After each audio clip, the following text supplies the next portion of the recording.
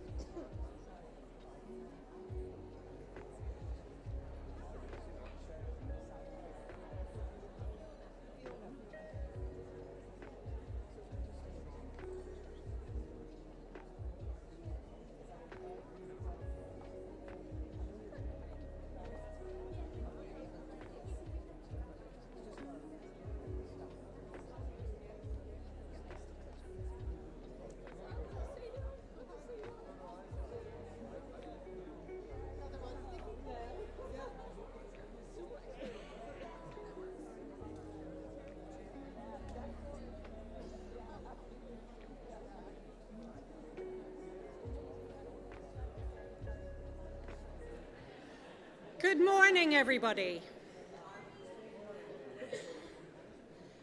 We're going to be ruthless and we're going to start on time, which is very un-Irish of us. So welcome to the 24th International Conference of Integrated Care here in the wonderful city of Belfast. We're welcoming 1,100 people over the next 3 days from 50 different countries, which is absolutely fantastic. And welcome to all of you, particularly those that have travelled a distance to come here. I want to thank our co-hosts, IFIC Ireland and the Department of Health Northern Ireland and Visit Northern Ireland. Our conference partners and our sponsors and supporters play an invaluable role, especially in time of increasing costs. So we would like to thank the Bevan Commission from Wales, the Health Service Executive in Ireland, Slaintecare, the National Rehabilitation Hospital, Avondos, Family Carers Ireland, the Chartered Society of Physiotherapy Northern Ireland, and EU-funded projects, Laurel, Value Care and Cancerless. Please do visit their stands in the exhibition area and learn a little bit more about what they do. It is my huge pleasure now to welcome to the stage IFIC's Chair, Professor Anya Carroll.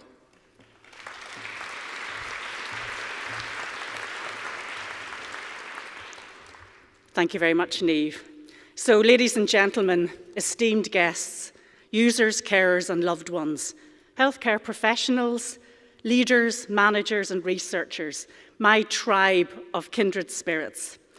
On behalf of the IFIC board, it is my very great pleasure to welcome you to the opening ceremony of ICIC 24. It is a real honour to welcome you to my home place for this conference.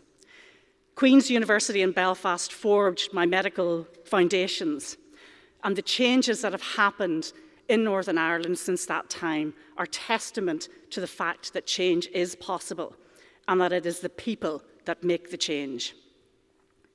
I stand before you today as a proud Northern Irish woman and as chair of this vital organisation, an organisation that stands at the forefront of a cause that has always been very dear to me, but one which has become deeply personal. As we gather here, I am reminded of the journey that has brought us together. A journey marked by challenges, triumphs, and most importantly, the unwavering commitment to transform the landscape of healthcare. For me, this commitment is not just a professional obligation. It is now a deeply personal mission, one that has been shaped by the profound experiences of my own mother. My mother, a resilient and courageous woman, public servant to her core and proud nurse, endured a health journey fraught with fragmented care, miscommunication, and missed opportunities for holistic support. Living that struggle with her illuminated the glaring gaps in our healthcare systems, gaps that not only jeopardise individual well-being, but also undermine the very essence of compassion and dignity in care. And colleagues, it does not have to be this way. So it is from this place of empathy and determination that the mission of the International Foundation for Integrated Care gains its urgency and significance. Integrated care is not merely a lofty ideal, it is a lifeline for individuals like my mother, individuals who deserve to be treated with the utmost respect, dignity, and comprehensive support throughout their healthcare journey. So today, as we convene to share insights, exchange ideas, and chart the course for the future of healthcare, let us reaffirm our collective commitment to the mission of IFIC. Let us recognise that integrated care is not a luxury, but a necessity, a fundamental human right that transcends geographical, organisational and professional boundaries, socio-economic disparities and cultural differences. To the healthcare professionals in this room, I implore you to embrace a paradigm shift, one that prioritises collaboration over competition, empathy over indifference, and holistic wellness over symptomatic treatment. Your dedication and compassion have the power to redefine the healthcare landscape and restore help to those who need it most. Users, carers, and loved ones here present, your voices are the catalysts for change.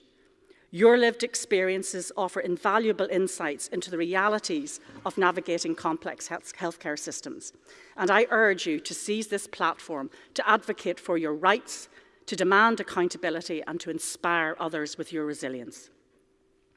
To the leaders, managers, and researchers, your expertise and innovation hold the key to unlocking the full potential of integrated care. So let us leverage technology, harness data-driven insights, and cultivate interdisciplinary partnerships to design solutions that are not only effective, but also sustainable and inclusive. Together, we have the power to transcend barriers, challenge conventions, and usher in a new era of compassionate, person-centred care. As chair of IFIC here today, I wish to reaffirm my pledge to supporting this mission wholeheartedly, and I invite each and every one of you to join me in this endeavour. I encourage each one of you to seize the unparalleled opportunities that this conference presents. This joyful gathering is not merely a convergence of minds, it is a crucible of innovation, collaboration, and transformative potential. As Mahatma Gandhi said, the best way to find yourself is to lose yourself in the service of others. So let us lose ourselves in the service of integrated care. And in doing so, let us discover the transformative power of solidarity, compassion, and collective action. And I would like to leave you with an Irish saying, Ar ska acela awen nadini, which means it is in the communities that people flourish. So on behalf of the board of IFIC, I welcome each and every one of you to the integrated care community and invite us all to flourish together. So thank you, and I wish you all a very good conference.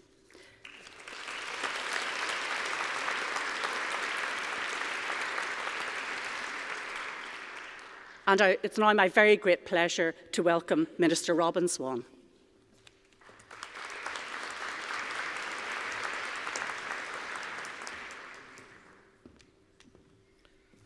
Good morning, everyone, and I'm delighted to have been invited to give this opening address this morning to the 24th International Conference on Integrated Care.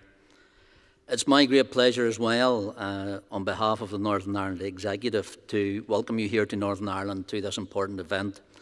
And I would like to begin by extending my sincere thank you to Dr. Leonard Shigani and Professor Carroll and the whole of the International Foundation for Integrated Care for all the work that has been undertaken to actually bring us all together over the next 3 days. Because it requires immense effort to plan, organise, and to implement something on this scale. And I thank all the partners, the individuals, and the organisations that have played a part in making this possible. And what I am sure will be a very successful and useful event. My department, the Department of Health in Northern Ireland, is very pleased to be one of those partners.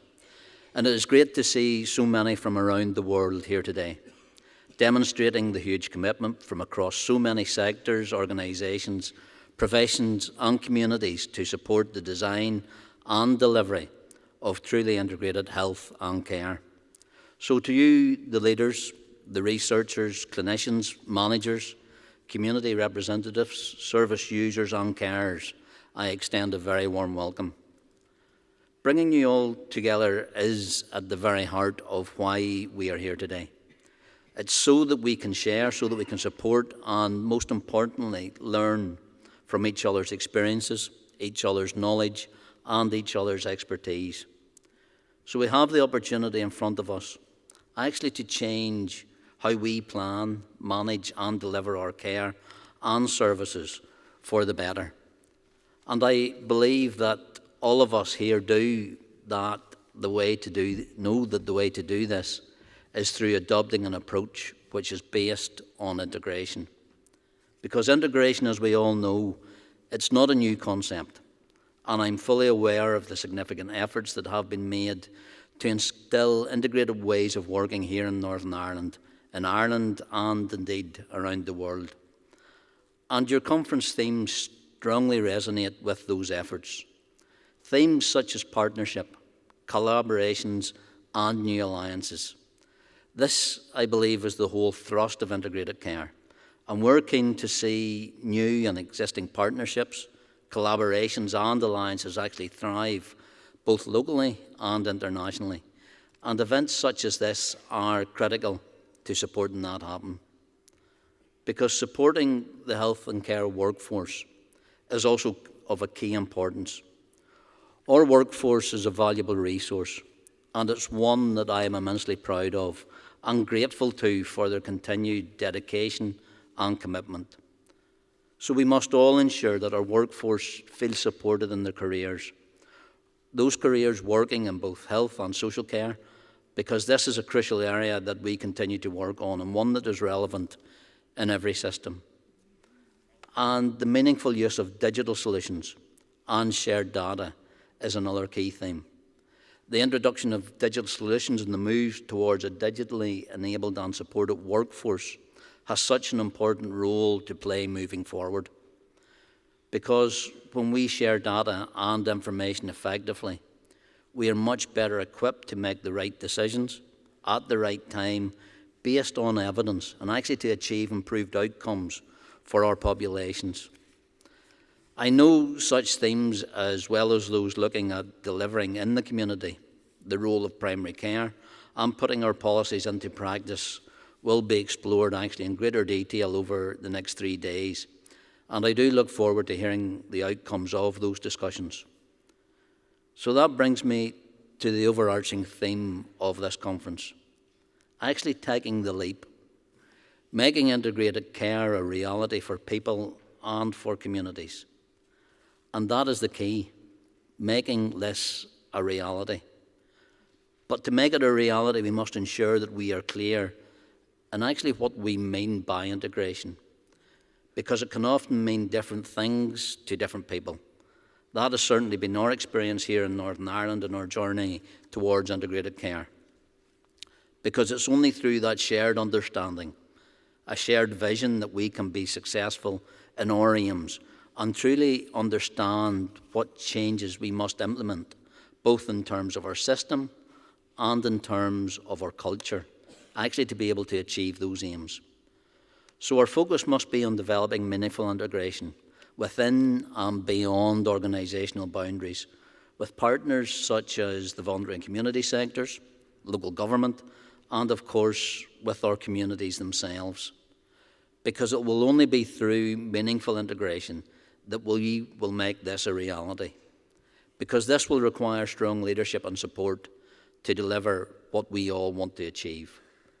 So the challenge for everyone, from those of us in system leadership roles right through to those delivering community level support, will be able to actually think differently, to adapt our behaviours and change our cultures. Because we must develop trust between partners and a true sense of parity and of equality. And that is, as you are here to explore, I believe that the leap that we must take. But we're not starting from nothing, because I believe there are strong foundations that we can build on, and so we shouldn't lose sight of that. So we must recognise and build on the recent innovation, collaboration and partnership working that we have seen emerge, whilst acknowledging the challenges that actually remain. However, I have no doubt that we will embrace those challenges together. So in closing, I think it's important to remember and to reflect on the fact that we all have a common aim, and that is to improve the health and well-being of our populations. And we must work together to achieve this. And I'm heartened that so many of you have come together to explore how we can do that. You will get the opportunity over the course of the conference to see and to hear about the approaches that we are actually developing in Northern Ireland, including about the development of our integrated care system. I believe this conference is timely as we look to implement our new model over the coming months. You will also see and hear about what is already happening in practice from those involved in delivering integrated care and services. But we are equally looking forward to hearing from you and learning from your extensive expertise and knowledge, and learning from your own journeys. So your programme is packed, and I hope you all enjoy the conference. I hope you enjoy the many varied sessions and the guided visits, which will provide a great opportunity to see some of the work on the ground. And I do hope that you also have time to explore Northern Ireland and enjoy some of our famous hospitality. So thank you very much, and I wish you well for your conference.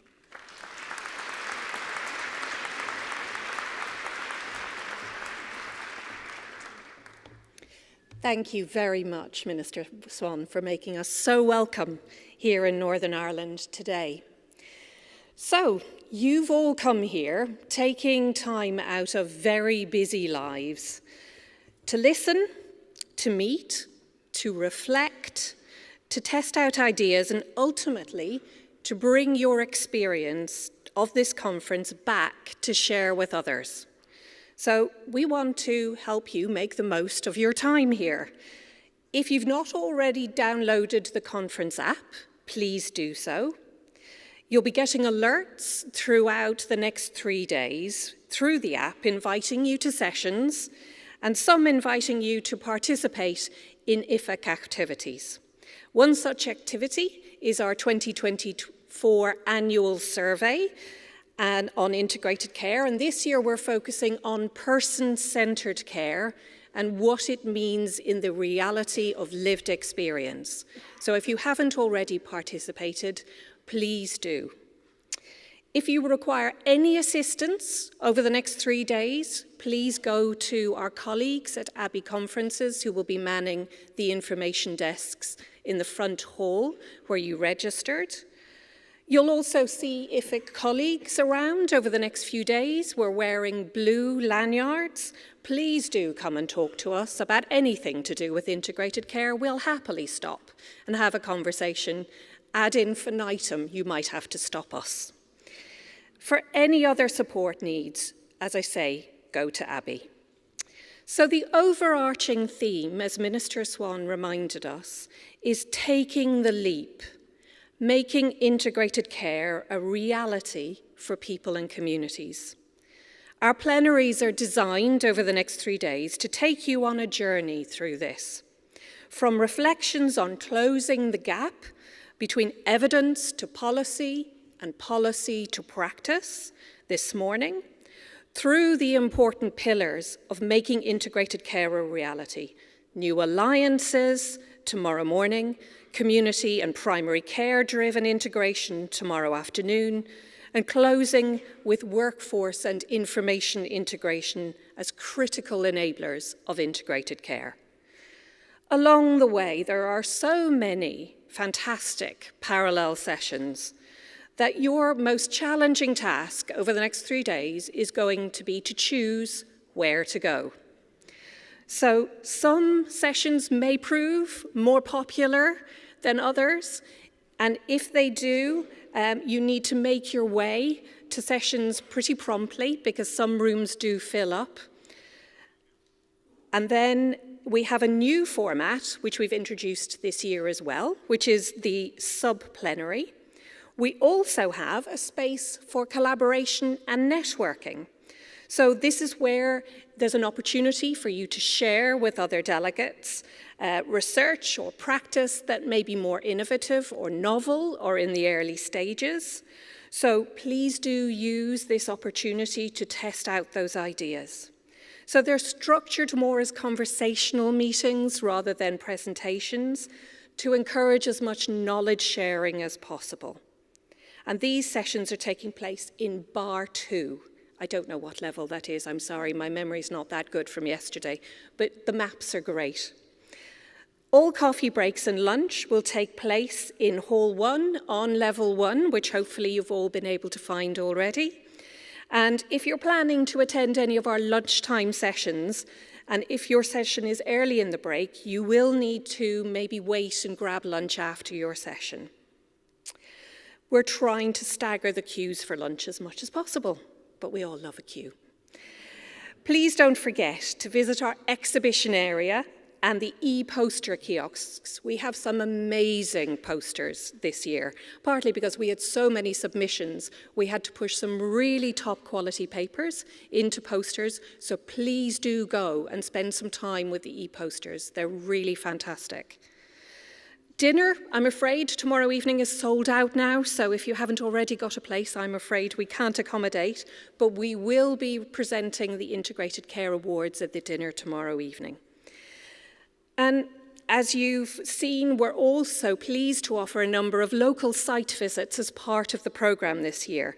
There are a few places left, I think, with site visits, so if you would like to check if those places are available, please do go to the information desk.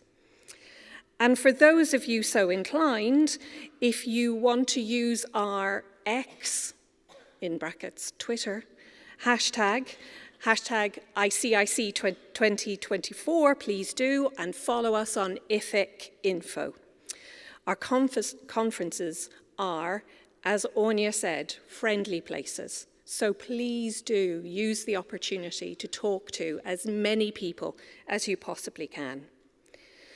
And finally, following on from the challenge put to us in our chair, Professor Anya Carroll's address, I would like to ask all of you to use the next 3 days to reflect on the following as you listen, share experiences, and learn.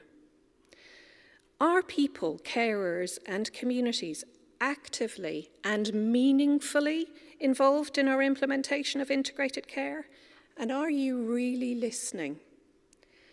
How will we know when we've succeeded in making health and care truly integrated if we're not actively listening to people and communities? And what can I do within my own sphere of influence to make integrated care a reality? All of us make integrated care a reality. And with that, we open the 24th International Conference on Integrated Care.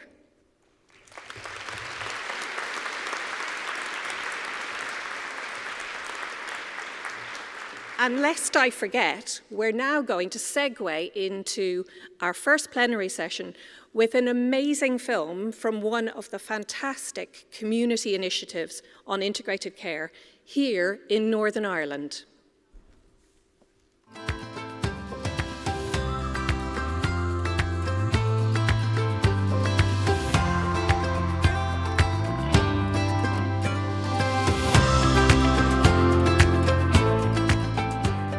My name is Lisa McLean and I'm Chief Executive of Footprints Women's Centre based in West Belfast. Footprints Women's Centre was founded in 1991.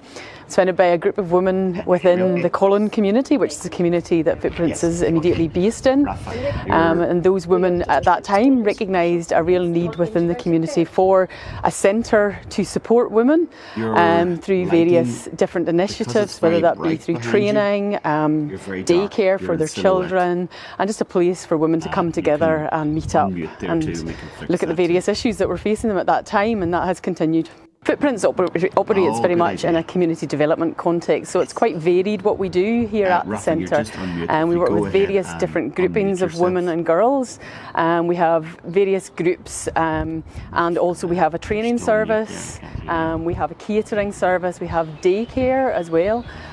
So it's quite varied, but we offer groups for our young girls. We've got a young girls group, and that looks at various different topics around leadership and participating in day-to-day life and supporting them to grow in confidence and empower them to be able to do that. We have an older women's group. We've also got a Syrian women's group, and all of that is based around whatever. It's very much about a person-centred approach that we take. So from when a woman walks in our front door, we're engaging with her, finding out what it is that she requires from us, or is needing support with at that particular time. And we'll stay with her on that journey. We've got a social supermarket, so that's something that women can avail of to support them. But then the added value to that is that they can shop in the supermarket, and then they can have nutrition courses here, cookery courses, cooking on a budget. There can be financial advice as well and support around all of these things. And then if women feel that they want to, there's various courses, accredited and non-accredited courses that they can embark on as well.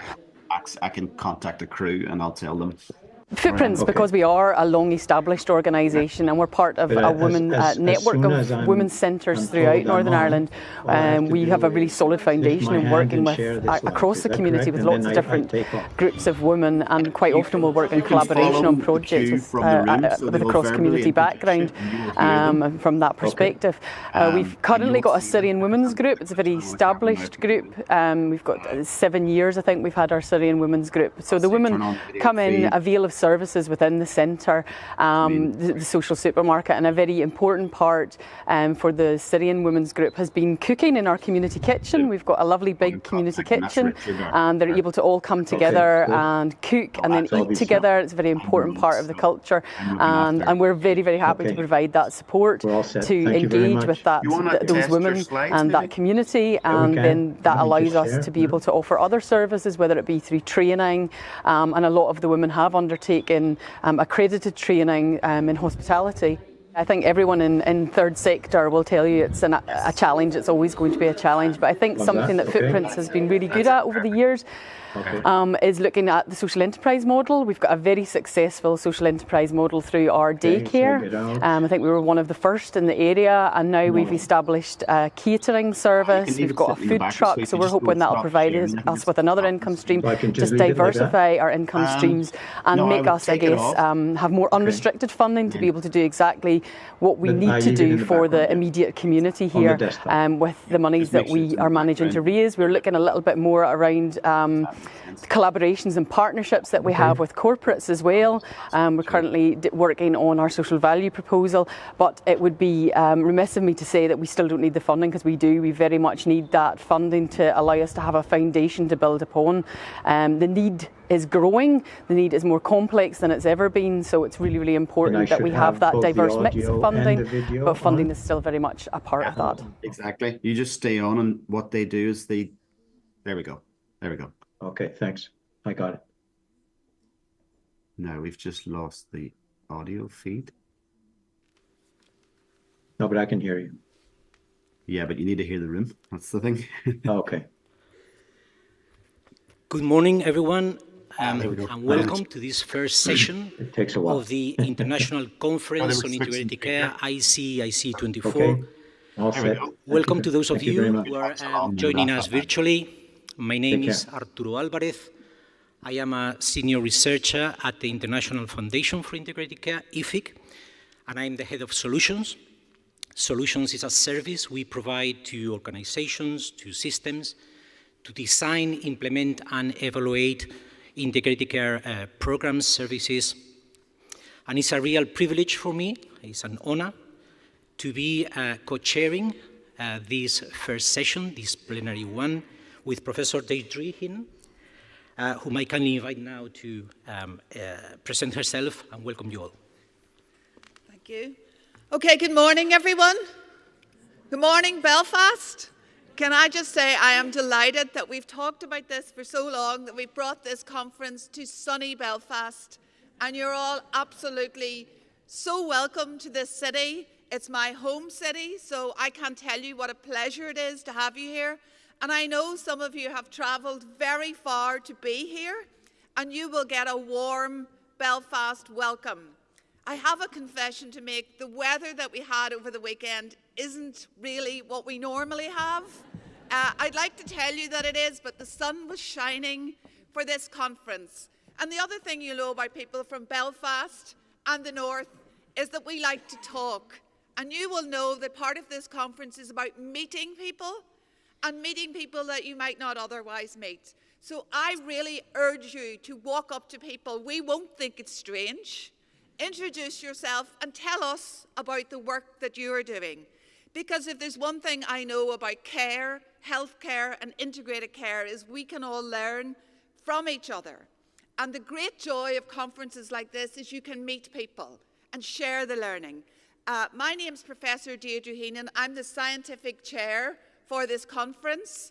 I'm a professor of healthcare, have written widely about integration and healthcare systems. I am the Northern Ireland lead for a £15 million ESRC project on social care and integration. And of course, in Northern Ireland, we are very interested in the whole idea of integrated care, because uniquely in the United Kingdom, we have an integrated care system. So it gives me great pleasure to see you all here and see all your smiling faces, and we will endeavour to keep you engaged. No nodding off, no checking your phones. But the other thing I would say is I have a challenge for you. I want you to get our hashtag trending in Belfast. So you'll see it up behind. So for all of your tweets, make sure you use that hashtag, and then we will be the talk of the town, which is what we like to be. And it gives me great pleasure now to introduce our first speaker, who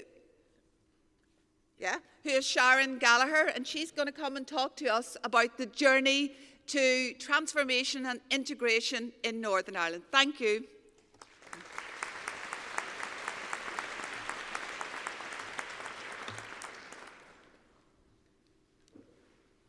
Good morning, everyone, and thank you to the IFIC board and the broader family for the invitation and the opportunity to be with you all today and part of this opening session of the conference. And good morning to you all here this morning. I am delighted that IFIC chose to hold this conference in sunny Belfast and extend to you all a very warm welcome, particularly those visiting Northern Ireland for the first time. It is a busy event over the next few days with many interesting sessions and contributions from the international stage and locally. I hope you all enjoy the experience and get the most from this brilliant opportunity to engage with so many like-minded colleagues and peers. By way of introduction, I am indeed Sharon Gallagher, Deputy Secretary with responsibility for the Strategic Planning and Performance Group within the Department of Health in Northern Ireland. With the support of my team and in line with Minister Swan's priorities, we plan and commission health and social care services for the population of Northern Ireland. We hold providers to account for delivery and for best use of the resources allocated by the government here. It is a broad remit, but a challenging one, and one that is hugely important, not just in what we do day to day, but critically in what we can do to help shape the future. And with that look to the future, we have been leading the work here in Northern Ireland on the development of our integrated care system, commonly known as ICSNI. I am delighted to have the opportunity to share with you our journey towards integrated care. And I'm equally keen to hear about your experiences and expertise as well. After all, we have come together in order to hear and to learn from each other and to help each other on what is a challenging journey. This conference will allow all of us the opportunity to spend time with people who are dedicated and passionate in delivering integrated care in different ways, learning from other experiences, good and bad, to continue to strive in our endeavours. And there are excellent opportunities to find out what we have been doing in practice here in Northern Ireland, through site visits to some of our local programmes, as has been previously mentioned, or of the conference itself with a range of presentations looking at how integrated working is being taken forward locally, ranging from social care to primary care, secondary care, and with wider partners such as those in education or the voluntary and community sector. I am delighted to share the stage this morning with Professor Rafael Bengoa, who you will hear from shortly, and who I've had the pleasure of working with previously.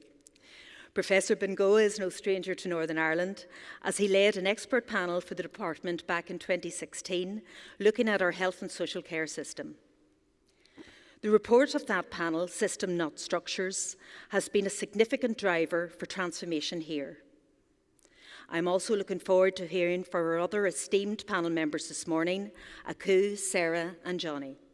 Johnny has been directly involved in shaping our approach in Northern Ireland, and I thank him and others for their insights and contributions, which were instrumental in bringing us to our point today. Our integrated care story began almost 10 years ago in 2015, when a review of commissioning was undertaken by Sir Liam Donaldson. It found the commissioning process to be too complex, bureaucratic and transactional for a region this size. That led to the establishment of the expert, clinically led panel that I mentioned, with Professor Bengoa at the helm. I think it's Professor Bengoa's name that's putting me off kilter all the time. To consider and lead on an informed debate on the best consideration of health and social care services in Northern Ireland. That report found that we were not delivering against a population agenda, and we continued to operate in silos, with a need to move towards a more integrated model of care. The department's response to this was to set out, in delivering together, a vision for transforming services over a longer period. So in short, we had our context and rationale for change. We had expert advice on the way forward, and we had in place an agreed roadmap for how to go about it. Surely it would be plain sailing. Well, as we all know far too well, reforming a complex health and social care system is never simple and doesn't happen overnight. To compound that, in recent years, we have also been faced with some of the most challenging circumstances I think we have ever experienced. Not just because of the pandemic, but also because of the ever-increasing pressures and demands of our systems. And locally in Northern Ireland, we have had significant periods without our executive or political leadership in place. However, where there is challenge, there is also opportunity. And we have been pushing hard to make the most of the opportunity we have had before us. Over the last number of years, we've been working to make our vision of an integrated health and social care system in Northern Ireland a reality. And despite the challenges, I believe we have made significant strides in this regard. We have designed an approach that builds on the strengths and learns from the past. One such strength is the fact that health and social care in Northern Ireland is already integrated in statute. That puts us in a very different position from many other places. But it is also true that mandating integration, in other words, creating the policy position, does not in itself mean integration in practice. Integration does exist, but driven more, in my view, by individuals wishing to collaborate for the greater good, rather than an agreed and universal approach. What has been missing, as Professor Bengoa and his team highlighted in their review, is the strategic intent behind this integration. So we have taken that foundation and have looked to build on it, to develop an integrated care system that works for Northern Ireland. That has been our starting point for this journey in integrated care. As you will know, Northern Ireland is not a huge jurisdiction. Yet, we had found ourselves in the position where, in a way, we had overcomplicated our approach to trying to meet the needs of the population. Our structures were creating and enabling silos, not helping to break them down. This had resulted in overly bureaucratic governance arrangements, focusing on targets and not on outcomes. So we had to change the landscape in which we worked. A key enabling factor has been bringing planning and commissioning into the heart of the department, closing the Health and Social Care Board, which was an arm's-length body, to create the Strategic Planning and Performance Group within the department. This action served two purposes. Firstly, to remove the bureaucracy created by organisational structures, and secondly, and just as important, to support and enable the conditions in our system that allow for improved collaboration, clearer strategic leadership, and clearer accountability. But closing the Health and Social Care Board is a technical change, and whilst difficult, particularly for those impacted, it can be clearly project managed, understanding risk and managing change. Developing an integrated care system is a whole other thing. Change that evolves is uncertain and is based around culture and people rather than structures and hierarchies. So I oversaw a small team led by Martina Moore, who will be speaking later in the conference and is sitting in the front, to work collaboratively with our system and wider partners to develop a new model for Northern Ireland.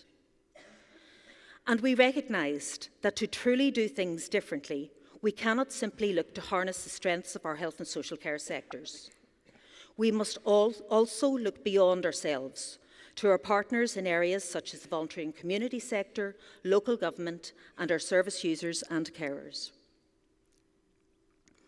Therefore, we have worked in partnership with every part of our system and with those outside it to critically think about how we can and should plan and commission health and care services in a different way. It has been a significant undertaking and has demonstrated our commitment to change. And where we started is not at all where we are today. Our understanding through that collaborative working has evolved over time. It has allowed us to have a better grasp of what it is we need to do here, what will work, and what will be most effective. And it will continue to evolve. One thing we have most certainly learned is that there is no defined endpoint when it comes to integrated care. It is an ongoing journey to continually strive to improve things by working together. But I am confident that where we are going next on our journey is very much the right direction for us in Northern Ireland. ICSNI is a single planning system that will help to improve the health and well-being of our population and work to address the health inequalities that continue to exist. It will see the establishment of both local and regional partnerships and will place a greater focus on prevention, early intervention and community health and well-being. These partnerships will bring that wide range of stakeholders with an interest or responsibility for health and well-being together to develop plans using their collective assets and resources, targeted at improving the outcomes for the population. Alongside these partnerships, we will be establishing multi-professional expert teams to support this new way of working, bringing that understanding of the current system and what good looks like, based on evidence and identified need.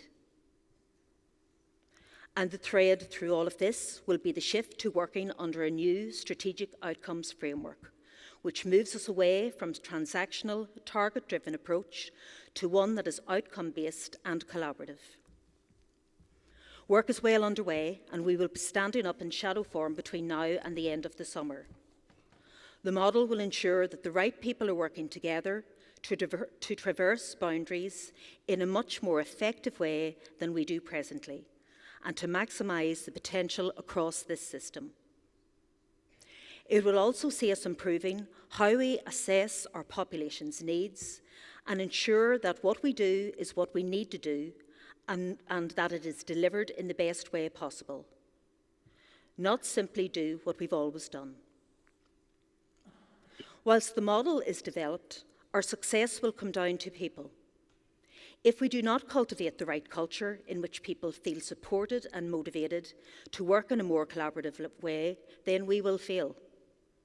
Through our development and implementation approach, we have placed a premium on engagement, modelling the way forward.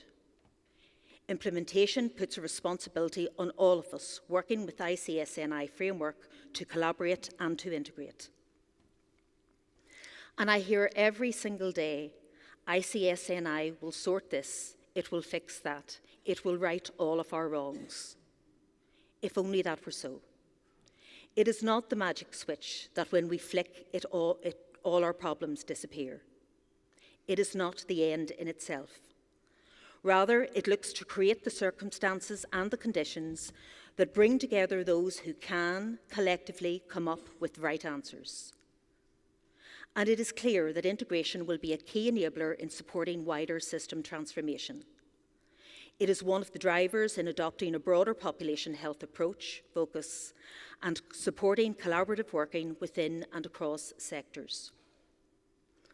We know that if we want to improve our population's health and well-being and ultimately address demand, we must focus on prevention of ill health and early intervention, on keeping people well, and on optimising our effectiveness and efficiency so that when people do need our services, we are using our resources well to get the best possible outcome.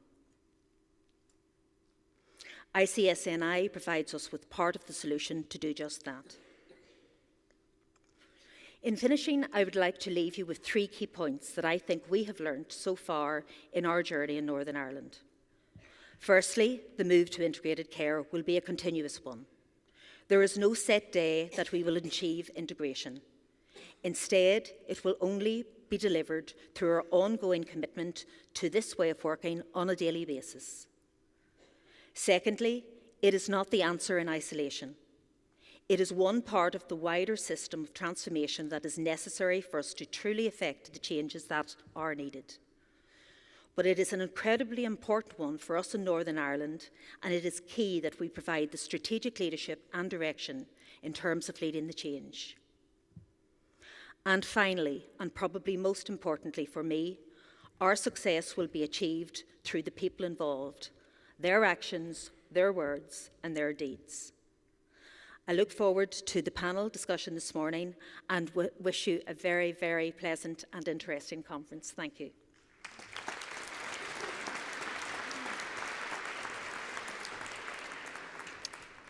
Thank you very much, Sharon. If there is a term or a metaphor that is underlying this session, that is journey.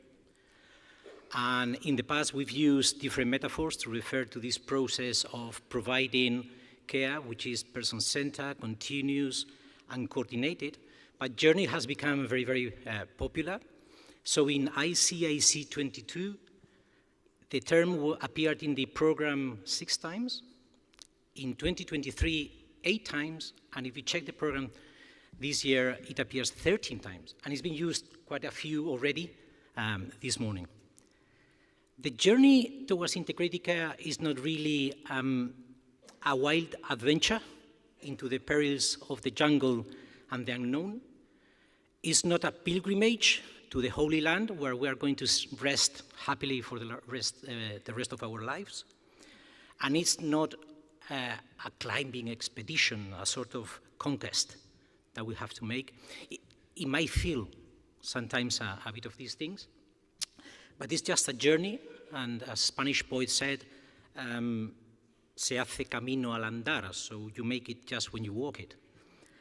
So we've just heard about the journey in Northern Ireland, and then our next speaker, Rafael Bengoa, is going to present is going to show us or reflect upon different journeys that have been happening across Europe. Rafael Bengoa has been involved in various integrated care journeys internationally, from the Basque Country to Northern Ireland, either inspiring the change, designing the journey, and driving the change, implementing reforms. He's very well known, in particular in this part of the world, and I think he's joining us online. Rafa, buenos días. Are you with? Buenos días, Rafa. So Rafa Bengoa is presently the co-director of the Institute for Health and Strategy in Bilbao, Spain, and advises on policy-level reforms to governments worldwide. He was regional minister of health of the Basque Country, vice chairman of the advisory group Horizon 2020 of the European Union, and director of health systems in WHO, where he led the Integrated Care for Chronic Conditions agenda back in 2000. More recently, he has led the expert panel for Northern Ireland, and many of you remember, it was mentioned this morning, that very appealing title, Systems, Not Structures. And he has also participated as expert in the Scottish Digital and Health panel. And the title of his talk is, What Have We Learned from the last 10 years in the move, in the journey towards integrated care in Europe? How can this knowledge support system transformation? Rafa, cuando quieras, the floor is yours. Okay, thank you. I hope you can hear me.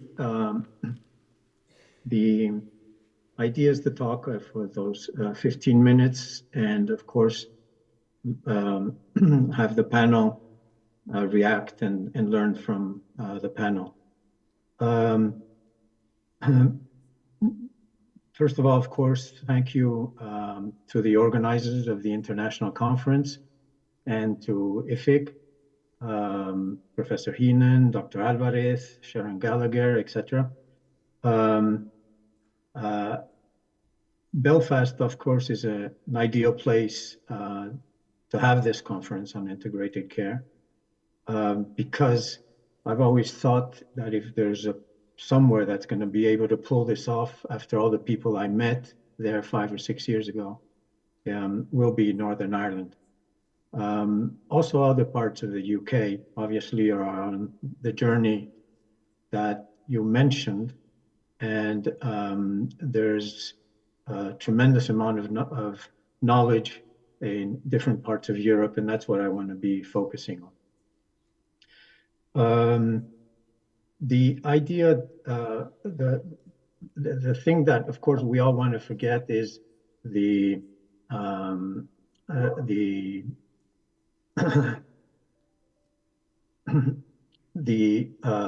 COVID pandemic we've just had. But I just want to start off with this slide, which basically says we've had the biggest fall in life expectancy in the last 50 years in 204 countries in this Lancet study. I bring this up because obviously we're not going to be able to come back to both lifespan and health span in a constructive way with the present model of care, which is still dominant in most of Europe. What we've been calling the vicious cycle, which is we have this overwhelmed health system focused on rescue and acute care with industry-led risk factors and weak public health, primary care, etc. And I won't go into the details of all that, but obviously with COVID, that just got even a bit more vicious. And of course, what IFIC and all these conferences are trying to do is, for the past years, is to get us onto this more virtuous cycle with proactive management of chronic diseases, integrated care, population health, digital health, etc. So it is evident that to get back to this growth trend that you can see here, that this is what was happening until 2016, 2017, it depends on what we do the next years, the next few years. And so for those of you developing, of course, integrated care in your countries, it actually means accelerating, I think, this trend towards both life expectancy and health expectancy. I want to use this short strategic building framework in the following way, just to have a few insights of things that I think are happening around Europe, which is basically everybody trying to achieve strategic clarity while obviously maintaining the values that have built most of the European systems, but at the same time changing the organization that we all need towards more integrated care. But that clarity is not all over Europe, but it is in sufficient places for us to learn all together. And of course, what is stopping us is not so much this strategic clarity or the organizational clarity, because we know where we're going on that journey, but it's to actually build a management system for change. The common strategic line being followed in all these countries and contain all the words that you're going to be working on during the conference and that we've all shared in the last 10, 20 years. But what's interesting is that very different systems in Europe and elsewhere, they all have the same policy intent. They're all trying to introduce more patient-centered population health, integrated care, new payment models, etc. That implies that the journey is going to be common to many, many countries, although they're of course moving forward in very different ways. If implementation is the problem and what we have to get around it is, of course, context in all those different countries becomes very important. But there are some insights that we can all share together during this panel discussion. It was mentioned before by Sharon Gallagher that we did a report called Systems Not Structures way back with these panel members and with the support of the civil service, etc. The important thing is that we did the easy thing. It took us a while, but we basically knew already at the very end that it was going to be really hard to pull off. But that there were conditions in Northern Ireland to be able to be one of the parts of the world which did pull it off. This framework by Wu and others, I think is useful to think about whether European countries have the capacity to do something so difficult. The analytical capacity, the operational capacity, and the political capacity. And I want to focus a bit more this morning on the political capacity. I think the analytical capacity in Europe is the evidence, the data, the research going on in health service research. The operational capacity, we have fantastic infrastructure in most of Europe, whether it's a health insurance system like Central Europe or an NHS like North and South of Europe. But all of them have a tremendous operational capacity with very powerful and well-prepared healthcare providers. And then the tools that we need to pull this off and that we've heard about before, I think are around and are getting more and more sophisticated. What's important is to identify whether we have the political capacity, the individual political capacity, the organizational political capacity, and the systemic political capacity. And thinking about different parts in Europe where I've been working, that is, I think, where obviously most people are trying to focus their attention. This is from Pettigrew way back. It's almost 30 years old, but I still think it's extremely interesting because he was already focusing on how and not what to change, and basically saying that at the political level, you have to create a receptive context for successful change. And he also mentioned that there's no guarantee, there's no simple recipe or quick fix in managing complex change, but take the journey and start it and learn. David Hunter and I simplified the Pettigrew in some of our work, but basically you see there in purple the importance already being given way back, not only to what policy, what happens in the organization, but obviously to politics and environmental. So both frameworks and even other frameworks that we have, obviously all focused on something needs to happen at that level. So what are the obstacles at that level? What's interesting, again, is that they're universal. It's almost a behavior in political cycles to focus on short-termism. And of course, that doesn't help very much. Then we have short-term budgetary cycles, which don't help very much either.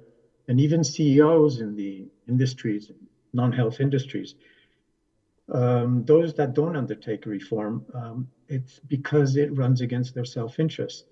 So I think it's important to understand that at the political level, this is also happening in our health systems.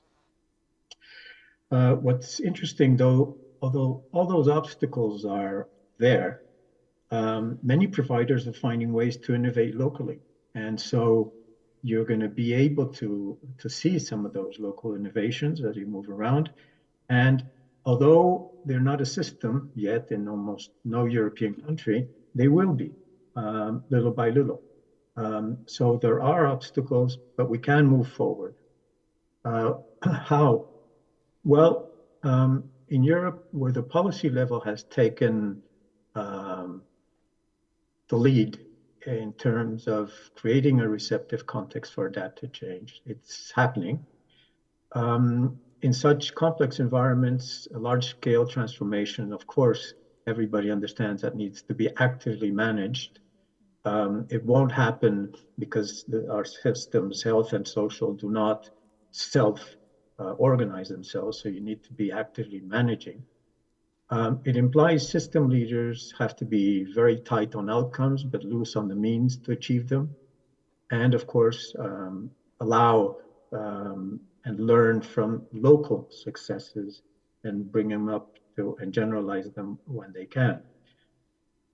This from David Fleming is useful in the sense that this implies that you have to create a top-down framework and allow a lot of bottom-up innovation. a lot of adaptive change, what everybody calls emergent process, but one that fosters local innovation. And those countries that have moved this way are actually further on their journey than others. This implies systems leaders, as I said, to be very tight on outcomes but loose on the means, and learn from the local system. It also implies a new type of leadership, which has been mentioned already before and which is essential in integrated care. To understand that it's a collective activity. It is not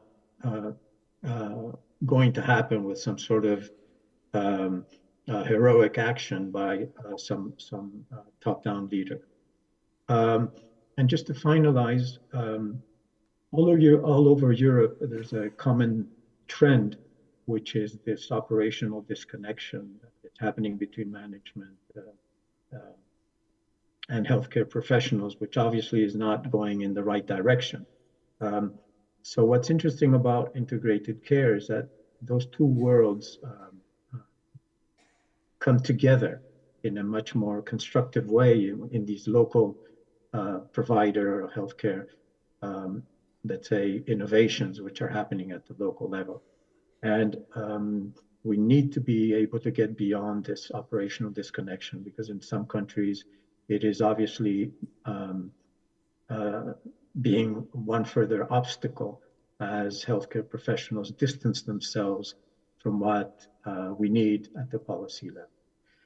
And lastly, our public NHS systems paradoxically saved the COVID crisis, but are suffering from a latent privatization. This is happening in many European countries. It may be involuntary, it probably is, but it's a dangerous trend, and one needs to obviously restabilize public systems in the next few years. That restabilization implies more funding. Less funding implies less leeway in managing the acute crisis that we've had and future acute crisis. But funding, as I think we can see around Europe, is key, but is not the only lever. We need to identify this top-down, bottom-up adaptive change process, and understand that health systems do not self-organize, that you need some bold policy-level decisions and commitment to move forward. Thank you very much.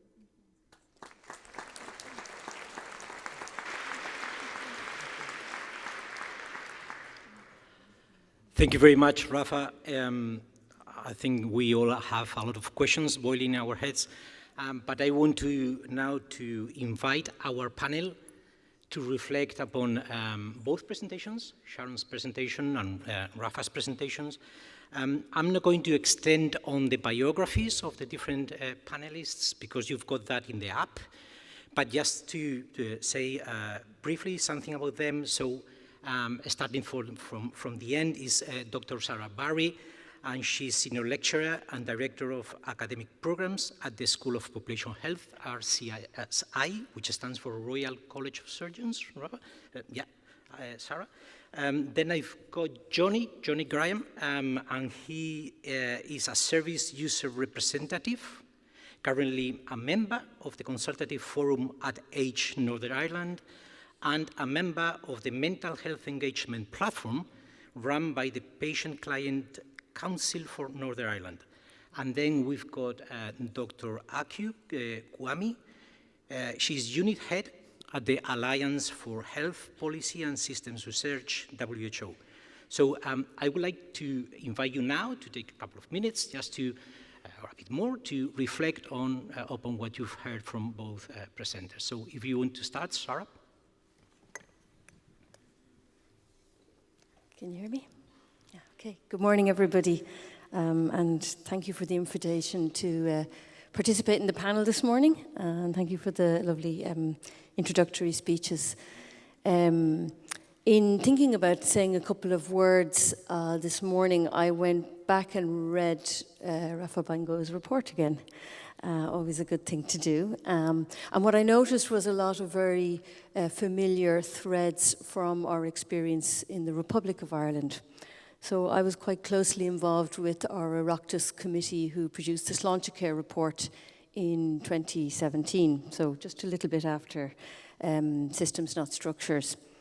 And as an outplay of that, one of the things I was asked to do subsequently around the implementation of Slaintecare was to do a study of reorganisation in the Republic's health and social care system over the last 30 years or so. And one of the key findings was that actually, in some shape or form, we've been trying to do integrated care, although the language has probably shifted and changed, but we've been trying to do it for quite some time. But that process, that policy process has been marked by, I suppose you could say, implementation failures or, an inability to actually achieve. And, I like using film references, so there was a little bit of a dynamic that we identified, which we called the Back to the Future vortex, where we were kind of, kept trying to work in terms of developing a much more integrated health and social care system, but somehow not achieving that. Now, this was one of the drivers of the Oireachtas committee that worked on the Slaintecare report and the subsequent drive of implementation. And one of the things that became very, very strong in that report was that the committee were very keen that the implementation of Slaintecare would be right at the heart of government and therefore placed in the office of the Taoiseach, the Republic's Prime Minister. In subsequent years, that did not happen. The report's recommendation wasn't followed. And in many ways, and this is where I'm picking up on the presentations this morning, the implementation, in a sense of the Slaintecare as a whole of system process, somewhat kind of stumbled. That's a long story in itself, which I don't have time to go into now. But essentially, we still have an implementation board, but the kind of energy, and maybe slightly controversial in saying this, I wonder, has the policy itself become a little bit siloed and a little bit, sometimes in the parlance, and those of us from the Republic may be familiar with this, you hear, well, that's Slaintecare, and there's some other reform going on over here. And I suppose this leads me to the last key point I want to make is that I've noticed in Rafa's presentation there that he picked up on political will. Going back to the reorganisation study I did for the department, the lack or the risk of sustained political will we identified as a key challenge, and no surprises there. I absolutely understand that comprehensive whole of system transformation is really, really difficult. We're talking about slow, consistent change, as the speakers have highlighted, and systems theory tells us that. It's not only complex, it's also complicated, which I think we've spoken on many. And in a sense, whilst we go to the principles, and I agree with the idea that integrated care, of course, is a sense of direction. It's not an endpoint per se. The principles, often don't match the politics, and there's a real challenge with that. Personally, having a background in organisation science, I'm a real believer in focusing in on the core organisational functions, while accepting the point that we need the political will, leadership, and we need the bottom-up innovation, as the speakers have highlighted. So I'm a real believer in, I suppose what I did like in the going back to systems, not structures, was what I saw there was a real philosophy of working with the system and championing what's happening and what's strong. So on those initial thoughts, I'm going to pass over to, I think it might be Johnny. Well, I'm probably the oldest person in this room today. I've been around a very long time, born just after the war, and don't really remember rationing and so on. But my wife was a nurse. I have a lot of doctor friends. I've seen a lot of medicine changing, and I've been involved for the last 8 years in trying to deliver integrated care at local level. And I have to say I've had a lot of good experiences from that. But I've been inspired by a number of people. I spent half an hour with Professor Bengoa whenever I joined the Integrated Care Partnership in Lisburn, telling us what it was all about. I've been inspired by Mark Taylor and Alan Stout, who were both on that group, who worked with Professor Bengoa to give us the framework. And I'm convinced that that framework is the right framework. The point that immediately came to my mind from Professor Bengoa's talk was strategic clarity. And in my early days as a member of the Integrated Care Partnership, despite all my pals and my wife telling me all these stories of when she was a district nurse or a nurse in children's and all this sort of stuff, I didn't really understand what integrated care was all about. I had a superficial grasp of the issues. And after a year or two, I was a bit better at it. But I never really grasped it properly till I was invited to sit on a group which were trying to address health inequalities in Lisburn. And we had the police, we had social workers, we had the one who completely knocked me out was a speech therapist. I sat with her for 20 minutes and told me of the problems of children under the age of 5 if they can't speak, articulate, have conversations. And that was the moment when integrated care really started to mean something to me in a way that I felt I could make more of a contribution that I had already been doing. So I think my big point is that we need to get this message across. The average man on the street, woman on the street, doesn't really understand it, and I suspect that there's a fair proportion of the health service staff don't really grasp it properly. So my thinking is that one of the big things that we have to do, and we've got a very good framework which is being developed here. I've had some really good experiences of co-design recently, but the one bit that gets me is to get this strategic clarity, and I think we have the people here who can do that. The Minister gave a very interesting talk, so did Sharon, and I think that the few doctors that we have who have already bought into this have a real role to play to get this message across. This is what we're trying to achieve, and I think we can and will achieve it.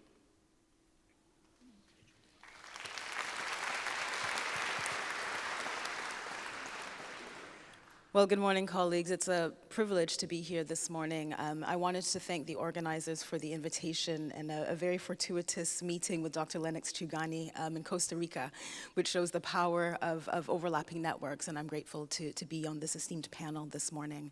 I want to make just 2 brief comments and picking up on the comments that have been made by the presenters on complexity.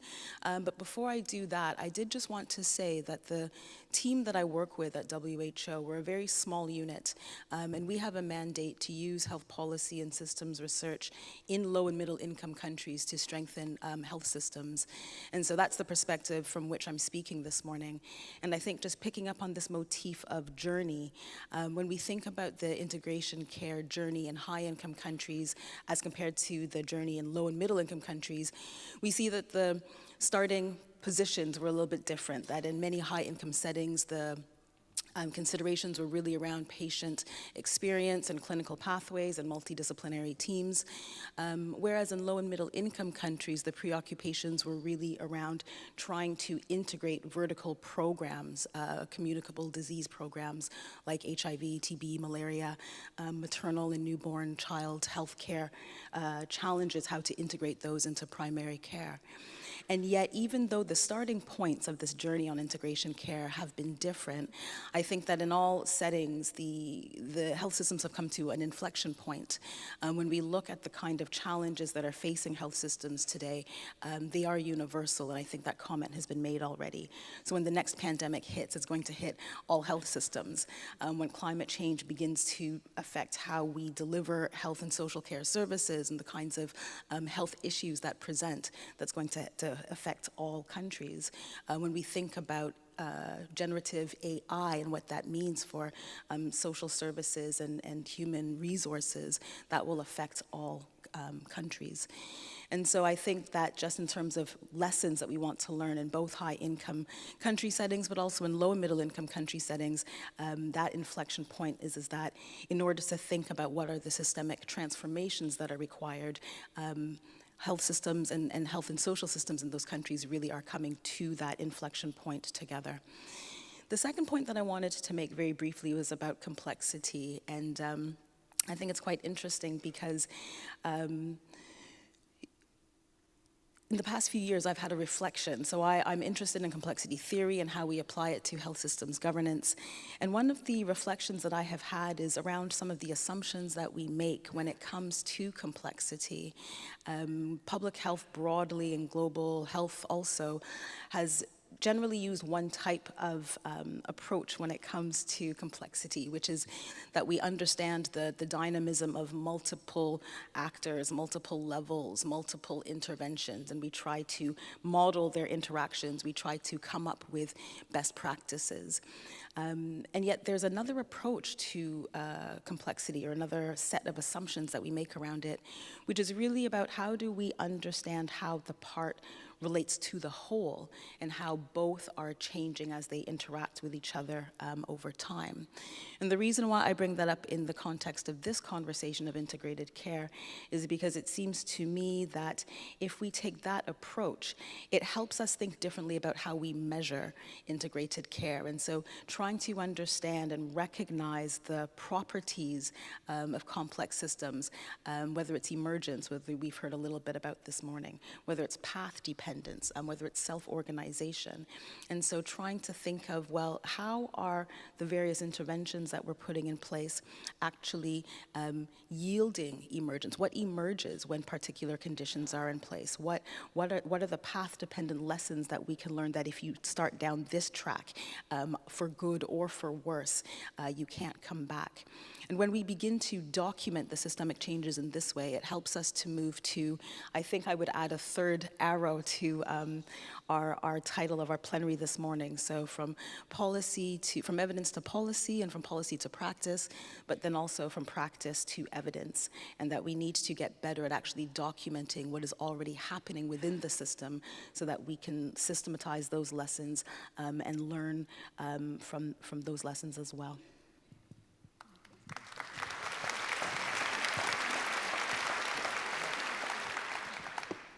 Thank you. There's a lot of food for thought there. I don't know whether we're going to actually ask you some questions on that. I think I'd just like, before I hand back to Sharon, who might want to have a response, I just wanted to reflect on Rafa's comments. First of all, to say it's great to see him back here.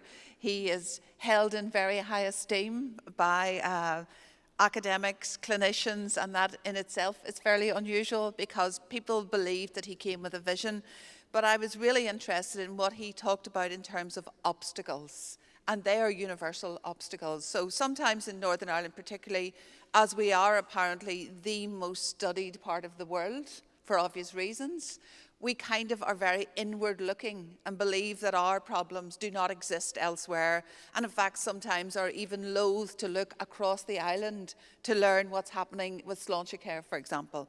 But he talked about political cycles, budgetary cycles, and self-interest, and a political system that really does not fit well with changing healthcare systems for all the reasons that we know. And last year we just published a book on devolution across the UK, and what really came out is we are very poor at learning from each other. So we have this system, we believe we're stuck with it. Why are we stuck with it? Because if it isn't working, then surely there comes a point where you say, it's time to think about this from a different perspective. And increasingly, as I speak to Northern Ireland, they're saying we have got to have a step away from the political process where those obstacles are. Because when Rafa came here, he talked so eloquently about the Basque region and the fact that there was a political consensus that change must happen. And that's why change happened. We are not as fortunate as that. We don't have that political consensus, or at least we have a political consensus until you lift the hood and look underneath it and you find it really doesn't exist. And I suppose then we've got to ask ourselves, if the system we have doesn't work, why couldn't we think about moving to a new system that might give us arm's length from politicians, that might allow us to have some accountability, that might allow more transparency, but actually may allow experts and people on the ground to work together to get on with it. Of course, health is political. It would be very naive of me to say it isn't. But you can have a model that allows political oversight without political interference. And I think in Northern Ireland, after 26 years of a devolved government that has been disastrous for our health and social care system, we really have to think about new models and how we're doing it. And interestingly, of course, Rafa talked about systems, not structures. And Sharon gave a very interesting talk about what's happening in terms of integration.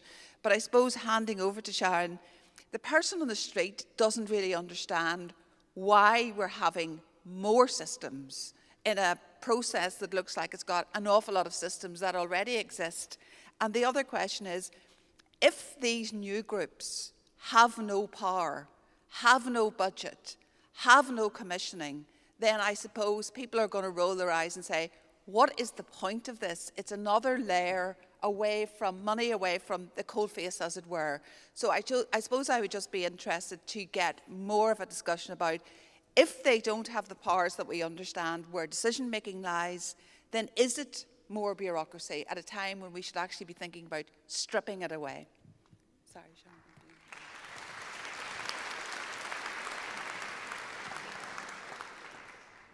Sharon. Thanks, Deirdre. There's a lot of questions in there, so I'm going to have to be a bit careful which ones I respond to. I guess to take the point that you made, that we look at Northern Ireland through our own set of eyes, our own hilltop, I think that's right for all of us in all places that we live. But I think we need to do that in order to understand the art of the possible. So I have been involved in this work, see Rafa on screen now, right back to when Rafa was here, 2015. I jointly put together the response to that, Delivering Together, which at that time was a 10-year framework. So back in 2015-16, we believed that in 10 years we could make a significant change. But we understood the risks to that, and to my colleagues' points earlier, one of those was political, financial, and resource. So we had executive commitment to our document 10 years ago, and indeed we still do. Transformation is a shared ambition by politicians and by I think, the population of Northern Ireland. What isn't altogether clear is, what does that mean? Because when you ask any of us within Northern Ireland, what does transformation mean for you? They will say something different. And therein lies the complexity, therein lies the problem. So we have an agenda. In speaking today, I set out how we have moved forward in that agenda. ICS-NI is not another system. It's not another bureaucratic piece of infrastructure. In fact, it strips some of that back. But why we call it a framework or a culture rather than a process is because the points that I make about people working together to collaborate, to bring resource together, human resource, political resource, financial resource, enables change. And that is something that we need to provide system leadership on, both at political level, but from all of our perspectives. And as Johnny, I think, said, the best evidence of that is at local level, where people have no option but to come together, share resource, and make the best of it. And I think looking at some of the local initiatives that you will hear about and have the opportunity to go and visit gives us our best, I suppose, illustration of how change can be affected. So, just in closing, because I know others will want to say something, maybe pick up on this. I can't say that in 5 years things are going to be significantly better. We have a demand capacity crisis right across the world. It is something that that challenges us every day. We understand that we need money. We understand we need political leadership. We understand we need staff working within the system. But the points that have been made in terms of bringing people with us, demonstrating and showing what transformation really means, that's where leadership really comes to play. Because population health is not about a hospital at the end of every street. It is not about one sector versus another. It is how, looking at pulling all of the resource together, we better meet the needs of the population. And that's what the ICSNI framework enables us to do in Northern Ireland.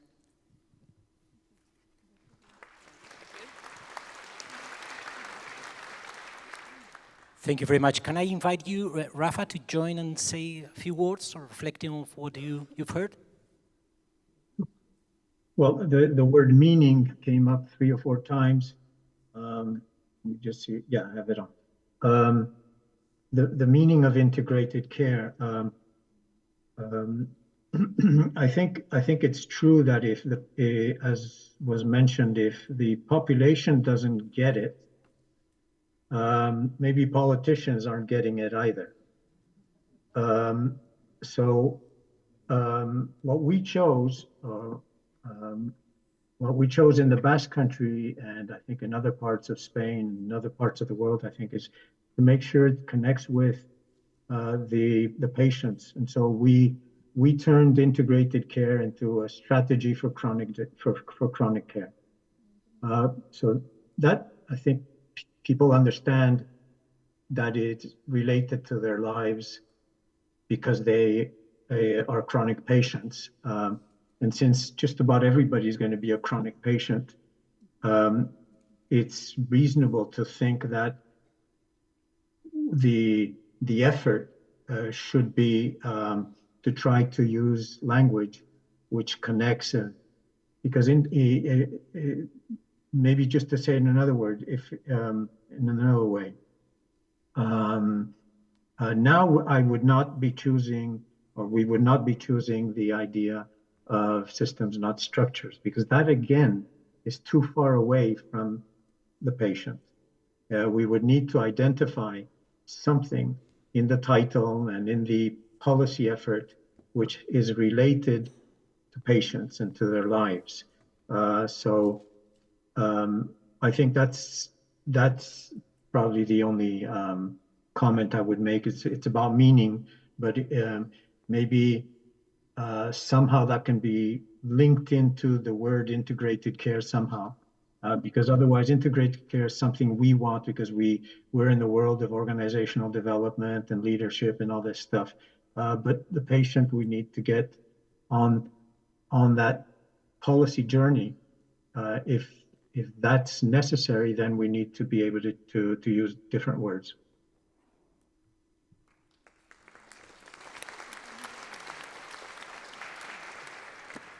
Thank you, Rafa. It's always, well, we are interested in your insights because you are the godfather of this and you have led us down this road and we want to make these changes.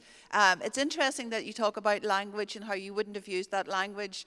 Last week I was with a group of social workers in the northern region, fantastic individuals, and they also made me aware that there are some words in health and social care that make you go, not quite sure about that word.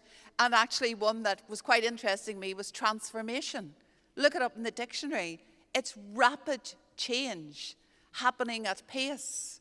We have been talking about transformation for at least 12 years here. I don't really think that's transformation. So I think it is not surprising that the public don't understand and get a glazed look when we start talking about transformation.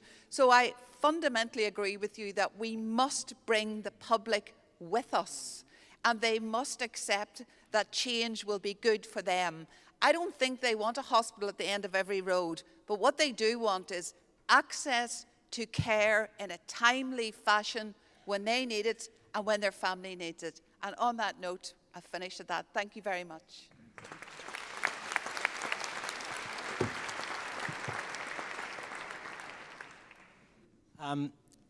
I think we still have 1 minute, and actually I want to reflect on something that Niamh Lennox-Chugani said at the beginning, is when we get there, so how do we know that we got there? that we got into integrated care. And I want to give that last minute to Johnny, because he told me he had a story to tell about a butterfly. So please, Johnny. It's really picking up what Deirdre just said. I've been thinking about this for the last few days. What motivates me? Outcomes, well, yeah, a whole lot of outcomes, and they're pie in the sky, apple pie and motherhood and all this sort of stuff.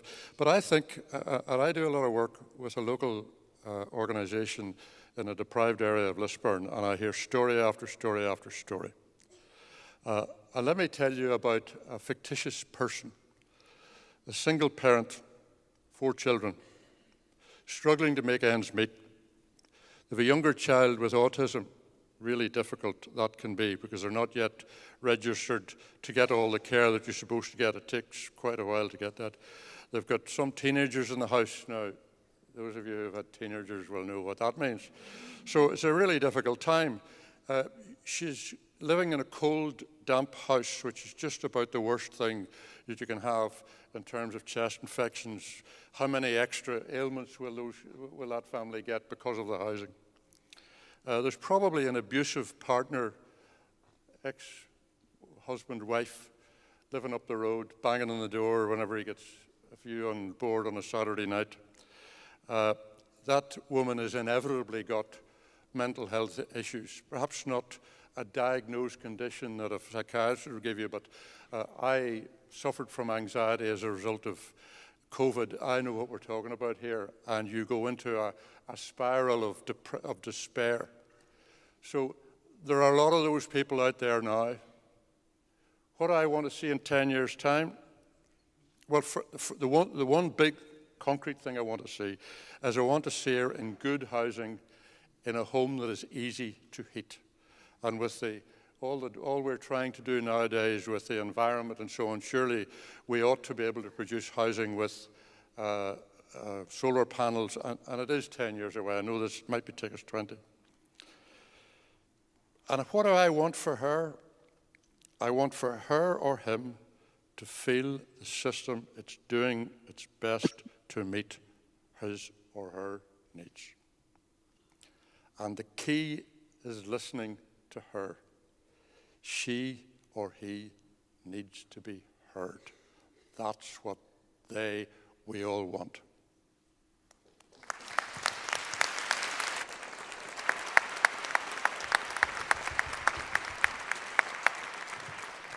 And we are closing the first plenary. Thank you very much.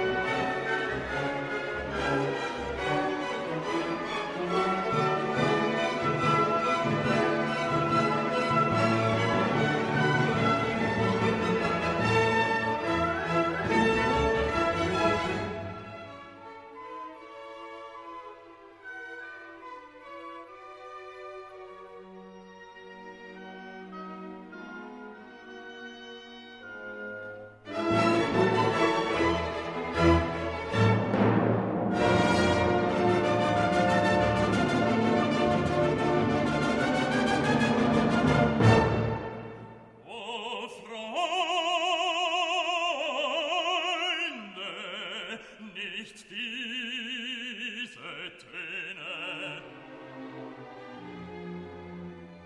sondern lasst uns angenehmere anstimmen und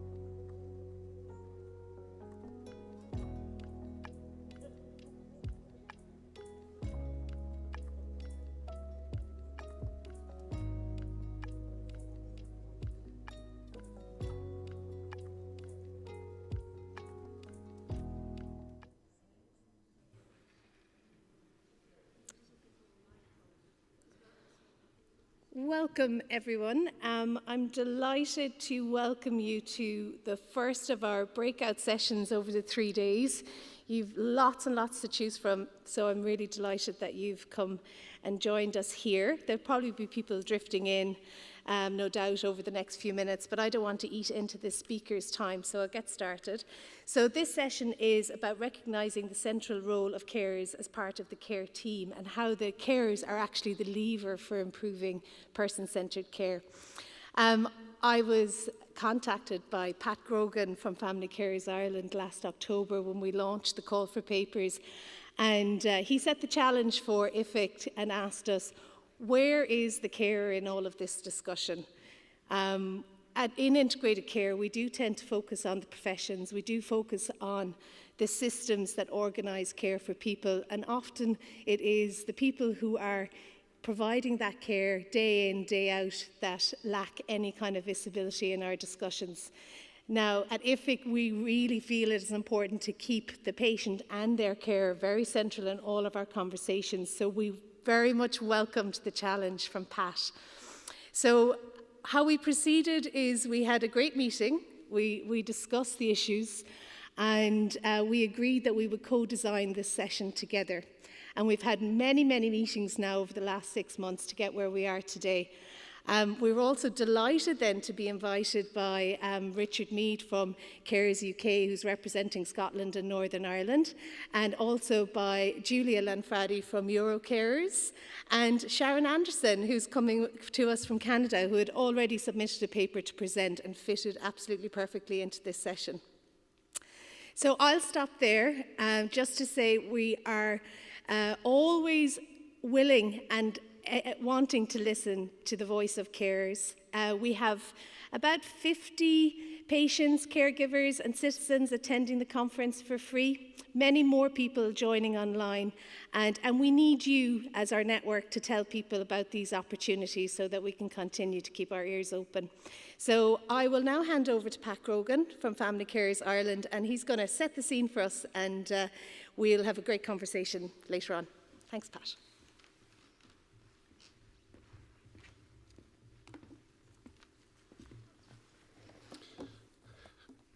Thank you, Fiona.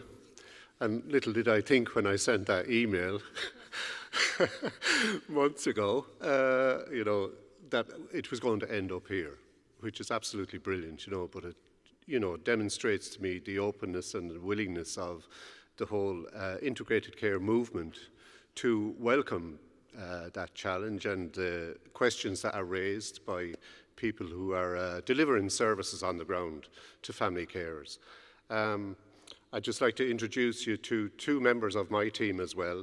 Over here I have Maggie on the right, who's our lead regional manager, part of my team, and Lynn as well is also a local manager in Cork. So they deliver services directly to carers on the ground. So thank you, Fiona, for the invitation today and the opportunity to address people. Hugely important subject and one that we're all very passionate about. I work with Family Carers Ireland, and my presentation will look at the inclusion of family carers in integrated care. So first, some statistics in relation to caring in Ireland. We have over 500,000 carers in Ireland, in the south of Ireland, and 67,000 of those are young carers aged between 10 and 17, which is a big number of children involved in care. 61% of carers then are female, 39% are male. And between the 500,000, they save the state up to 20 billion per year in care hours. So that's the equivalent of a health service in Southern Ireland. It's the equivalent, 20 billion. 95,000, nearly 96,000 people then receive a carer's allowance, which has a value of €248 per week for if you're caring for somebody under 66, and it goes up to 286 per week if you're caring for somebody that's over 66. There's 129, almost 130,000 family carers then in receipt of the Care Support Grant. 1 in 9 of the family carers juggle paid work with the work of caring as well in the home. And almost 4,000 people received what's called carers benefit. So those are some of the statistics. So who are family carers? Family carers care for loved ones, including children or adults with additional needs, people with physical and intellectual disabilities, frail older people, people with palliative care needs, people living with chronic condition and chronic illness, people with mental health challenges or addiction. So family carers provide continuity of care, physical, emotional, and medical supports within the home, while managing their own needs and the needs of a wider family as well. And in a lot of situations, you'll get people in a dual caring role, where they're caring for children and elderly parents. So a lot of pressure on family carers. And of course, people want to remain in their own home for longer, so which is right, and it's the safest place for people to be, and it's the happiest place for people to be when you're older, to be looked after in your own home rather than an institution. So why should family carers be included in the integrated care model? Well, family carers are the backbone of care provision in Ireland, but they are usually overlooked. Considering the current integrated care model, although the model mentions families, in practice it does not include or support the family carer. Family carers are named as playing a crucial role in all 9 pillars of integrated care, and in particular the pillars partners in care and shared value and vision. In practice, the role of family carer is rarely recognised by professionals, and carers are not supported or encouraged to participate in care planning for the person they care for.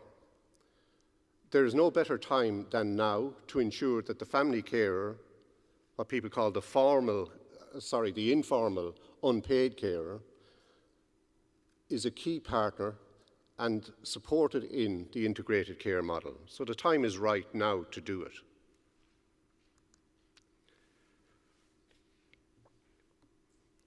So how do we do it is the thing, and I suppose one of the main things that we would see practically is collaboration, and consent then can be a little bit of a barrier. So we're talking about that as well, and how to try and overcome that practically. So to successfully integrate the family carer, a professional could, where appropriate, empower the patient, who is the cared for person in our language, to consent to have their family carer involved in the coordination and delivery of their care plan. And that's very important, and something that can be done quite easily, we feel, practically. So, and the value of it is huge, to family carers. It means so much to be included and to reduce stress, all of that. So this would enable what we call a sustainable caring routine, which is where the family carer can care well and also have a practical life and to have a healthy body and mind themselves, which enables them to care. So that's what we call a sustainable caring routine. Co-producing a sustainable caring routine with a family carer can only contribute positively to the patient.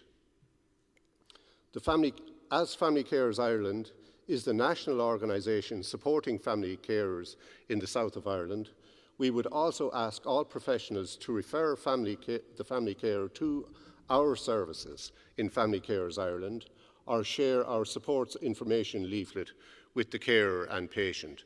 And I suppose if this happens, you know, we have centres all around the country, we can easily distribute information leaflets that would point the direction to us so that we can support the carer as well in their role.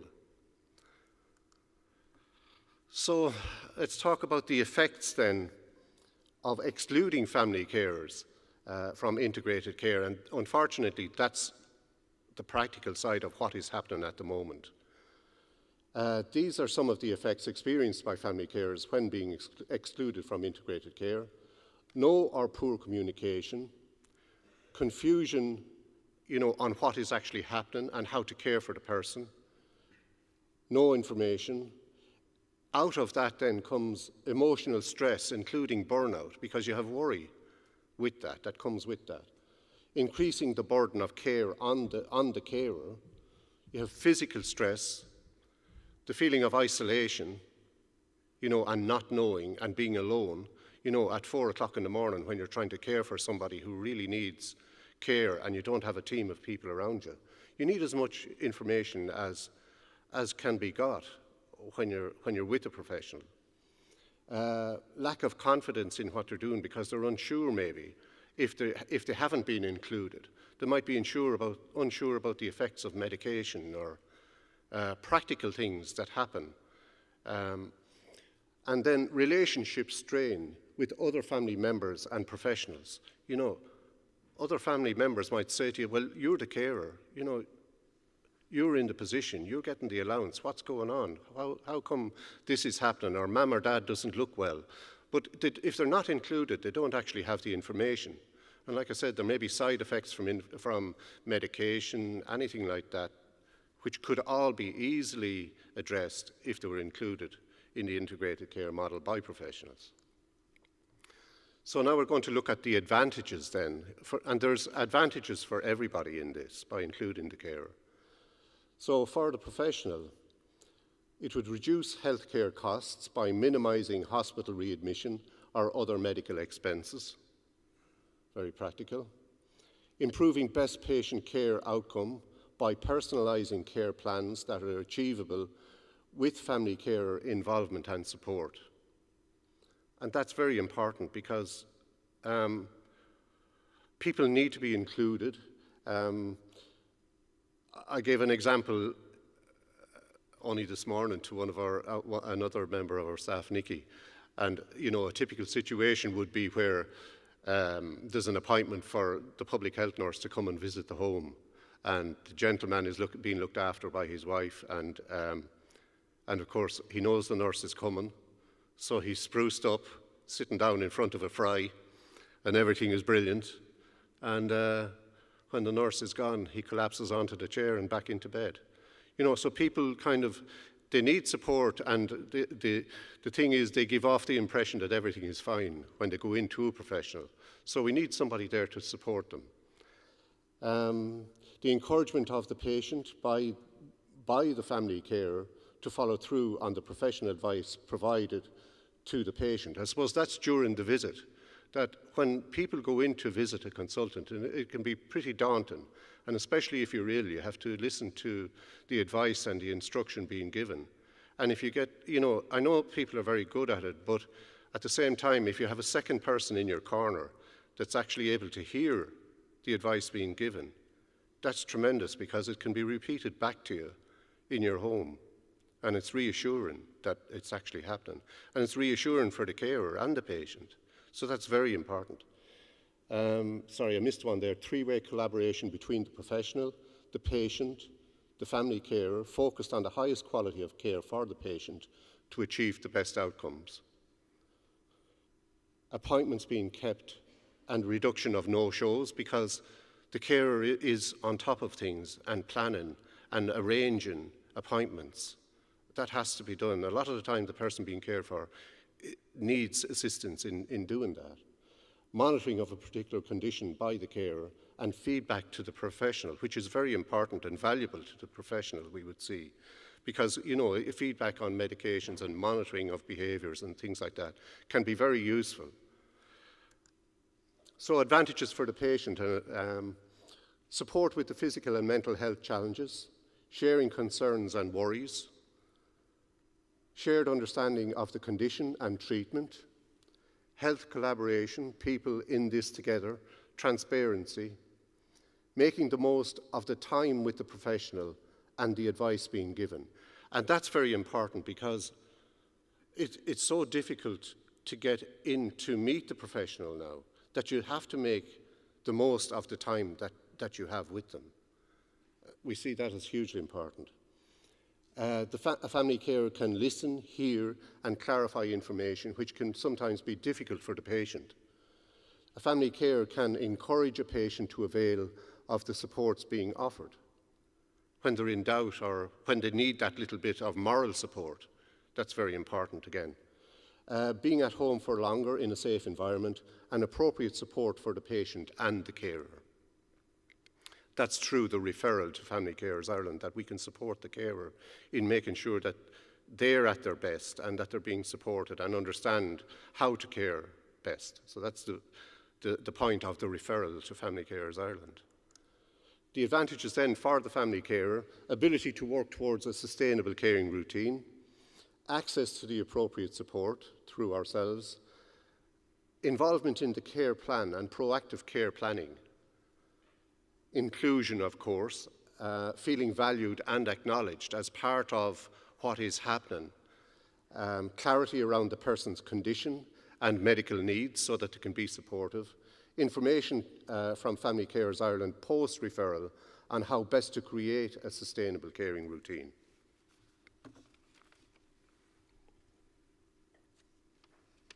Excuse me. So, the last slide, Family Carers Ireland and Integrated Care, we're calling on professionals to do these basic things: to recognise the value of including the family carers where appropriate, to collaborate with the carer, to ensure consent with the cared for person, to normalise the integration of the family carer in their professional practice, and to actively refer carers to Family Carers Ireland. Thank you.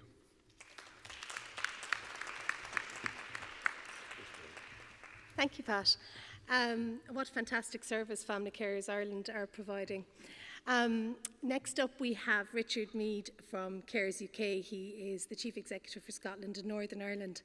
And in a past life, I actually had the pleasure of organising the 5th International Conference for Carers, Global Conference for Carers, which was hosted by Carers UK back in 2009 in Leeds Castle, and it was a huge event.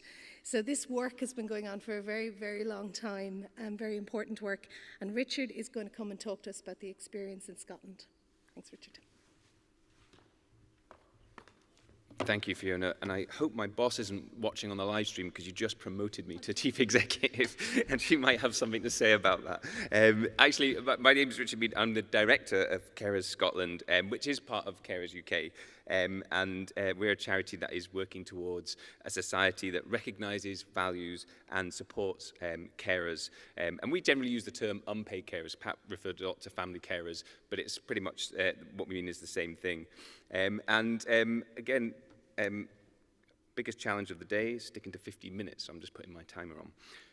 Just a little bit of context. In Scotland, there are nearly 800,000 unpaid carers, and that represents about 1 in 7 of the 5.6 million people that live in Scotland. But it's a really high turnover population as well. So actually in Scotland, about 340,000 people become a carer every year, and about the same number stop being a carer. So it's a really sort of changing population, and that adds huge complexity to the experiences that carers have and how they come and interact with the systems that they need to. And of course, the roles that carers have and the context they have can be hugely different and very variable. And I think the really important thing to understand is that the vast majority of people in Scotland are predicted to become a carer at some point in their lives. So caring is an issue that really should concern everyone in society. And the same as in Ireland, unpaid carers make a huge contribution to the health and social care system in Scotland.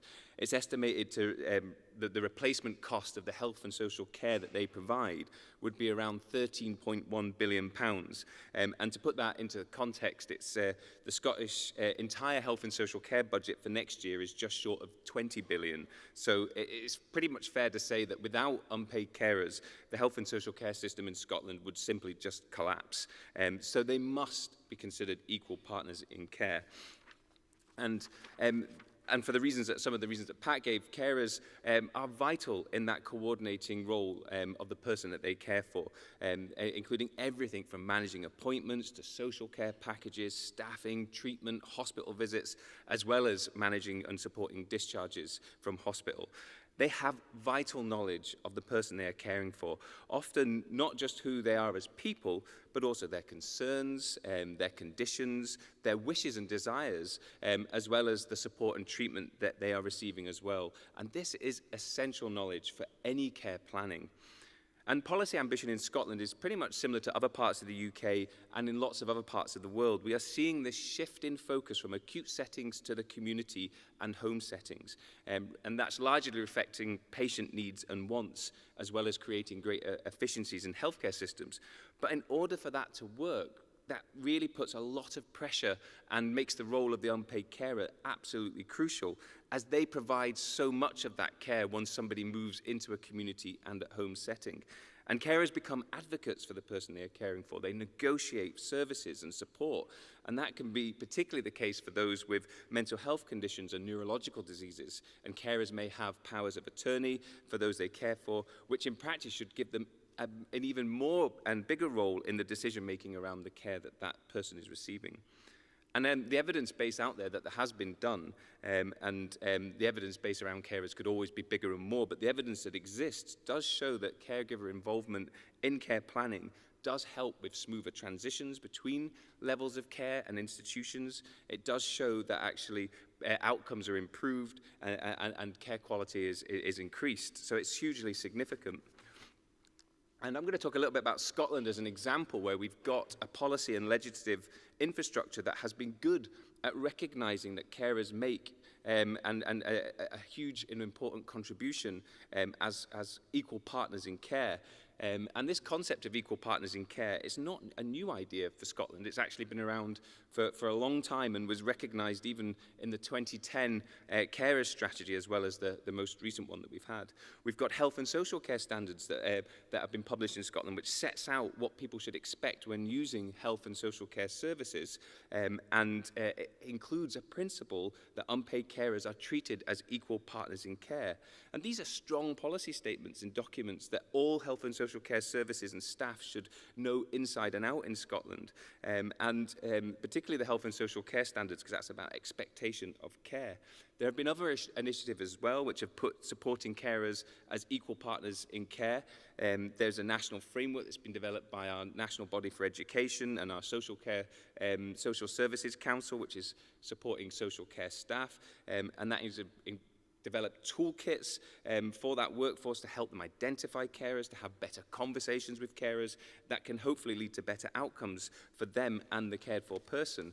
And in Scotland, we had in 2016 a landmark piece of legislation, the Carers Act, and this actually put in principle on the face of the legislation a requirement for giving carers a legal right to being involved in discharge planning from hospital.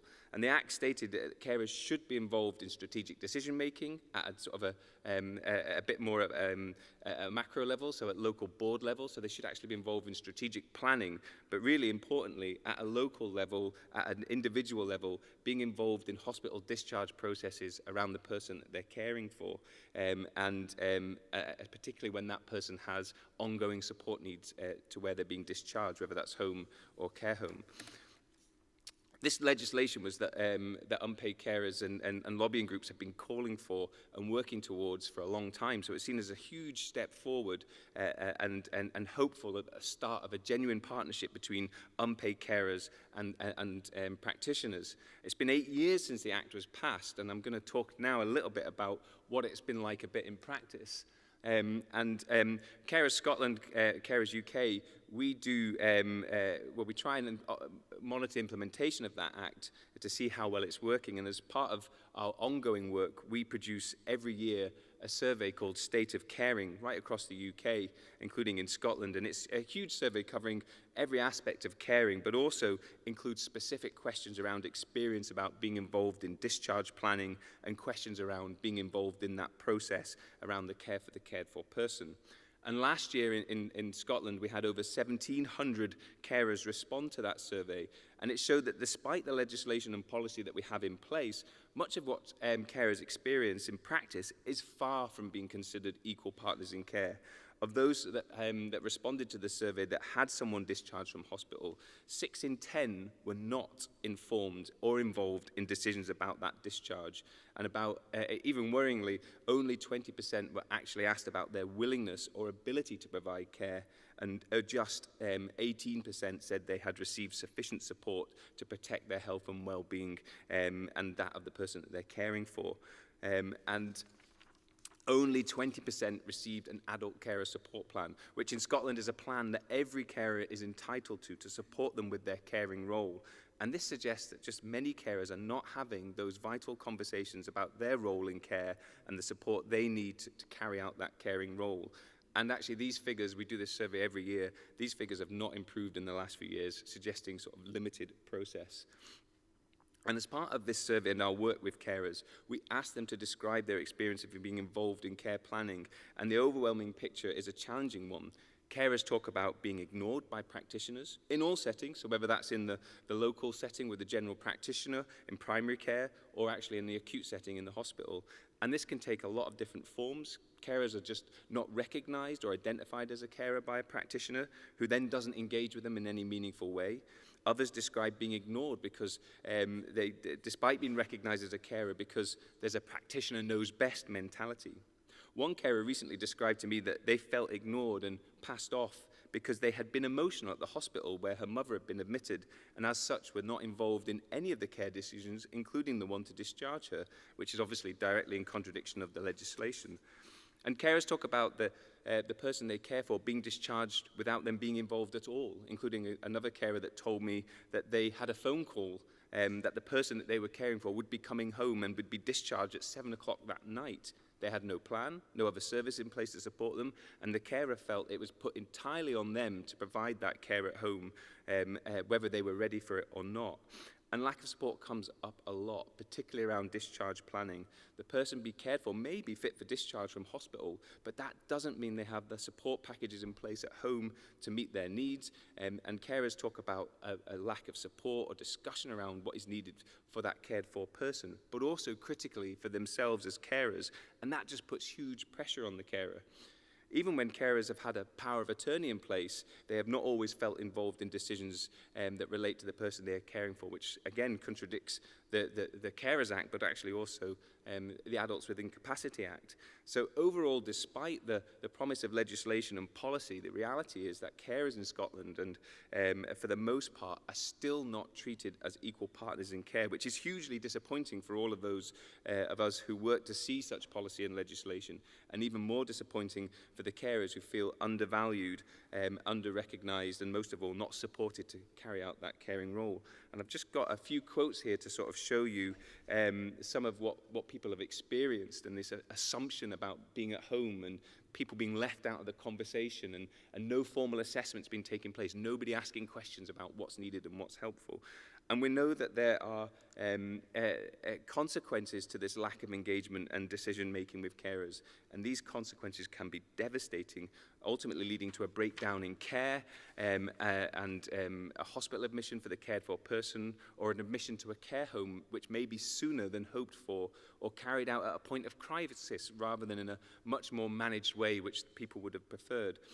Carers feel undervalued and under-recognised, which can have a huge impact on their own health and well-being.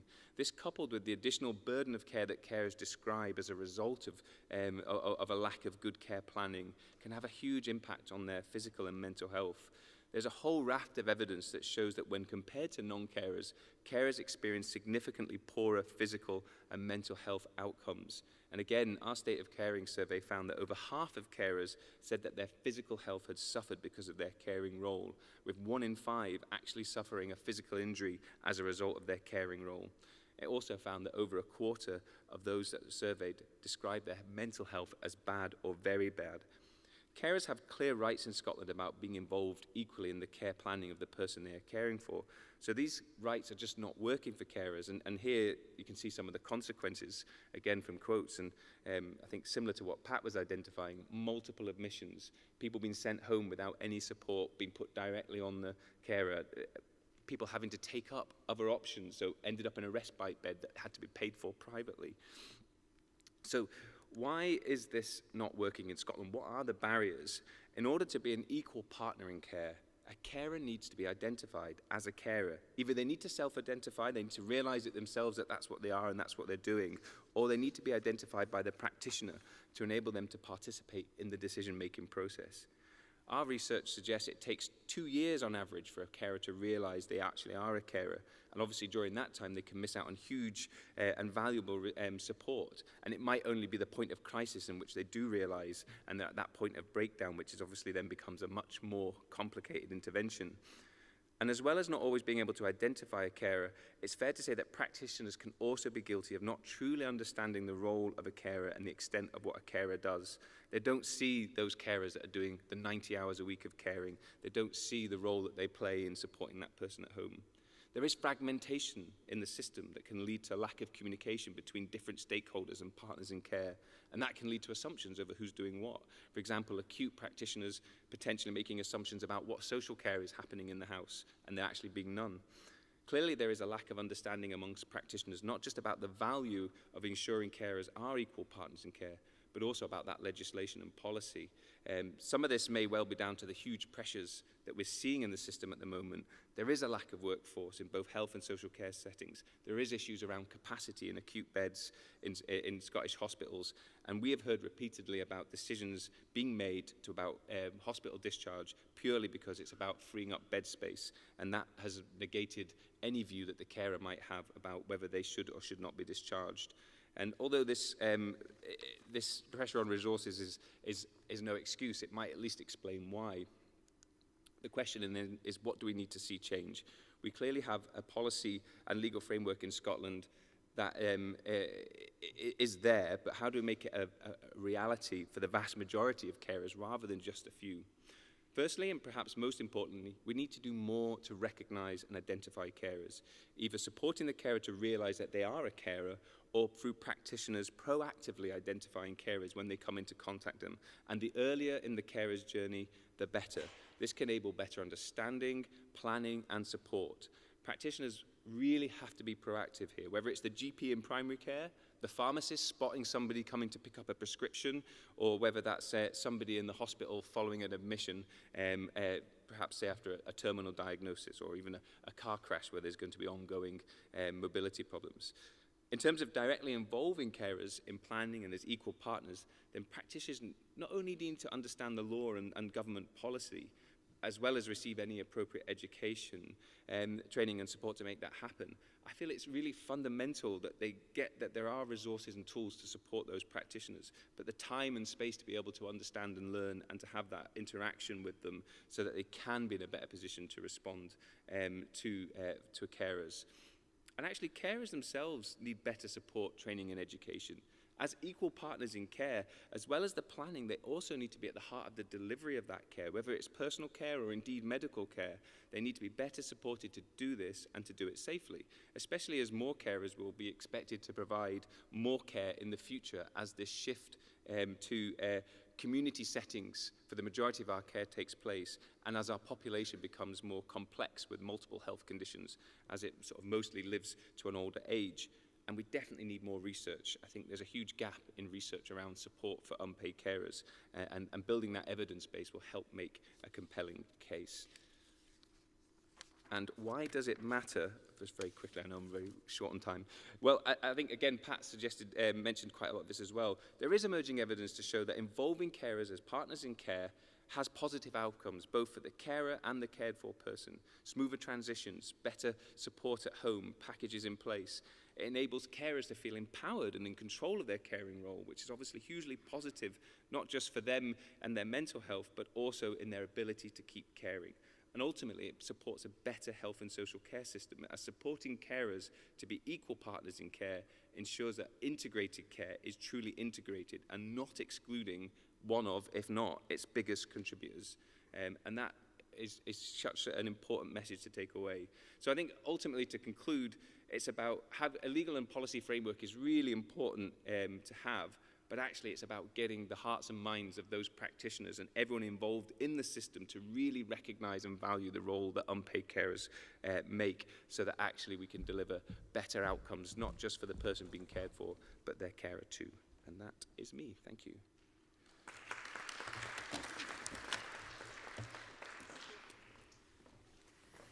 Brilliant. It's great to see such fantastic considered work going on in Scotland. Next up, we are hearing from Canada.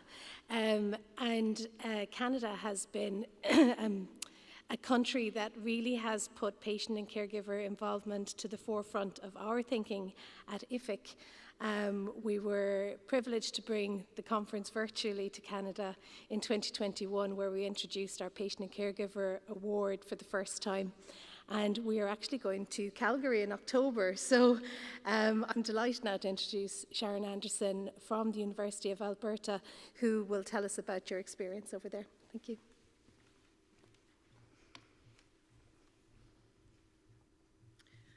All right. Thank you, Pat. Thank you, Richard.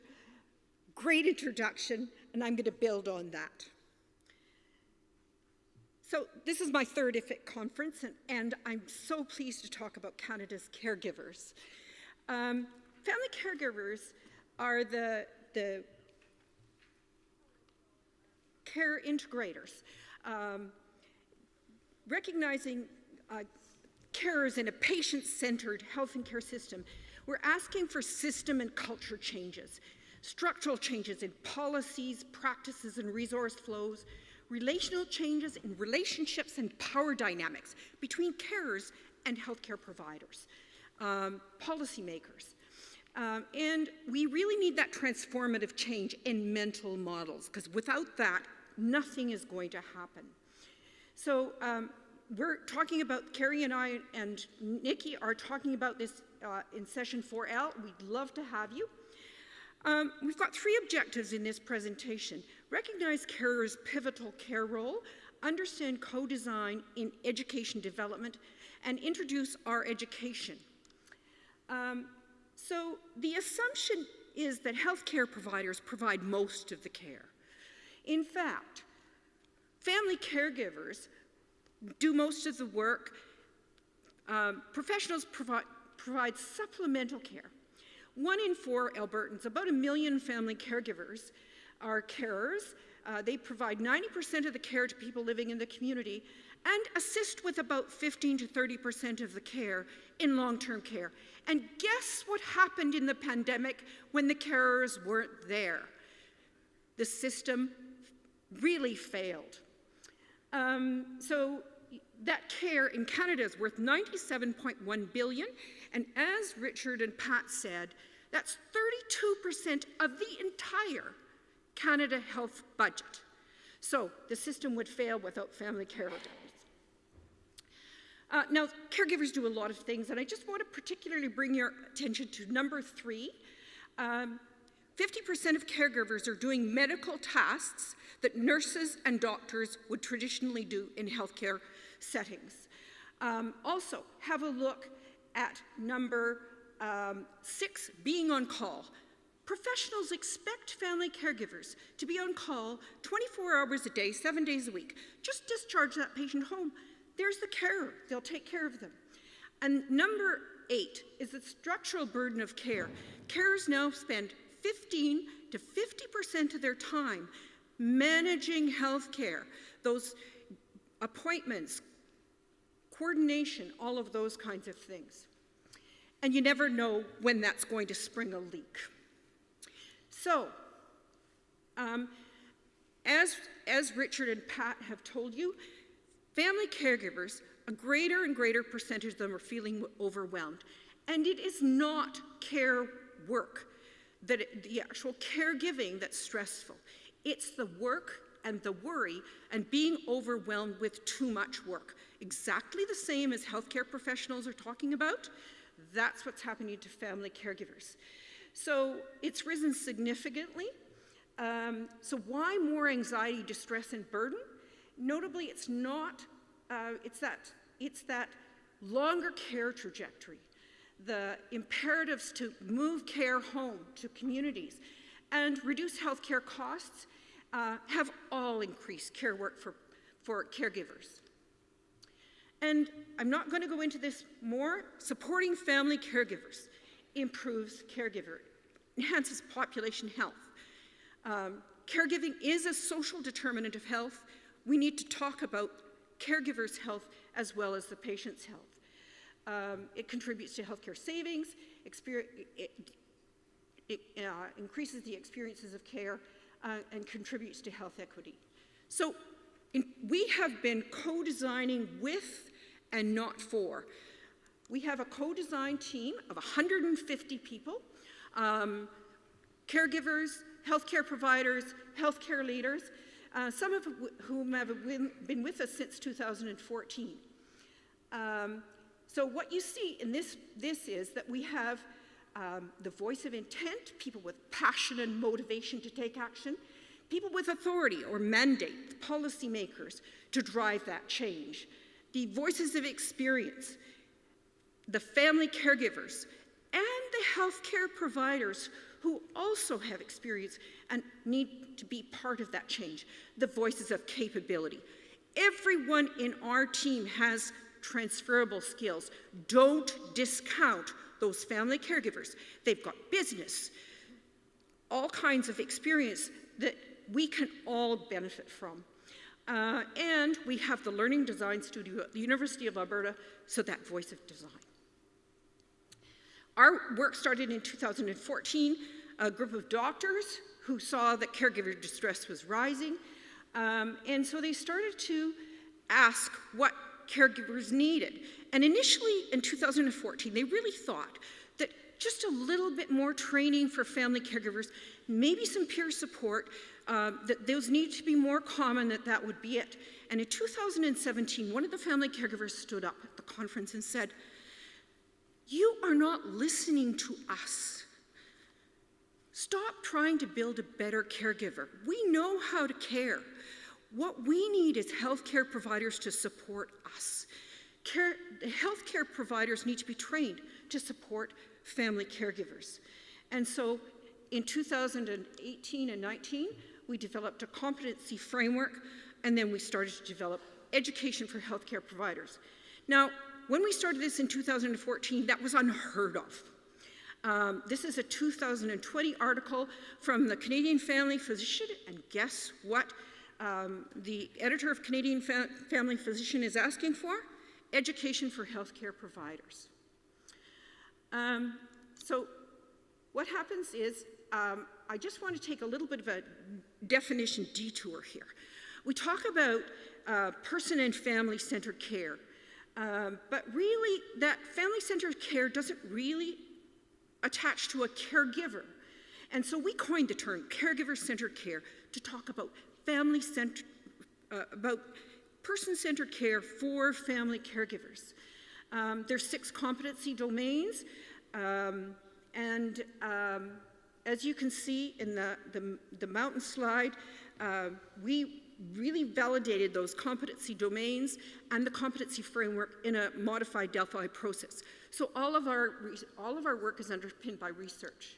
Our stakeholders recommended 3 competency levels for healthcare providers: foundational education for everyone, all healthcare providers, all social care providers, an advanced education for the leaders and healthcare providers who worked a lot with family caregivers, and a champions module, or champions education, where they would spread and scale education. So our education is now free online. The champions module is just coming online. We're just in the process of evaluating it. And I want to give you a taste of our caregiverscare.ca. This is an introductory video from the Advanced Education Domain 8, recognizing the caregiver role, and it really gives you an idea and gives healthcare providers an idea of what family caregivers do.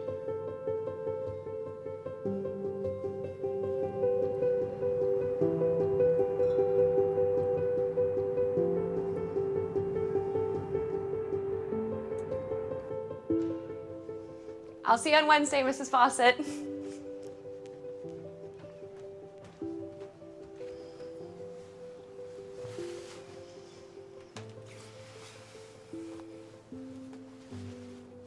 Oh, hi, Chad. Hey, how did Mom do today? She's getting stronger. We had a good session. We'll have another on Wednesday. Cool. Looks like your family's home. I didn't think it happened. She lifted her stick and I got it in. Chad, I scored a goal. Good for you, Carly. Well, run up and tell your mom. I'm sure she'll want to hear all about it. Hi. Are you one of Leanne's nurses? A PT, physical therapist. My name's Natalie. Hi, I'm John Fawcett. And you've met Chad over here. And that whirlwind that went rushing past you upstairs is Carly. How's Leanne doing? Good. Tired, though. She's frustrated that stroke recovery can be so slow. We're all frustrated with that. Chad, adjust. We all depended on Leanne. She was always so healthy. The stroke has been like a thunderbolt for our family. It's still pretty new for all of us. Of course. Recovery isn't just hers, is it? I should get out of your way now. You have your hands full. Oh, you have no idea. Carly has hockey 3 times a week, and she has skiing lessons on the weekend. Chad's on the swim team, which means early mornings. We're all on different sleep schedules. Leanne needs help eating. She needs help getting from room to room. Mostly, I carry her. I sort through her pills, and I pick up the new one at the pharmacy. Chad's given up his bedroom for the rehab equipment. He's sleeping on a couch in the basement now. Carly needs new glasses. The roof is leaking. Car needs repairs. We've lost Leanne's income, and I'm not always able to work from home. We've been to the clinic and the hospital twice each this month. And when Leanne's asleep, I worry that she's having another stroke. She gets frustrated with me when I can't understand what she wants. Well, I get upset too. Yesterday I found her in the kitchen crying because she'd forgotten how to make a sandwich. So, can you help with any of that? Well, thanks for all that you can do.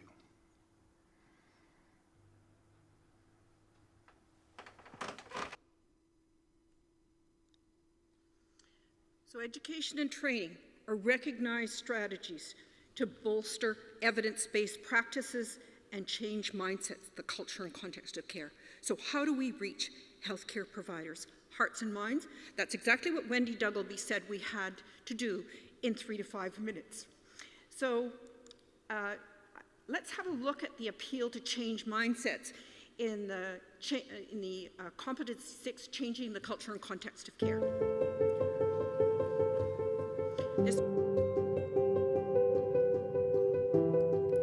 In every passing decade, the quality and availability of healthcare to any ailing citizen has improved. And yet, even with all our ever-advancing knowledge, there remain pockets within the system that demand our attention, calling for positive change in attitudes and behavior. The world of caregiving is in fact one such area yearning for compassionate update. As a healthcare system, we have a long road ahead.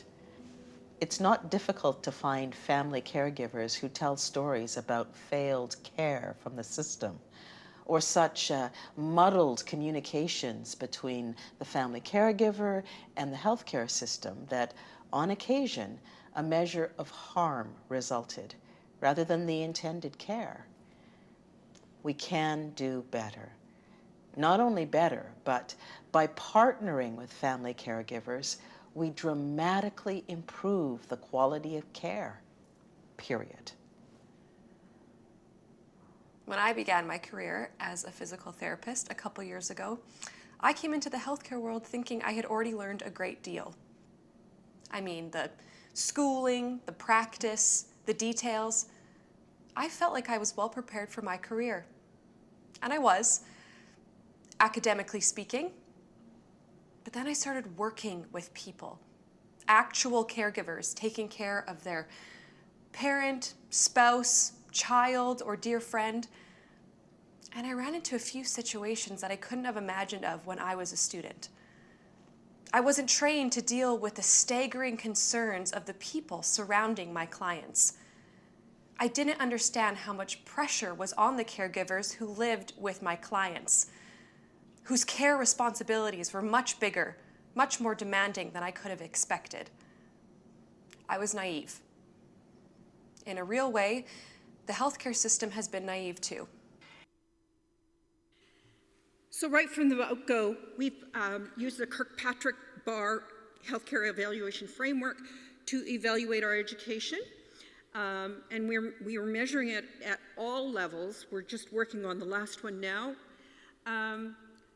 Since November of 2020, we've delivered 11,002, well, actually it's over 12,000 hours now, and we have reached almost 9,000 unique providers. You can see they're very positive qualitative quotes, talking a lot about slow down, listening to caregivers, exactly the kinds of things that we want to see. The other thing that happens is the qualitative result or quantitative results mirror the quantitative results. Healthcare providers always rate themselves really highly on these pre-questions they think they know. But when they do the post-evaluation, they say, I've really learned a lot, and in our evaluation on T-tests, we've got not only a significant difference, but a large effect size. This is the partnering module.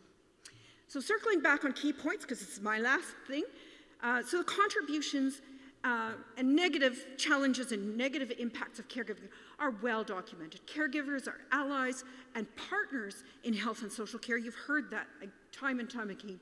They need to be supported and included as partners in integrated care, and that takes education for health and social care partners. Thank you very much.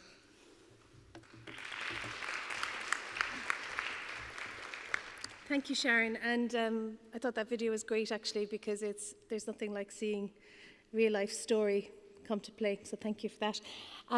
Before I hand over to Julia Lanfradi, just to remind you, if you want to put questions in the app, you can, or we will have roving mics going around when we get to the discussion part of the session.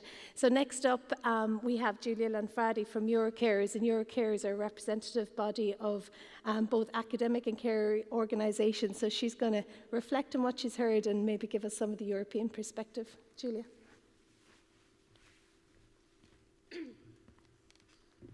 Thank you. Thank you for the kind introduction, and thank you, everyone. As Lynn has said, I'm here today. Sorry, Fiona. I'm here today to give a brief overview of the policy perspective from Europe. Eurocarers is a membership organization that is based in Brussels, and that is actually brings together grassroots organizations working with and for informal carers, and also research organizations. We normally talk about informal carers. Our definition really overlaps with the definitions that have been used today, so family carers or unpaid carers. So I'm going to continue saying informal carers, but just to say, just slight variation in terms of terminology.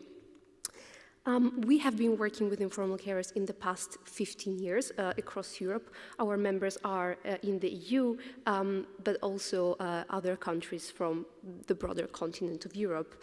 And what we have noticed working with them for the past 15 years is really the fragmentation of the level of recognition and support that informal carers have across the different countries. The EU is able to provide some guidelines and some guiding principles that member states can put into practice, but they still retain a considerable level of autonomy when putting things into practice. So when hearing my presentation today, do keep that in mind. The situation varies considerably across the different countries. The work that we do, as I briefly said, is to work closely with European EU institutions to build advocacy and to improve policymaking around the role of informal carers. And we also try to strengthen capacity locally with the organizations that are our members. So trying to work on those two levels. The presentations that we have heard today really capture really well what are the key asks of the carers movement, the key asks that have been brought forward in the last 15 years of advocacy and really trying to influence policy making. I have summarized them here in a few points.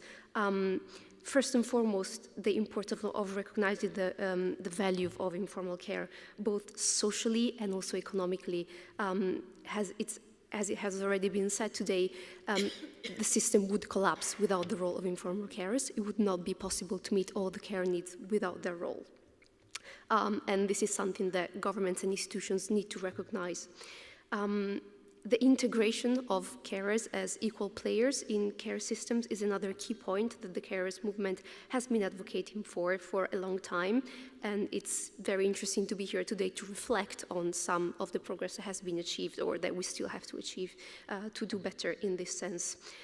Empowering carers in having their voice heard is another key point. It's very important to involve them in designing and building policies that will impact their lives. So trying to build systems in place to capture their needs and for us to be able to listen to them. And also making sure that care is a choice. Not only becoming a caregiver is a choice, but also for people that are in need of care, that are able to choose the care pattern that best suits them. So empowering everyone to make sure that care really is a free and independent choice that is not constrained by circumstances or lack of alternatives. What we have also learned working with the carers movement is the importance of using a comprehensive approach to policy making, really, without focusing only on just one aspect, but trying to tackle the issue of informal care from different points of view. First and foremost, making sure that carers are able to care for themselves, because without that self-care, it's not possible for them to be able to sustain the weight of informal care. So making sure that there is emotional and psychological support in place, mental health support, that there are also initiatives to promote their physical health and well-being, that respite care is provided, and that information and training are provided consistently across their whole carer's journey. Another key point is, of course, addressing their socioeconomic vulnerability.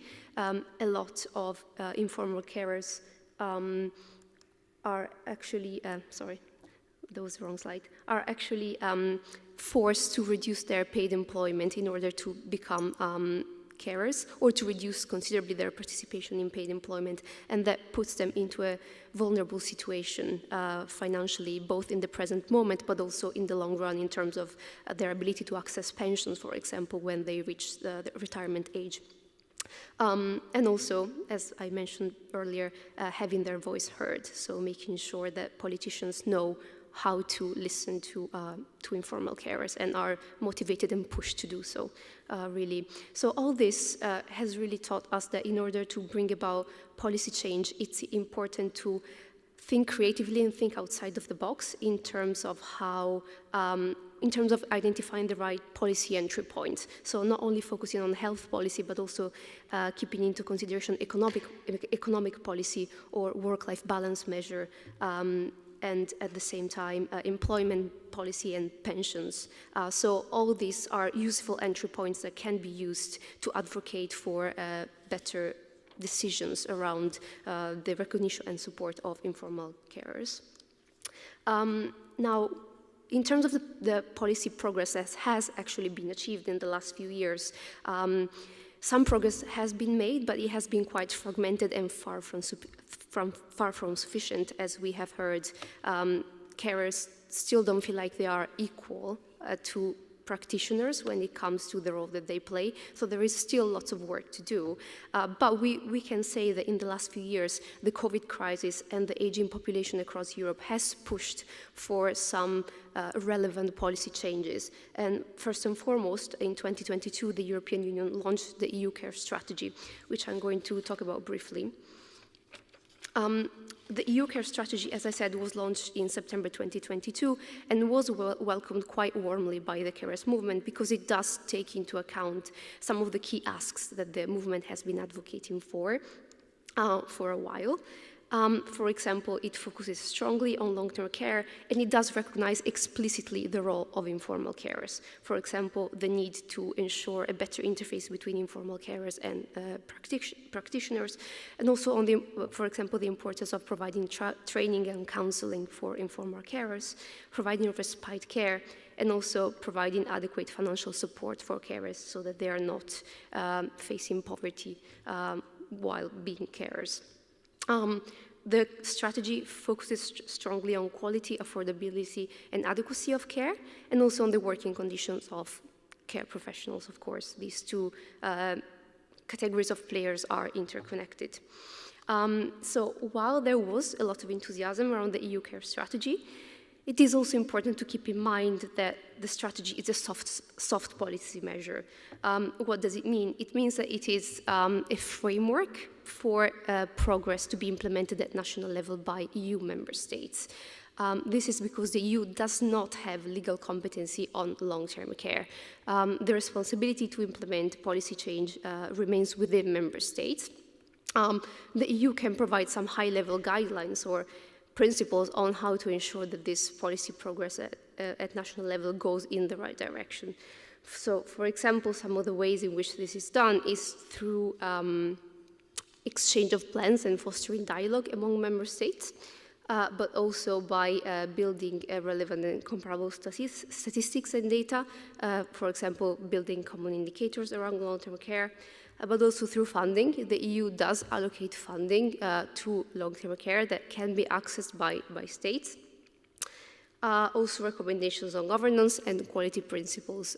So these are other key points that should be kept in mind by member states. And finally, some of the key steps that the care strategy tries to implement in very practical terms are, for example, the national coordination of long-term care coordinators that have been appointed by each member state, but also an exchange of plan to improve policy at national level. So each member state should have national plans that will be shared with the European Commission. But also mutual learning that is fostered by dialogue by the European Commission, and also working on common indicators. So this is something that is being worked on in very practical terms. And yeah, all this will be reported back to the European Commission by 2027. Thank you.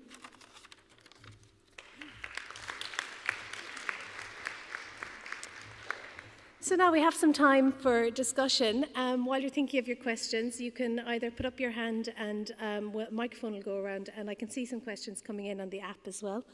But I wanted to start maybe with Family Carers Ireland. Something that you said to me during one of our meetings was about when somebody becomes a carer, when somebody recognises themselves as a carer, isn't always at the point of diagnosis. So there's a journey that the carer goes on. What is your general experience of people who are coming to your services, and what has the experience been like for them to date? And if you could give a care journey the ideal route, how would you like the system to support the carer from that point that their loved one goes into medical care? Yes. I suppose the journey of the carer is really quite simple, and it happens just out of everyday life, really. You know, things creep up on you as a carer. That's our experience from talking to carers. And I suppose it starts maybe with, you know, needing help with some tasks around the house, you know, and a hand here and there in everyday life. And then it goes from there maybe to meal preparation, and it builds from there naturally. And then as people get older, they get more dependent. And so the role actually creeps up. And usually it's probably left to one person in the family.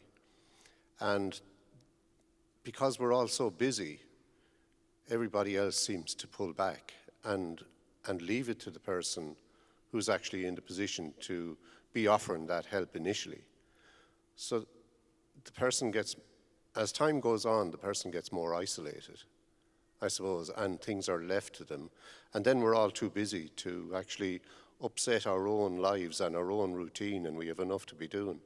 And then I suppose, you know, it can be hard for people then to actually get involved, and the fear of becoming involved and committing even, and people withdraw and they leave the care isolated sometimes.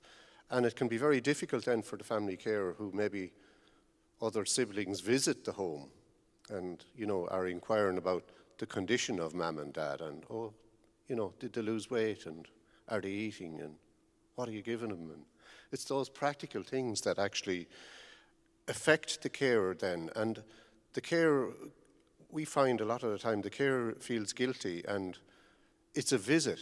We have to encourage them to say, well, this family member is in a position to actually help you here, and you're not taking the opportunity. Sometimes it can be as simple as that, to actually include other family at an early stage and talk among the family to ensure that everybody is contributing.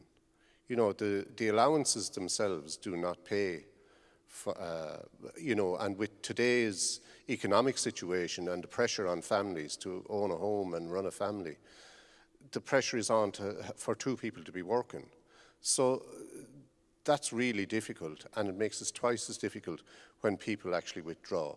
So based on our experience in supporting carers, we're able to bring carers in and have a conversation with them using a tool called the Carers Outcome Star. And that goes around that talks about the 7 areas of caring that we would consider and is considered in the STAR. And the 7 areas are, I wrote them down here in case I forget: health, the caring role, managing at home, time for yourselves, how you feel, finances, and work. So the sooner the carer can actually get to a care organisation that's able to support with those difficulties, that's the sooner we can help them to get organised. Unfortunately, a lot of the people only get to us when they're not coping and when they're in crisis. And that's why, that reinforces the view that really the carer needs to be identified early, and the people to identify him are the professionals, the GP, the consultant, the staff in the hospital, the chemist, as has been said, you know, that they are in a position to actually identify the carer early and put them in touch then with the care organisations who can provide the support based on the experience of previous carers, and to get them so that you actually help them to try and build a caring routine before the crisis happens. Now, of course, you can't avert all crises, they will happen. But as the caring role grows, if they're aware of it and they take a step back and look at their own situation and what advice they might give a stranger, I mean, that's the way we try and get them to look at it. And then, of course, we have all the practical supports that are there. You know, we'd have free counselling, we'd have emergency respite, we'd have information and training and videos. But again, the key to it is referral, and referral to the organisations who can support them, and a building of awareness.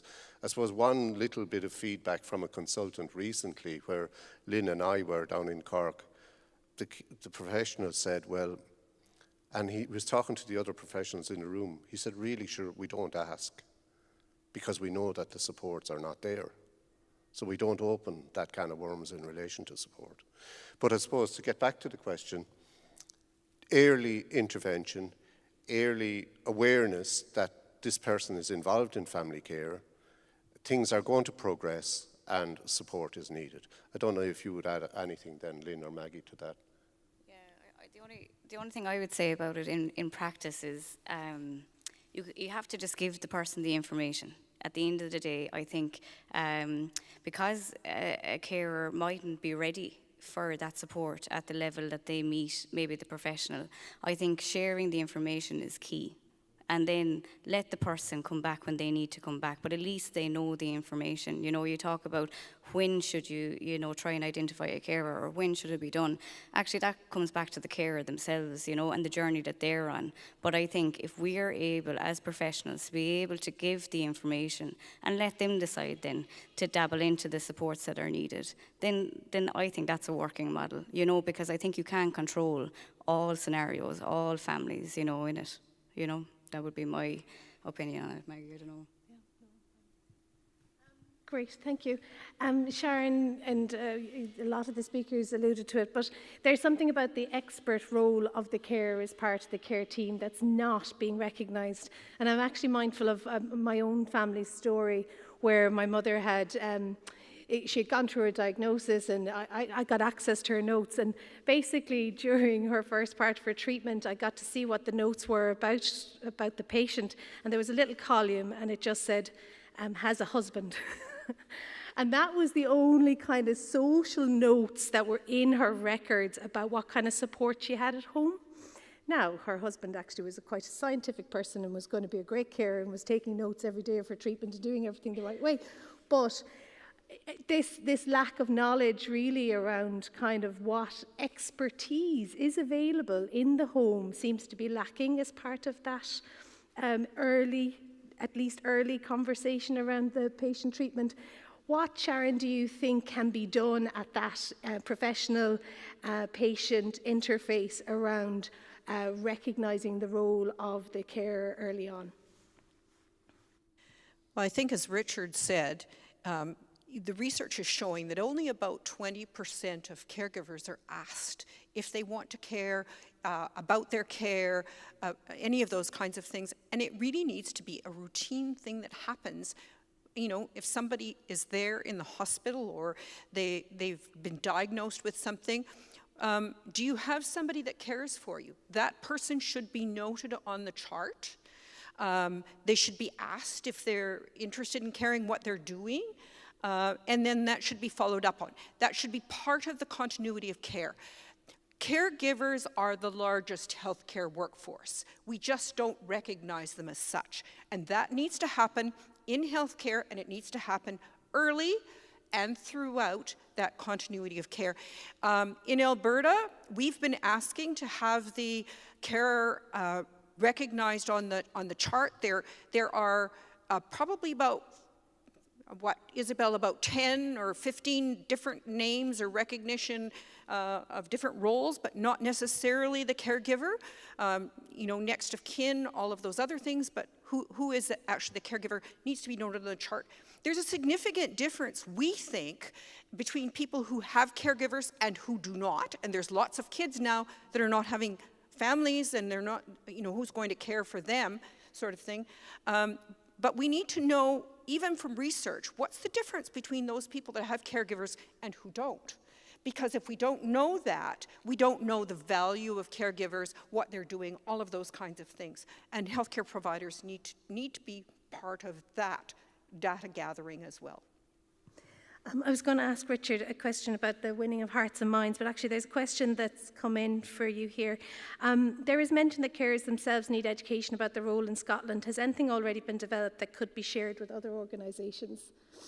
Well, yeah, there is. I mean, lots of resources out there. I think the problem is and certainly happy to share via slide deck and add that to it. I think the challenge is not so much that there's the resources out there; it's actually being able to reach people to make sure that they have access to them.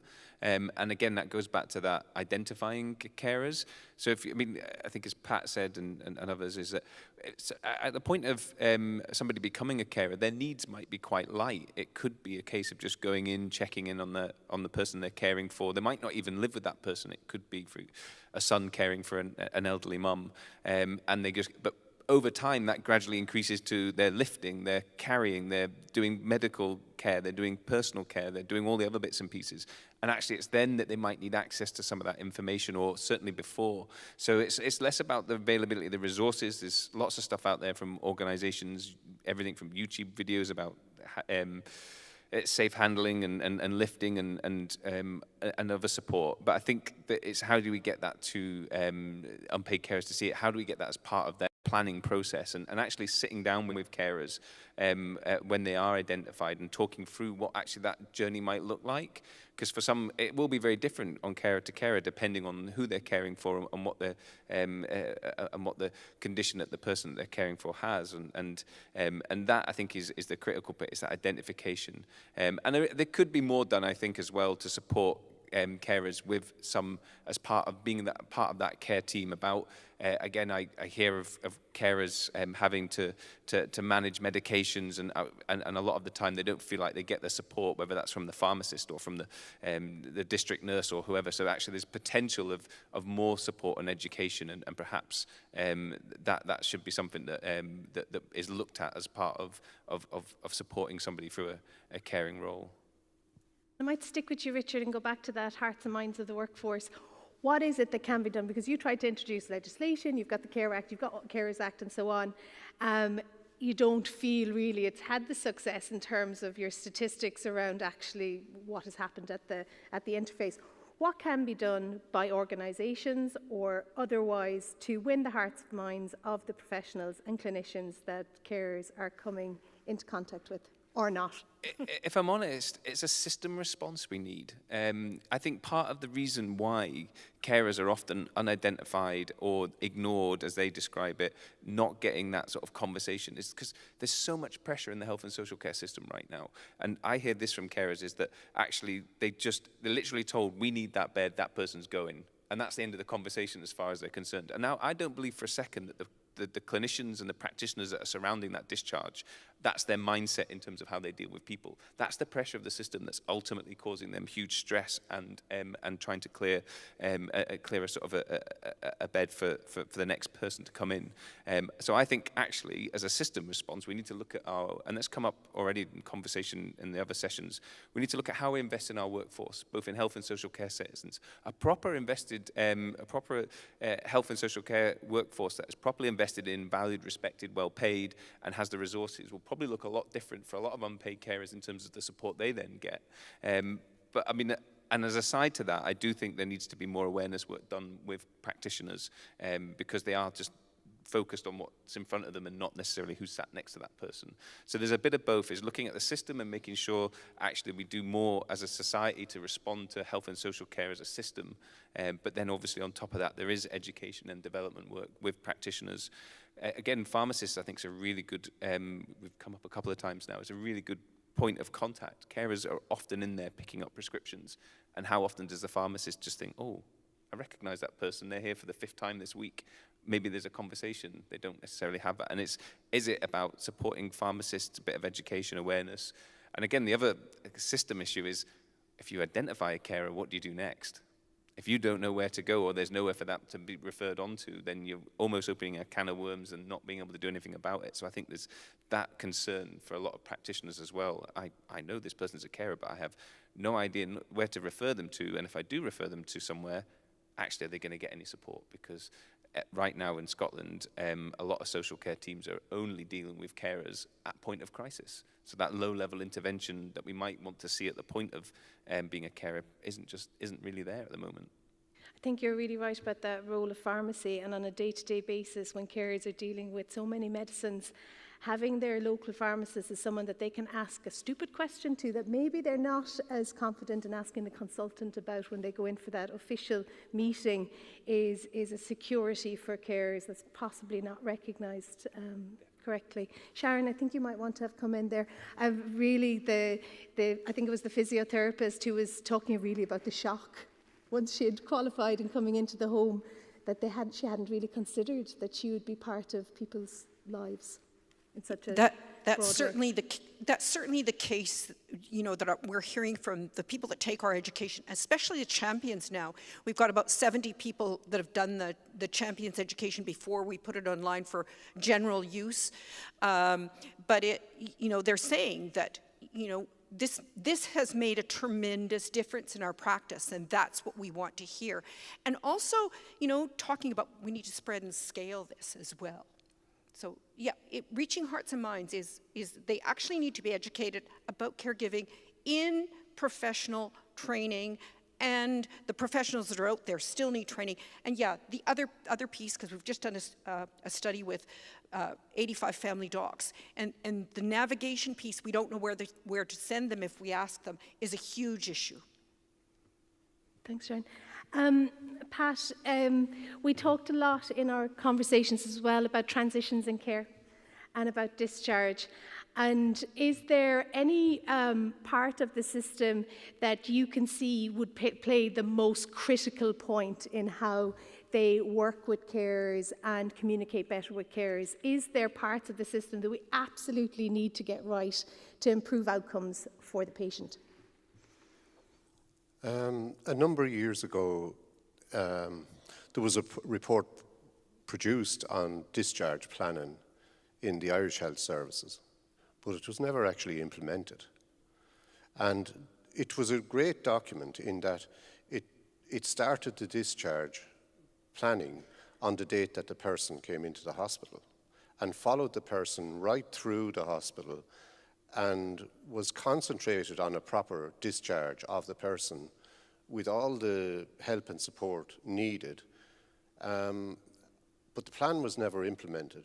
And it had staff identified who would be available to speak to carers before they were actually discharged, which was brilliant. It was a great policy if it was implemented. But the people that were actually in those positions became bed managers. That's what happened because of the economic situation. So managing the beds, as Richard has said, we have exactly the same problem. And discharge planning became managing the beds, trying to get people out. And there are awful stories. You know, I know of a carer who the person was sent home. They were on oxygen in the hospital, and the oxygen arrived 3 days after the person was discharged. Things like that happen. People don't know when the discharge is going to happen. It happens without their agreement, and people are discharged, have been discharged in cases where they should not have been discharged. And the way that it has gone, there's so much pressure on the beds that it seems that people are discharged to just get the bed free. And if the person has to come back, which they know they probably will have to come back, they have to come back through A&E and face up to 96 hours on a trolley in A&E, which is the point at which you're admitted back to hospital. So people are discharged that are on a high risk of actually being brought back to hospital almost immediately. That's the case in some cases because the pressure on beds. And why is there a pressure on beds? Because we've actually closed the step-down beds. They're nearly gone. And all of the carers that the HSE did have in Southern Ireland is shut down. The beds are shut down. They're gone. They'll tell you that the things are in practice. We'll say if you identify a hospital, and this has happened to me, to say that, you know, well, we still run that service, and they do, but the beds are reduced to 1 or 2, so they're not there. And then the whole privatisation is probably linking into that. And privatisation doesn't always work because people are in the private business to make money. And the beds that are available are there to be kept going and kept moving and kept full. So like when it can be very difficult, you know, to get a person out into a nursing home bed from the hospital based on their care needs, which can be expensive to manage, and that's another factor in the whole thing. So the system needs more investment in the right areas, and even for the likes of ourselves as a carer support organisation, if one of the biggest things, I suppose, if carers were referred to us, we'd find it difficult to cope with the resources that we have, unfortunately. But it's I suppose it's the chicken and the egg. You know, you've got to actually give people information, put pressure on the establishment, if you like, to provide more resources in that area, because healthcare and difficult healthcare and supported healthcare is something that we're all going to need. You know, and we've got to make the system better. if that answers your question. Yes, and there's actually it's a similar question, but I might open it up to the rest of the panel. It's how do we address, from Breeding Kerry, how do we address the growing dichotomy between the expectation of home-based care and limited availability of community-based and home-based care? There's a significant supply and demand challenge that is going to grow internationally. So does anybody want, Sharon, would you like to come in there in terms of how do we get that balance right between formal care in hospitals and elsewhere and that home community-based care? So in Alberta, what we have is we're doing a whole healthcare reorganization, but Corinne Shaw, the Assistant Deputy Minister of Continuing Care, says that if we continue with the current system, and Richard said this too, it's not sustainable within 8 years. If we continue to admit people to long-term care, we have to move much more of that integrated care closer to home, into communities, and caregivers and integrated care are imperative at this point. There's no other solution. We need to make sure that this system works. And how do we do that? And we need to do that together. It needs a collective impact approach. Carers organizations are definitely part of the solution, but healthcare needs to work with carers organizations. Richard, the community and voluntary sector in Scotland has generally been well received. Is that continuing to be the case? How is that power balance in your experience between the community and the home side of things driving the conversation versus the government system led? Yeah, I mean, I think the third sector does do an awful lot, and we've got a strong independent sector in social care as well. But I think, I mean, that's sort of going back to the question about, there is an expectation actually in home settings about what a person would want. And actually an interesting dynamic that we don't often talk about, but is often there, is that expectation might be different for the cared for person and the carer. And again, it's usually the cared for person's expectation that is the one that we seek to meet, and not the carers. Before I worked at Carers UK, I used to work for Marie Curie, which is a charity that supports people who are terminally ill, and a big part of that is about supporting people to die at home if that's their preference. And often you would come across carers' expectations being, I don't want this person to die at home because of the pressure on me to be a carer when I just want to be a husband or a wife, or actually the association of memory. But the person who's dying was like very much, this is where I want to be and this is where I want to die. And that managing that tension was often just ignored, and the focus was put on, well, the person who's dying is the person that gets the preference. And I think we see that a lot in a lot of settings about care, is that sort of the sort of propensity to move towards the cared for person is the priority and gets all the expectation, and the carer has to sort of fit in around that.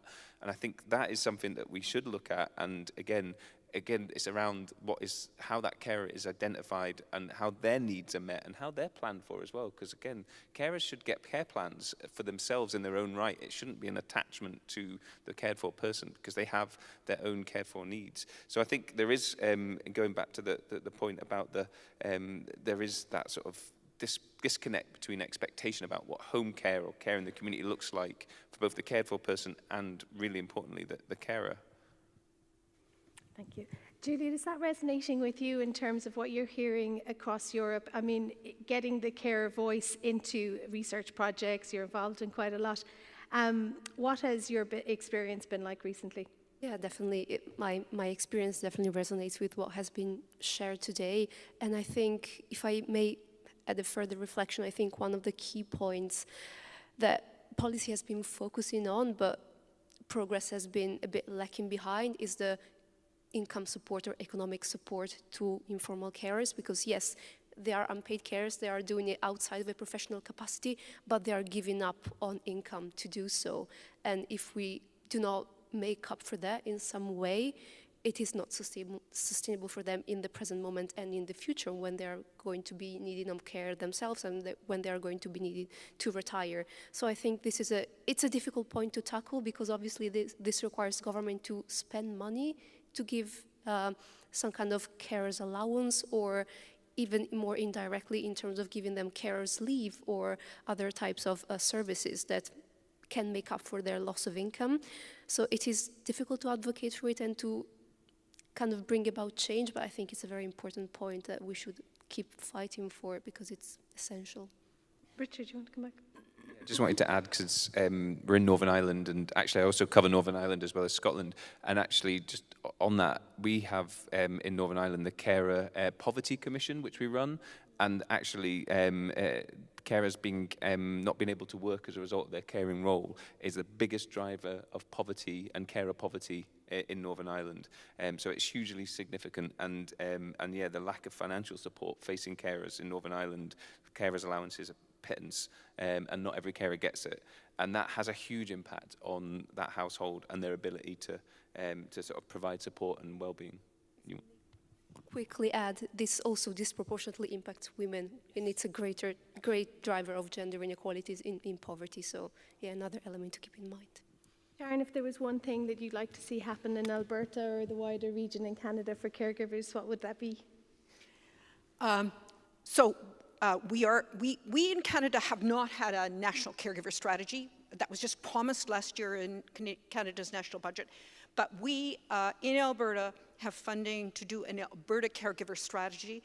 So, you know, we're working at all of those levels in that triangle. And we're just really fortunate to be able to work with some excellent healthcare providers. And the government is actually listening to us as well. So, you know, I think it's that overall work together, carers organizations, healthcare providers, social care providers, because caregivers need transportation and those caring communities as well. We need that asset-based community development. So everything. I'll leave the last word to Family Carers Ireland as you got us together here today. Thank you, Fiona. Yeah, I suppose I was thinking about what's the most important thing we would ask for, and what we're asking for is the recognition of the family care by professionals. They do excellent work, but I think to just have that awareness, build it into your routine, to ask, is there a carer that supports the person? And if there is, would they like them included in their care and in their care plan? And I think that consent is very important. I think that this is the one area that we're kind of lagging behind in. We have strategies and policies on a lot of stuff. The income is a little bit better in Southern Ireland than it is in the South, and across Europe it varies. But the referral is really important, because if the carer is made aware that there's support there, as Lynn has said, that gives the carer the choice, that they know that there's somebody else there that they can tap into for support. Information is power, so if you give them that power, it enables them to build a sustainable caring routine and to try and avoid crisis. So the professionals, on top of the excellent work that they do, if they could add that to their resume, that would be absolutely brilliant from our view. Wonderful. Thank you so much. So I'd say thank you to all our presenters and for your time in leading up to the conference in planning the session. I really enjoyed it, and I want to hear lots more from carers around integrated care in the future. And thank you for your questions. Thank you.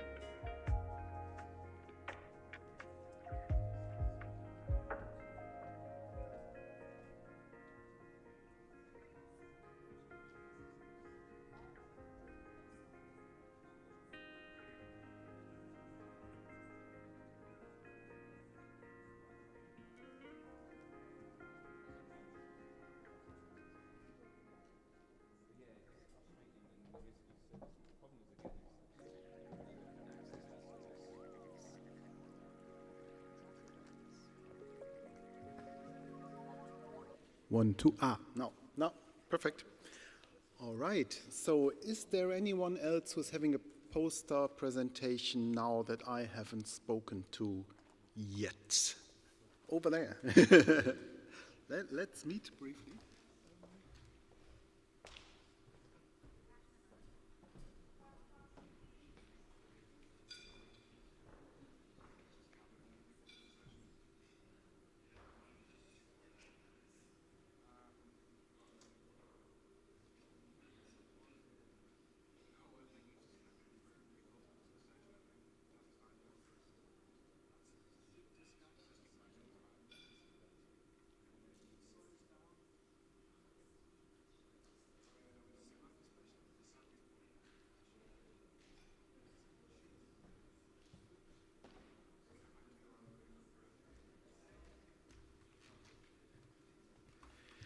So then I'd like to welcome you all, brave souls, on this lunchtime poster session.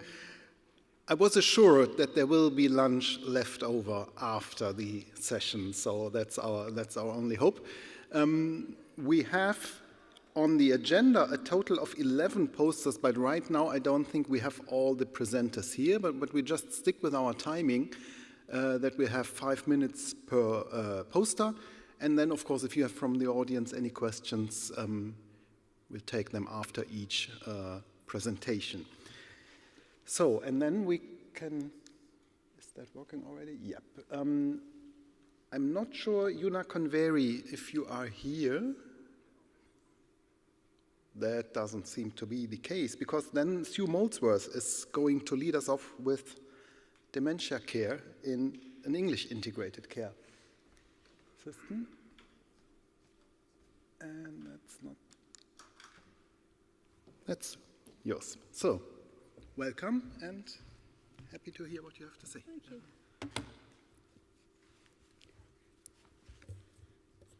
Yeah, great.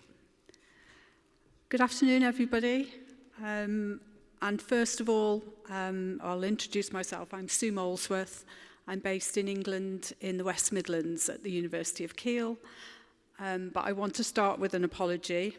I'd expected to be able to share some preliminary results from the study we're developing, but we've had delays in a very protracted research ethics process.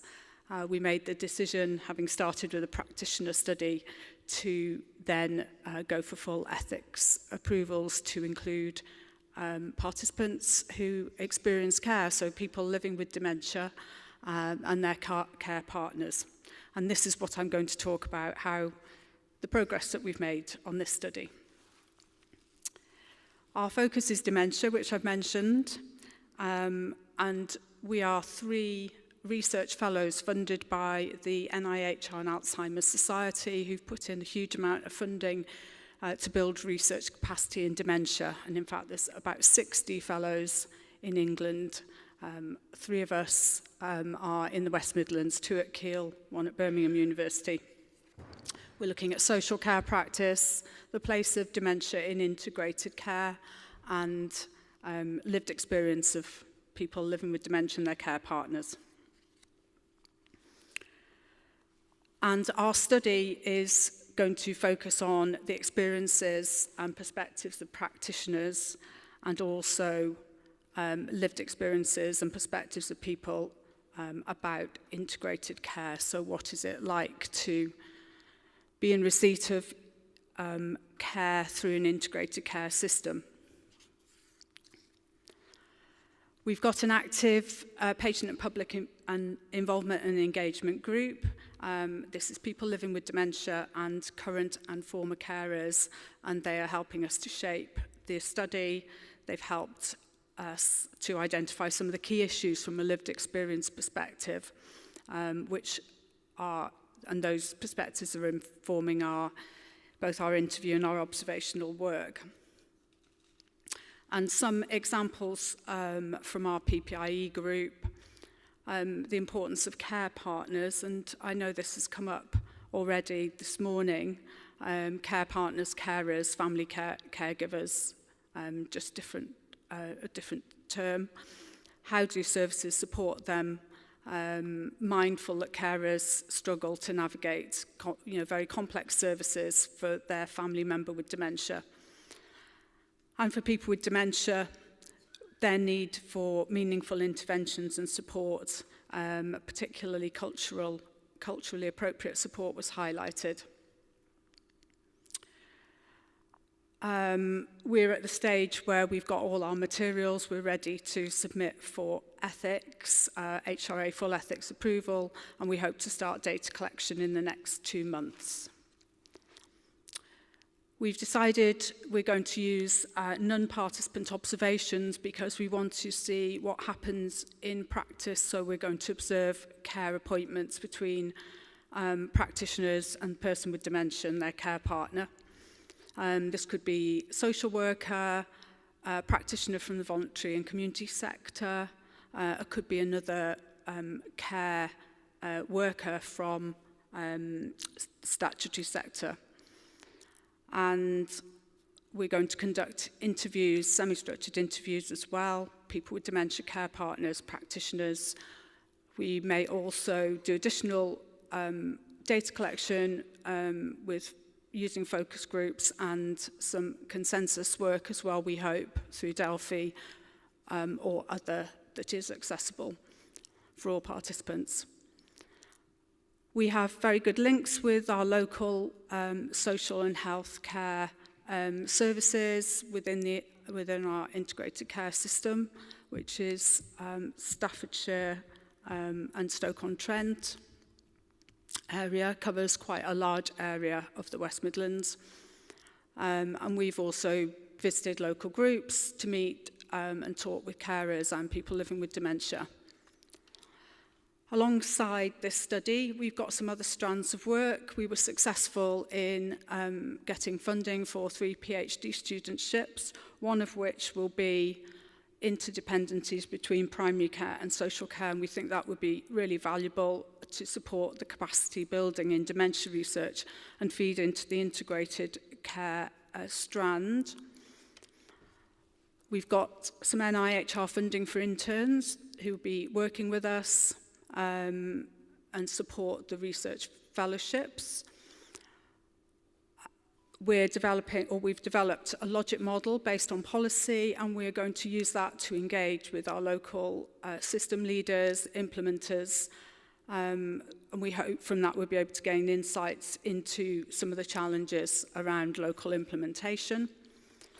And we lastly have funding applications looking for further resources so we can build and develop a very substantive programme of dementia research.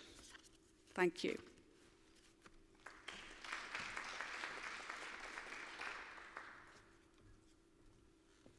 All right. Thank you very much. Having just come from a conference in Germany on dementia care where we were a lot more discussing problems and not so much solution, I find that very relevant. Thank you. Are there any questions from the audience?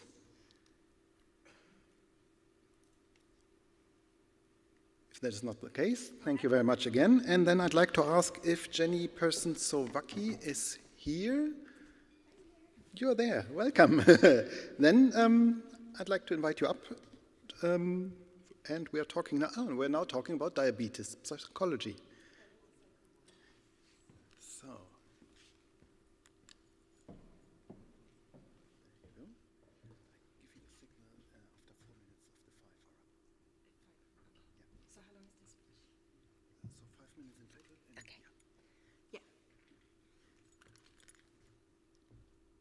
Yep, so my name is Jenny Pearson. I work as a diabetes psychologist in West London NHS, specifically clinical health psychology, and I'm based in Diabetes Integrated Care Ealing. So I'm here today to present my poster that I did with other team members, and it's very much about how to integrate psychology into diabetes care pathways. It's based on the stepped care model that we use in mental health. So it goes on the level from 1 to 5, where at level 5 it's the more intensive psychological issues, and at level 1 it's minor psychological issues. So I was asking myself, does diabetes fit into an integrated care pathway? To a stepped care. And I just realized that it doesn't really, because what might be seen as a mild problem in mainstream psychology, i.e., for example, mild anxiety, can be seen as more of a severe issue. So I think the steps are not really aligned. For example, if you have a mild anxiety, a phobia, that might be seen as a fairly minor issue that can be dealt with mainstream psychological services. Whereas in diabetes, if you have, for example, needle phobia, it can easily go up the stages until a very more severe condition. So that's why I really wanted to have another look at this. And I have been using the steps as outlined by one of my colleagues, who has amended the steps a little bit more to suit patients with diabetes. And where do I come in then? So I am very much on level 3, level 4, and I see people with more severe issues and also specific diabetes distress. I have developed an integrated group together with expert diabetes who provide a nice approved group of structured education. So I have taken integration a step further to actually integrate a psychological intervention with that of structured education. It's very much early stages. So the data here is based on 10 patients. I'm yet to write it up as a pilot, so I'm very pleased and happy that I've had this opportunity to come and present the early results here. So that's part of it where I'm more involved with that particular group. I also see patients individually. So I also have to decide and agree with the patient who would be suitable for the group, who would like to be seen individually, and it's very much based on choice and what their preference is. There won't be too much time today to describe the group in detail, but I can also maybe describe other interventions that are happening. I think we are quite blessed in Diabetes Integrated Care Ealing in DICE, which is based in Southall. We actually have many interventions developed by now and a lot of support, so we are able to draw on help and support from a lot of different services, including health coaches that come in and help on a level 1, and that is milder psychological issues, but also perhaps where the diabetes have not started to impact on their life so much. And we also have a mainstream structured education program that everyone with type 2 should be offered, but it's not always happening. So, and then we can also draw from expertise from IAP. They have recently changed their name to Talking Therapies, where we can actually refer people who have psychological issues and in combination with diabetes, they have some specific training. And then my service comes in a little bit in parallel, but also more specifically to people who are referred to the team, where they also need to be seen as psychologists in the team, and I have the benefit of being fully integrated into the team, so I attend multidisciplinary meetings with the nurses as well, meaning that issues that might come up in my sessions, whether group or individual, I can then talk to the nurses about. And I know not many type 2 services across England have got this benefit. And then, actually, very interesting, on level 4 and 5, I brought in some work there from my colleague, Priscilla Gombe. She is a nurse in the service who established that we actually got 80% of our patients have got mental health issue of kind, and many severe. So we are thinking, how do we integrate further with more secondary mental health services? And actually recently, last week, we set up a meeting with our secondary care team where we were able to kind of find a way of co-working to think, how does the diabetes affect their severe mental health issue, and vice versa. So although we have some interface with the technology, it's not fully set up, and we also need to have more online meetings and together have a space to discuss these patients. And that's where I finish. Thank you.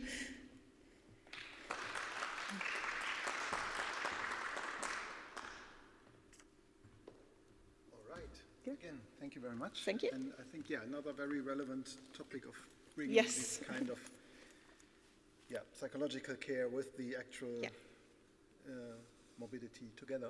Yes. Are there any questions from the audience? Yes.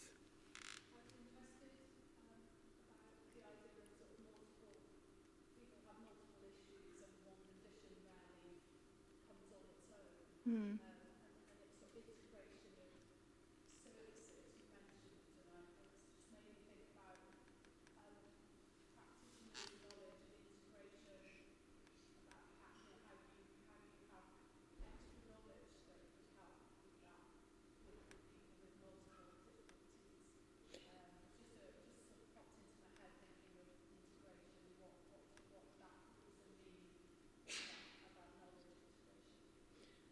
Yes, and I think that's particularly relevant to diabetes because it affects all systems of the body, and as this condition progress, or ideally do not progress, thanks to better preventative strategies. But I think these meetings and sharing knowledge and also allowing time for presentation, case studies is kind of part of the integration as well. Thank you. Right. Thank you. And then we're going on to Miho Takeshi from Japan with a study on healthcare costs during the last 5 years in elderly people with long-term care conditions. Welcome.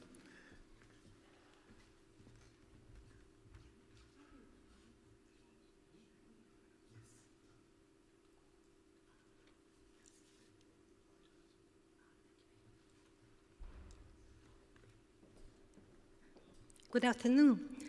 My name is Miho Takechi. I'm a physician at a community hospital in a rural area in Japan. My town has a population of 19,000 with an aging rate of 38%. Long-term care insurance, LTCI, covers 1/5 of the elderly population, and women typically have longer LTC periods than men. Long-term care facility are relatively well established there. I'll discuss our research on total healthcare costs that integrate medical insurance and LTCI for elderly individuals in their final 5 years of life, assessing differences by gender, age, and location of death, focusing on hospital-based versus community-based end-of-life care. We examined 96 individuals over 75 who were initially LTCI certified since 2016 and deceased in 2021. Figure 2 shows the healthcare cost trends over 72 months before death for individuals with color coding to indicate different types of expenses. Red for hospitalization, blue for outpatient, green for home care, and yellow for facility care. This offers a clear view of spending patterns and the progression of care from medical interventions to long-term care support right up to the end of life. We also categorized the location of death into hospital death for those with inpatient costs in the month of death, and community death for others. And Table 1 displays the healthcare costs across gender, age, and location of death. Figure 3 shows gender-specific healthcare cost. blue bars for medical insurance, and red bars for LTCI costs.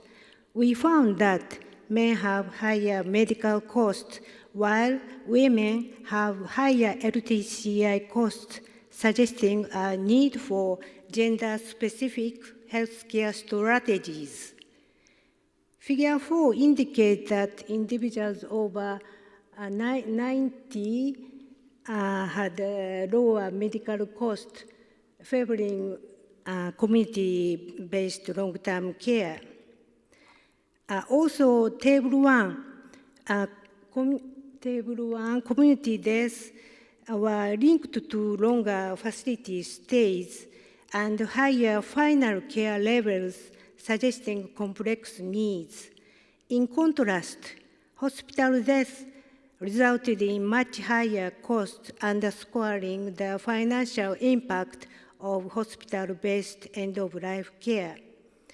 In our town, our study emphasized needs of in our town, focusing on facility care could greatly improve our integrated care systems. In conclusion, our study emphasized the needs of personalized care plans to enhance the shift from hospital to community-based care at the end of life. Having said that, Japan's LTCI system appears to have gradually improved, suggesting a positive trend towards community-oriented care. Thank you for your time. Thank you very much. I was just told we need to speak into the mic because we're being live streamed. Thank you very much for your presentation, and let me just take the opportunity, because you were referring so much to your figures and tables, which of course we cannot really read here.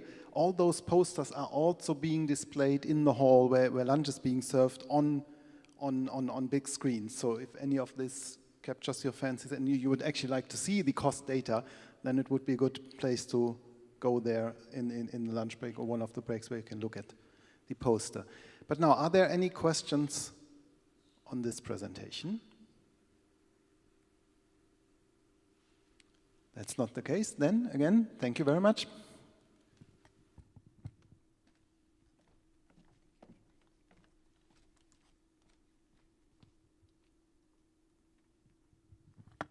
So, and then we're moving on to Calgary, and I'd ask Yolanda Martens on the integrated community care model and its impact.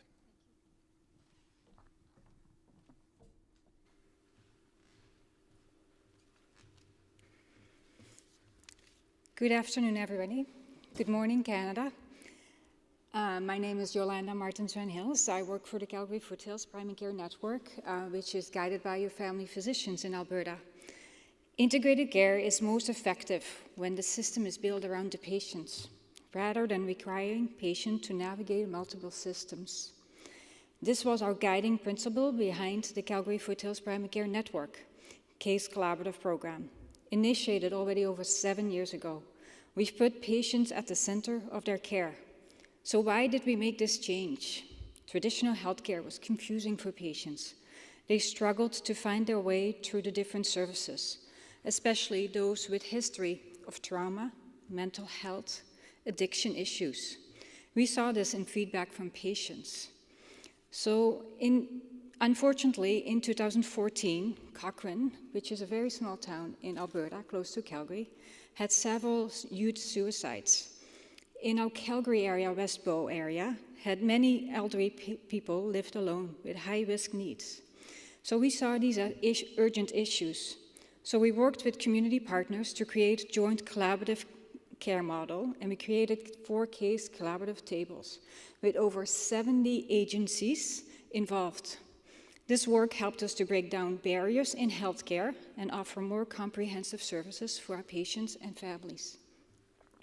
What guided our work? We focused on tailoring healthcare to each patient's needs.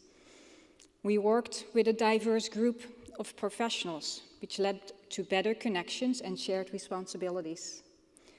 Everyone involved takes ownership of this work.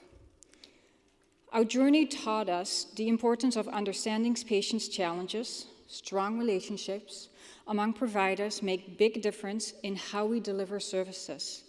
Things like involving patients, having a good governance, and making referrals easier have been crucial to our success.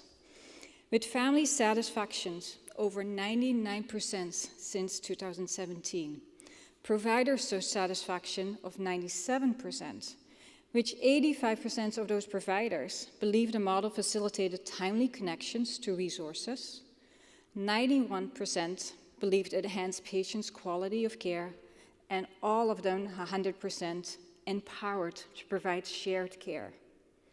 Patients reported feeling better supported, emphasizing the collaborative team's significant impact. The strengthening of relationship among providers have not only benefited patients directly, but it involved and has created a ripple effect in our communities, improving the overall service delivery in the community and better provide capacity, positive effect, and healthcare system. If you'd like to hear a little bit more, we present on the details of our challenges and our learnings and our journey towards patient-centered care during our session 4 from 2:30 to 4 in room 2B. Thank you so much.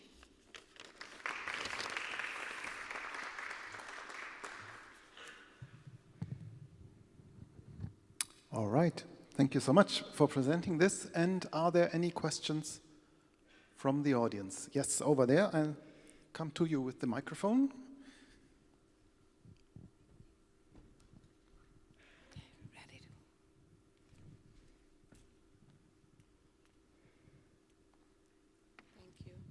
Hello, Calgary. I'm Ontario.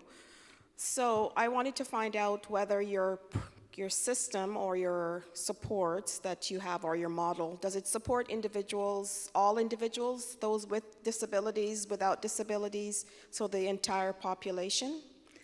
That would be our dream. I think that would be really when we spread and scale. So we tested it before. Our population needs were on the older adult and the child and youth, because we saw those are the two populations that really needed that comprehensive care, especially when there's multiple agencies involved, multiple providers. Families are at loss, and that's where we started. But absolutely, this could be spread and scaled to other populations. One of the areas that we've seen in Calgary right now is the emergent adult. There's gaps in care when a child and a youth grows into that adulthood. How do we support them? So that's our next one. It's great to hear about the transition age. Thanks.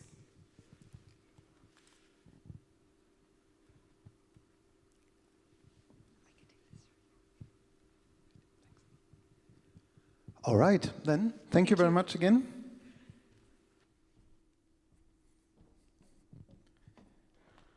And we're taking a look at COPD, if Alison McAllister is in the room, which she isn't. And I also don't know, are you there? Sorry. That's okay. That's okay.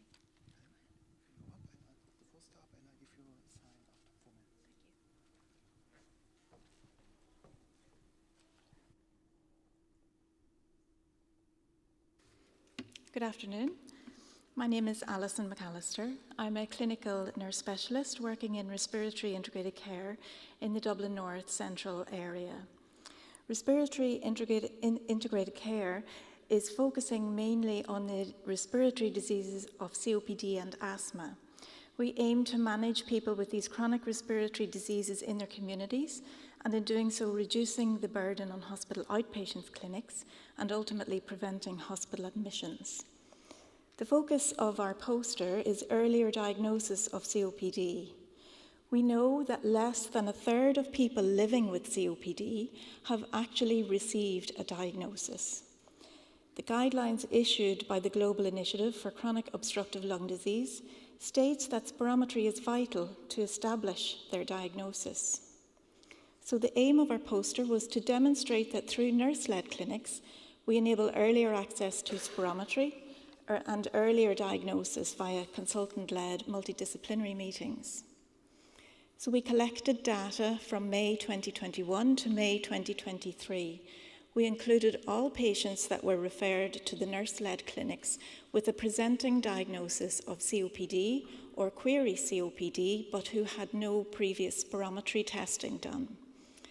Or we excluded anyone who already had a diagnosis of COPD confirmed by spirometry, or anyone who had any other confirmed respiratory diagnosis. Our results, we had 99 patients in total that we included, and they all proceeded to have spirometry testing done in the Mater Hospital in Dublin, and their results were then reviewed at our multidisciplinary meeting. You can see on the pie chart that it was interesting to investigate those 35 patients who did not receive the diagnosis of COPD. The access to spirometry for these patients prevented them from being treated inappropriately. The majority of those patients diagnosed, you can see on the bar chart, were diagnosed with GOLD stages 1 and 2. So the grading indicates the severity of the obstructive lung disease. So the lower grading indicates a lower severity and earlier disease. So it is important to note that these patients were diagnosed earlier in their disease process. So our learning from this poster is that we know that our service enables improved access to diagnostics, and it provides input from specialist clinicians to ensure correct diagnosis and treatment. We know that appropriate treatment can then start earlier. It gives us opportunity for education with these patients on lifestyle changes to minimize the impact of their disease progression. We know that secondary prevention and early intervention will improve outcomes for our patients with chronic illnesses.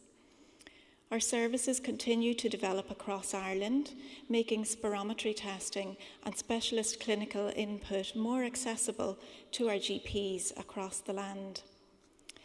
In the future, our service plans to review our patient satisfaction rates and to gather further information on the effectiveness of our service. Thank you very much.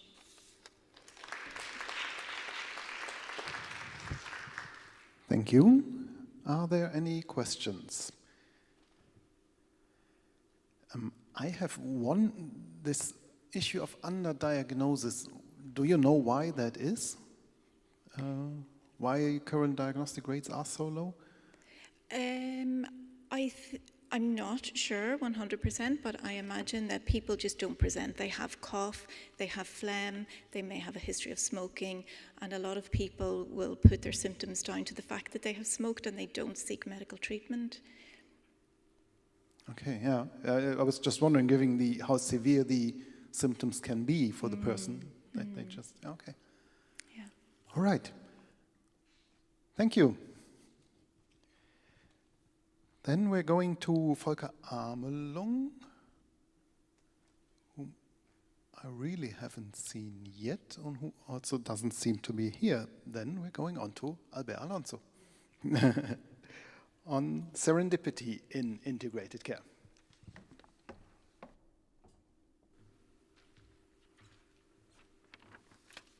Thanks, Ingo. Good afternoon, everybody. I was, when having the chat with Ingo, I was telling him that perhaps this is not an oral presentation that should be presented at our conferences, because it has nothing to do, actually, with integrated care. But I think that by the end of the presentation, you will realize that there is a sort of learning issue that has a little bit of value, and that I think that it's the reason why we decided finally to submit it as a poster. So everything started back to 2018 when, in another group that I am also involved, started to explore the possibilities of using artificial intelligence in order to have artificial intelligence enhanced algorithms to better supply oxygen to those people that are in need of continuous oxygen supply by using portable equipment. That was basically the idea. Now, one of the challenges when you are in this world of artificial intelligence is that you have the need to actually integrate the algorithms, right? And in order to do that, you basically need data. Now, from our clinical perspective, the reference for us was the 6-minute walk test, which actually provides data in a rather controlled environment, being the main issue that it is a type of test that is mostly performed in lung function labs on a manual basis, so there is no technology supporting that data collection, right? So basically what the engineer, oh, sorry, was it right? That's the one, yes. So basically what the engineers suggested us was just to make an automatic version of the 6-minute walking test. Now, 6-minute walking test is just a test that measures the distance that the patient can quickly walk on a flat, hard surface in a period of 6 minutes. And it's really useful, specifically when they are using it to understand the global response of a given patient and the systems involved during the exercise. That is basically the idea that we have as clinicians. And it basically expresses the limitations of your pulmon, your lungs, and your heart. Basically, that is the idea. For most of the patients, actually reflects the maximum amount of effort that they are able to perform on a daily basis. And it's usually done by professionals working at the hospital departments. Now, what the engineers did was basically to come up with a solution that is based with 2 light beacon devices. Is that sword at the top of the cone that has the shape of a donut, and you can see a blue light there, so that is the beacon device, right? And that marks basically, the cones mark basically the walking course and detect the patient as they are just turning in the right direction. Now, they also develop an app that could actually capture the data, also synchronize the data with data coming from a pulse oximeter, and then they develop a desktop web-based interface in order to have a better details and better understanding of the overall performance of any given patient. So that was the idea, as simple as that. And then what we did was just to run a cross-sectional study to demonstrate that the data that we were collecting was exactly of the same quality that the data that was being collected by our technicians at the lung function lab. And this was demonstrated. But then we realized that the solution was a very good way of making the process more standard, even for those that are not that used to actually doing the 6-minute walking test on a manual basis. And that was very important because it has a number of applications, not only in other areas beyond those that are more related to lung diseases or heart diseases, but also in the areas of rehabilitation, geriatrics, oncology, and even beyond, because the 6-minute walking test is usually used by pharma companies in order to establish if any new drug has any influence in the capacity of gait, walking, etc., right? So the moral is that as a result of that, and because I am also involved in the developments around integrated care at my hospital, we started to think about whether there would be any chance to transfer, this technology to the primary care level, right? And because of them developing a full program from our hospital to support, primary care physicians or technicians at the primary care level to actually run this test. And the potential benefits, if that is successful, and it has not started yet, is that a program like that could be closer to the patient's follow-up. So in a way, we would be moving, the follow-up complexity to a primary care level, which is much better in many ways, right? And therefore, it would increase the system level efficiency. So the moral of the story is that something that started from a research that was not at all connected with integrated care might end up with something that is meaningful in the area of integrated care. Many thanks.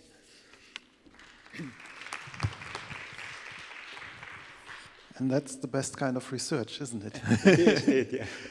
Thank you, Albert. Are there any questions or any people interested in getting 2 of those cones and try them out? I was just thinking, because actually our next paper will be on oncology, so maybe that's something to pick up. Albert, thank you very much. And we're going to Chiara Partiman and oncology care as integrated care. Welcome.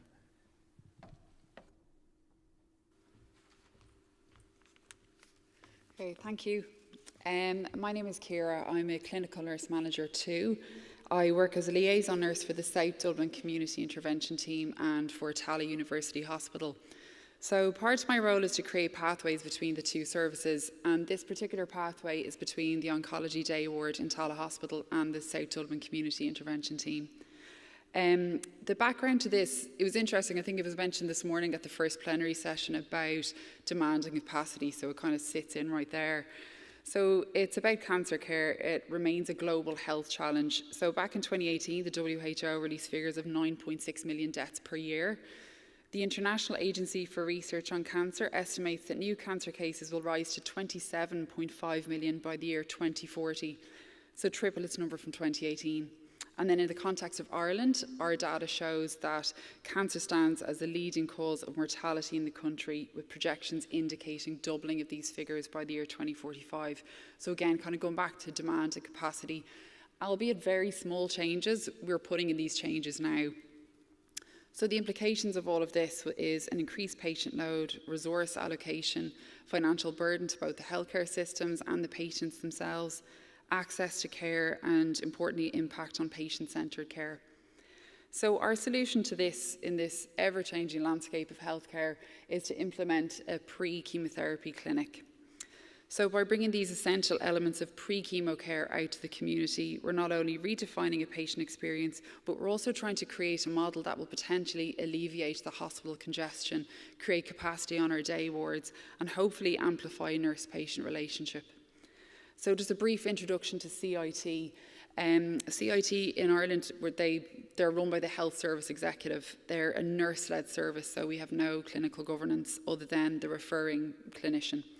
They operate as a nursing response team for a patient with acute care needs.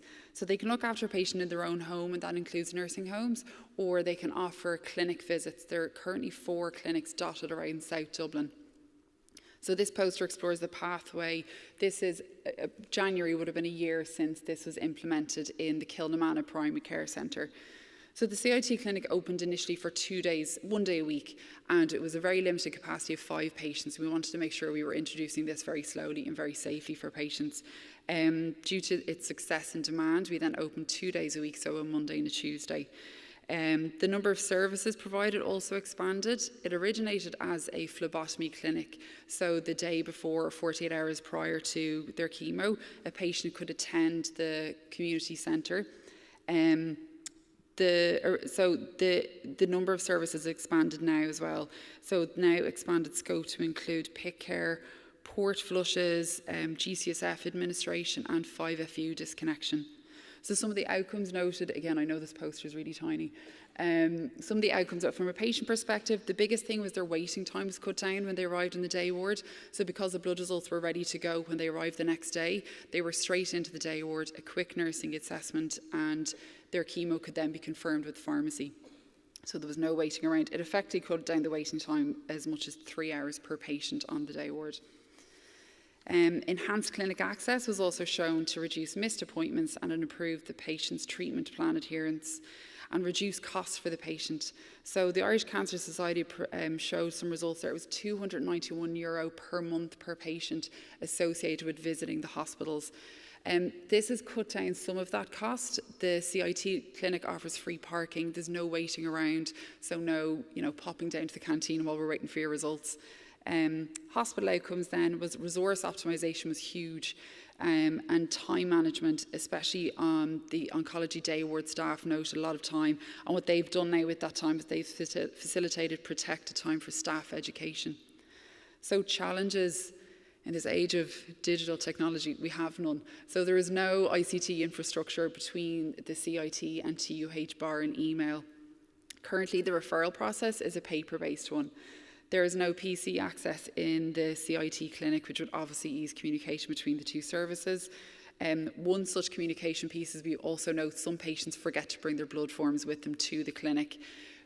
If that happens, we just run a full profile anyway. It doesn't mean the patients can't have their chemo the next day, but we could be missing out on specific blood requests like cortisol levels or magnesium. The clinic is also closed on bank holidays. It's a primary care centre in Ireland. We close on bank holidays, and the clinic is dedicated to a Monday and a Tuesday, so every bank holiday is closed, which reduces down the accessibility to 1 day per week. Our figures are really good this year so far. We've seen up to 200 patients since the start of the year. And the next step to this are we're going to follow a few patients on their journey, just to really make sure that the journey from start to finish is a quality-based one for our patients. And that's it for me. Thank you. Right, thank you very much. Yeah, no ICT integration. Where have I heard that before? Yes. I believe a global issue, but yeah. Are there any questions from the audience? That's not the case then. No, thank you very much. Thank you. Then I'm wondering if Julia Gawronska is here. That doesn't seem to be the case. Then we're coming to our last presentation, Jennifer Rayner, Sarah Hobbs, on Health Equity Charter in Primary Care in Ontario.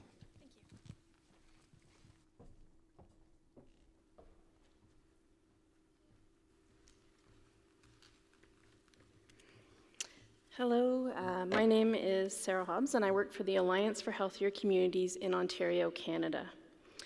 The Alliance is a provincial association that represents community-governed, comprehensive primary healthcare organizations.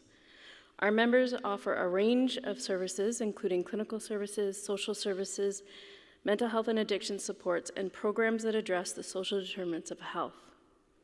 Our members include community health centers, nurse practitioner-led clinics, community-governed primary health teams, Indigenous primary healthcare organizations, and others.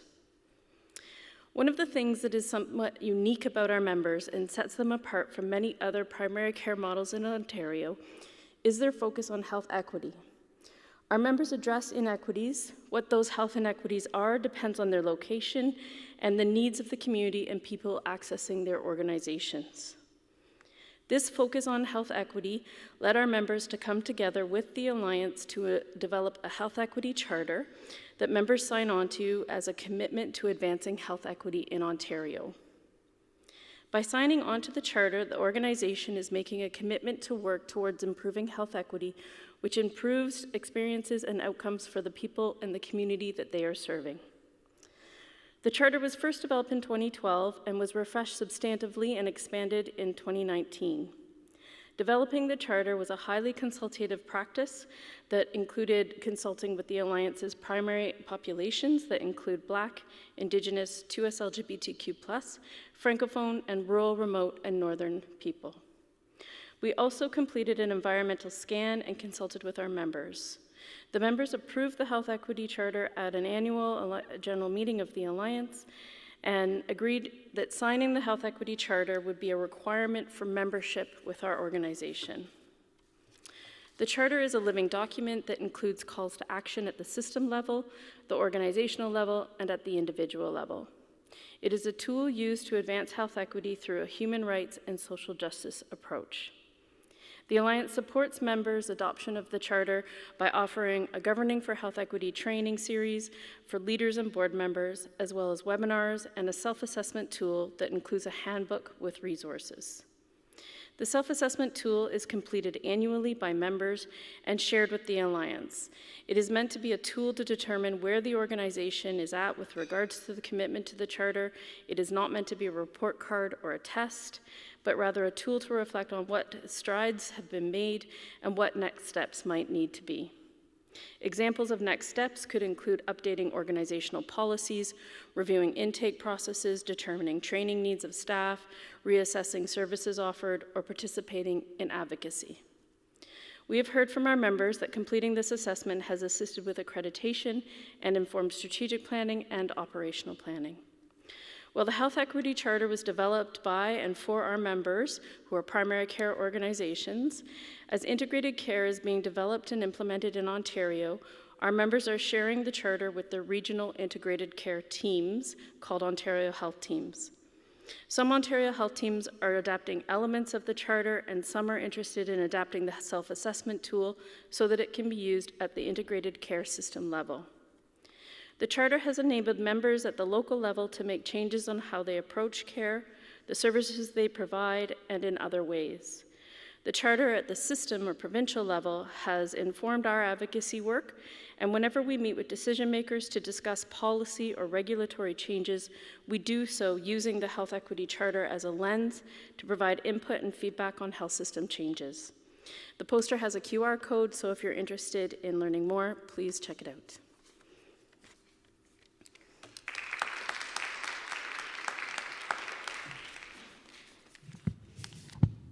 Okay, thank you very much for your presentation. Are there any questions? I would actually be interested in knowing, do you do any evaluation in terms of, for example, if the rate of events of discrimination or stuff like that is going down, or so what the impact is in terms of the actual goals of the Charter? So I think that the goals of the Charter are to provide a calls to action, principle statements, ways in which we think that the healthcare system should work for everyone. And so with that lens, we're able to enable organizations at the local level to develop those plans, whatever those might be, and that often gets embedded in their strategic plans, attached to their indicators, attached to their key performance indicators. So it's more at the local level that organizations are using the Charter that way. All right, thank you.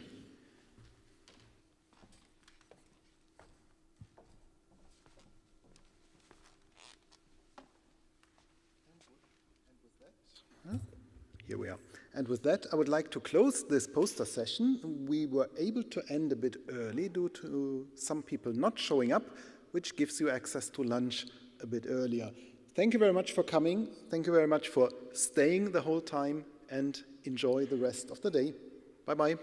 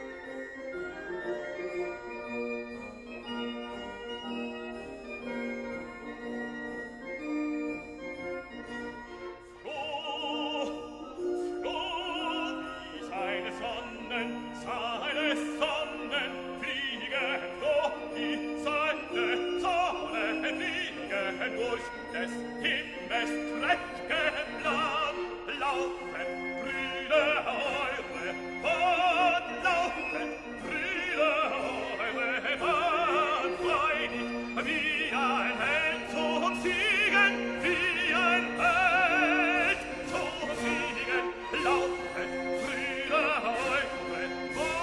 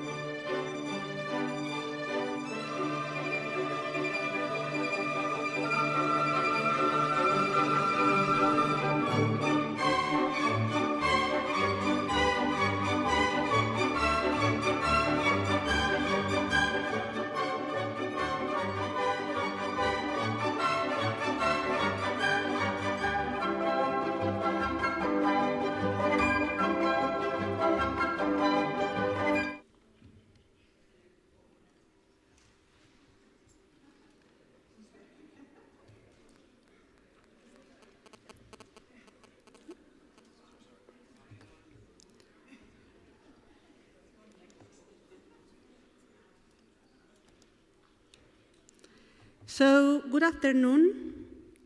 This is a session on workforce for integrated care, the future workforce. This is a plenary room, but we don't want to have a plenary. It's not only them talking, we would like to talk to you too. So we are going to spend a little bit of time them sharing their experience and some of the concepts around the workforce for integrated care, but then we would like to open the mic. So we're going to invite you to interact with us and give us your opinion, comments, questions, whatever. If I know this is a proposal, you don't have to do it, but we've been sitting the whole day, so whoever wants to walk to the mic and talk, it's invited to do so. If there is somebody who doesn't or cannot walk and wants to do from there, they are sitting, just raise your hand and somebody is going to bring you the mic. Good? So, integrated care workforce future planning.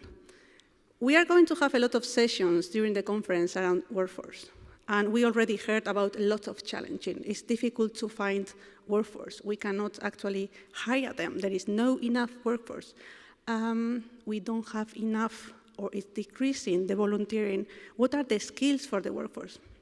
We are not going to cover it all in this session. What we are going to talk is about some of the things that this experienced panelists are going to give us some tips, each of them from their own experience, and then we're going to open the discussion. But I do this many times, if you've seen me talking, Eva. Workforce is not a term that translates very well to different languages. I've done to my own language, and then the results, I translated back to English. I did the same with Spanish, and with Catalan, and with others. And when I double translate it, I get that we are talking about health personnel, or that we are talking about workforce, we are talking about workers, or labor force, and one I like a lot, it's manpower. So workforce is a term that is not clear. Who is workforce, and who is workforce when we are talking about integrated care? And I included these two definitions. This is not the final definition, so I want you to think who is missing in this definition, or if you agree. Because a long time ago, WHO said in one report that workforce for healthcare is all people engaged in actions whose primary intent is to enhance health. And then in 2018, when they were trying to describe primary care workforce, they said that, again, all occupations engaged in the continuum of health, this was in the context of primary care, but also all the people engaged in the social determinants of health, including caregivers and volunteers, something that sometimes is called invisible workforce in some context. So this is a reflection, just to start the session, who is the workforce? And this is we're coming from a session from the International Journal of Integrated Care, where we made the decision to talk about co-production, to say who are the people we are co-producing. When we talk about workforce, are we talking only about health practitioners? Who is workforce? So with this small introduction, we are going to have Marlo de Krupe here. They're going to introduce themselves and explain a little bit what the background is. If you want to know a little bit more about them, their bio is in the app. And also, can I encourage you to contact them directly during the conference through the app after the conference if you are interested in anything, because one of the aims of the conference is networking and creating these relationships. Also, for you to know, this session is live at the moment and is going to be recorded, also available after the conference. So with that, Marlo. Thank you very much for your introduction. Now, I prepared this and I made a question, but I've changed my mind. We're going to get interactive.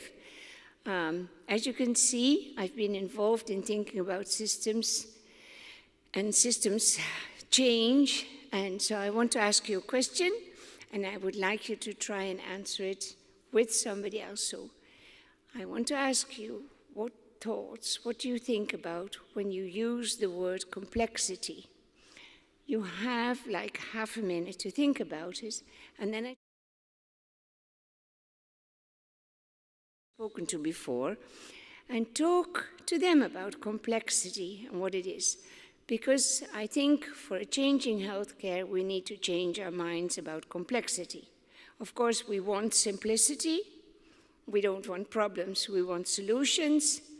But yeah, we need to embrace complexity. So please think about complexity for a little bit. What does it mean to you? I'll give you 20 or 30 seconds, and then I'll ask you to look around the room and find somebody to talk about complexity with.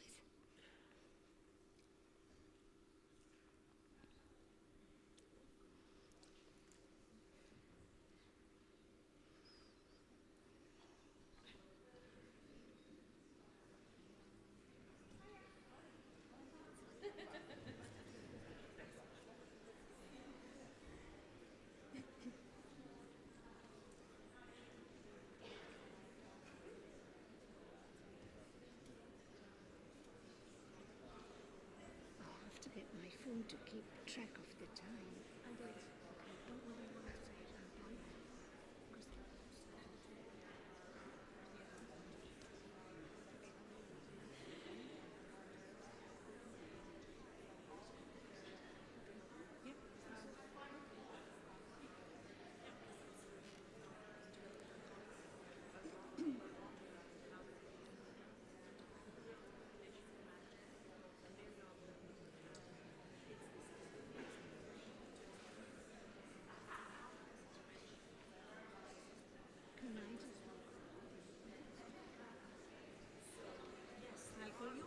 I'll be back. I'll just make one round.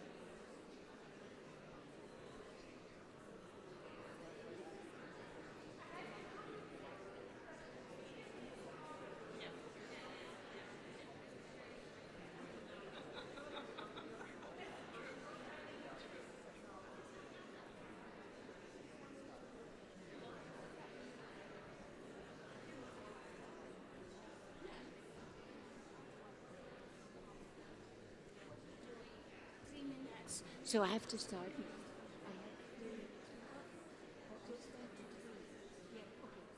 Okay. So when you talk about complexity, maybe you can spend a little more time on embracing complexity. So what do you need as professionals to embrace complexity. You can stay where you are and talk to the people you were talking to. Rule of your good, yeah, you do well. Yeah, so what would you need? What do we need in order to be able to embrace complexity, to not shy away from it, to stop analyzing everything until it's simple and no longer resembles real life? So you have 2 more minutes to think about that. And then we all know the answer. Yeah.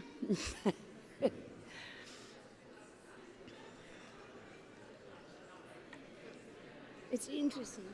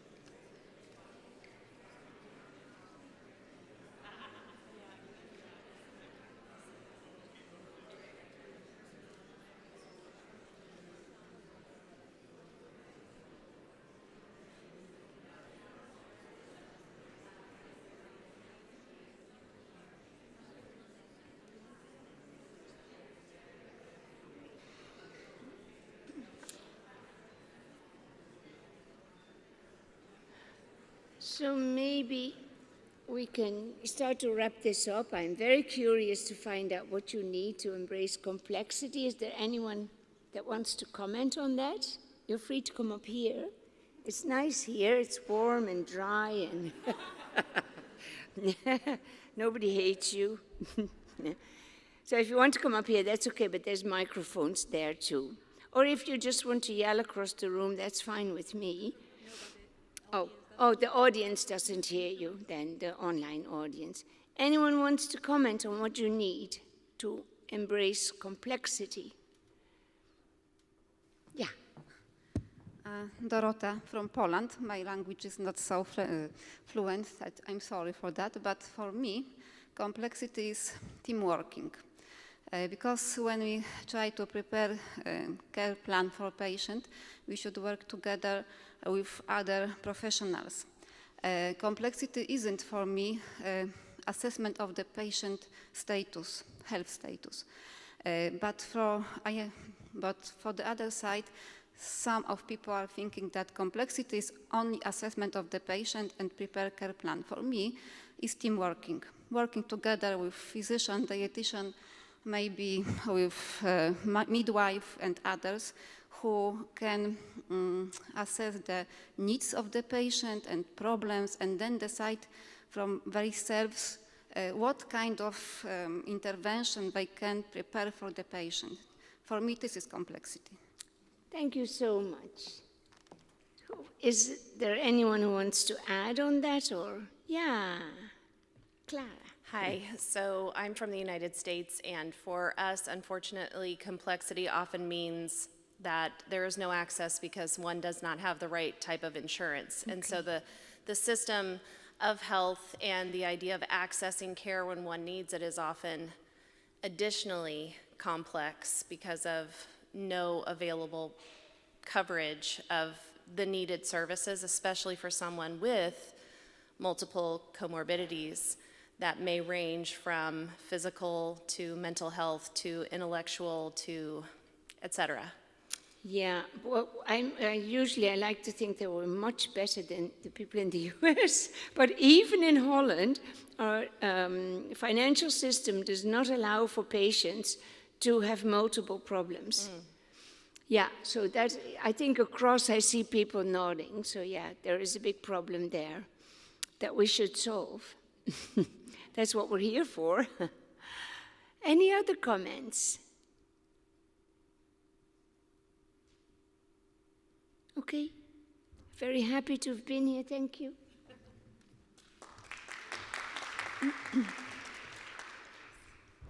So we are going to have Dr. Claudine Cosis now, if you want to come.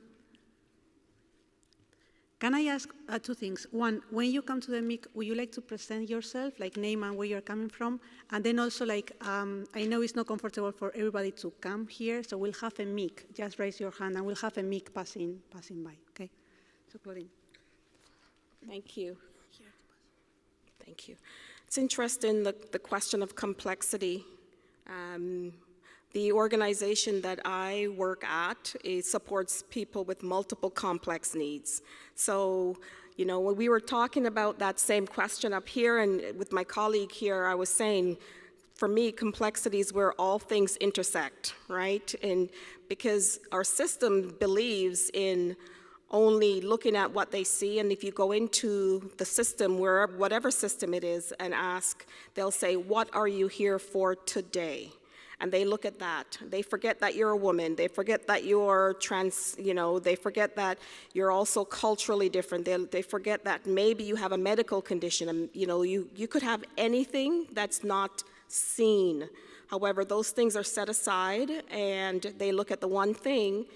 Then what happens is they deal with that one thing and the other things have a domino effect that wasn't dealt with, and then it gets even more complex. So our system's set up in a way to prevent the unraveling of that onion so that we can get to simplicity, plain language, and all of those things.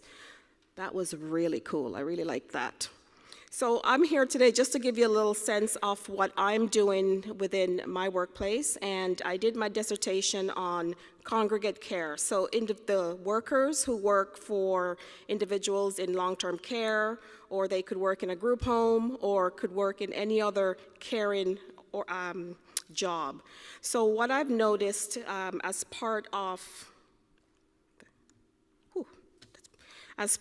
my research was that exposure to indirect trauma is one thing that we also don't look at within the caring sector.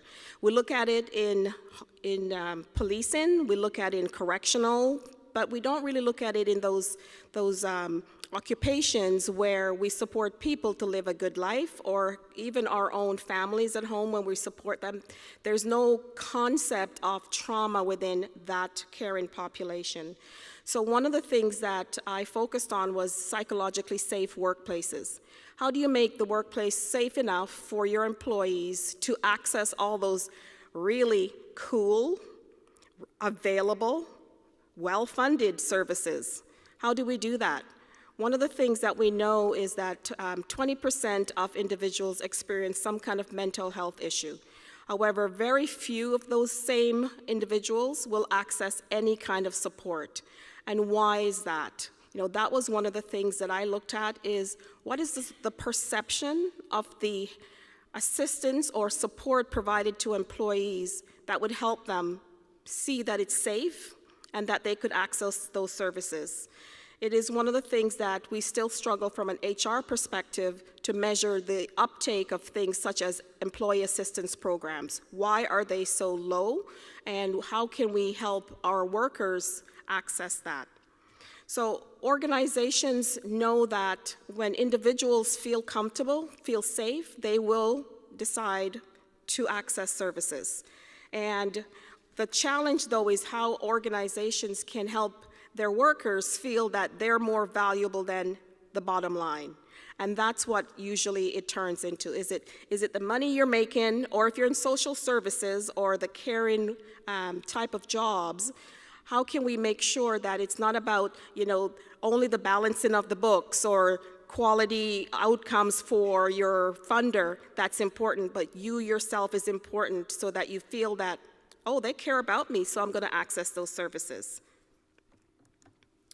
So using organizational support theory, that was the framework that I used to do my research. And underpinning that is the concept of reciprocity.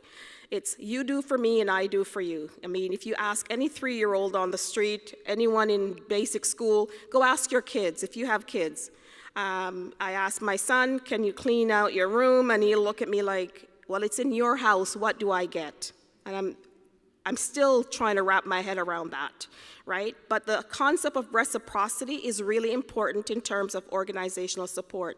The perception of being valued, the perception of your contributions being valued is really important in your workers accepting and going and taking care of their well-being. So one of the things that we need to look at is how do we equip our leaders?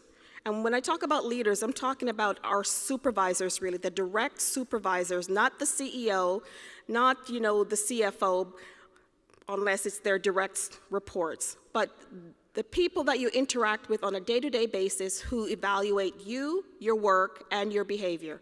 How do we equip them to make people feel comfortable accessing services? So this is a big part of what we're talking about when I talk about perception.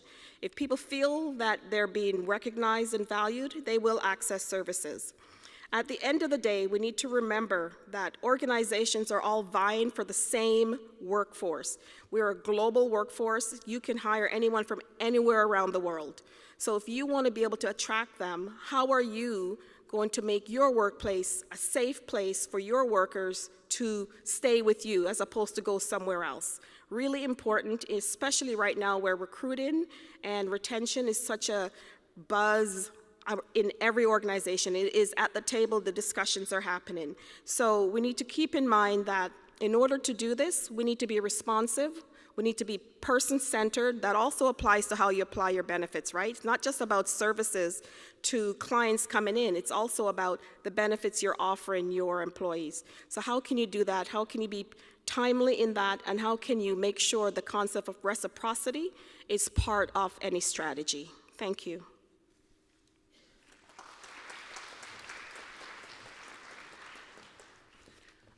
Does anybody in the panel want to react to what Claudine said?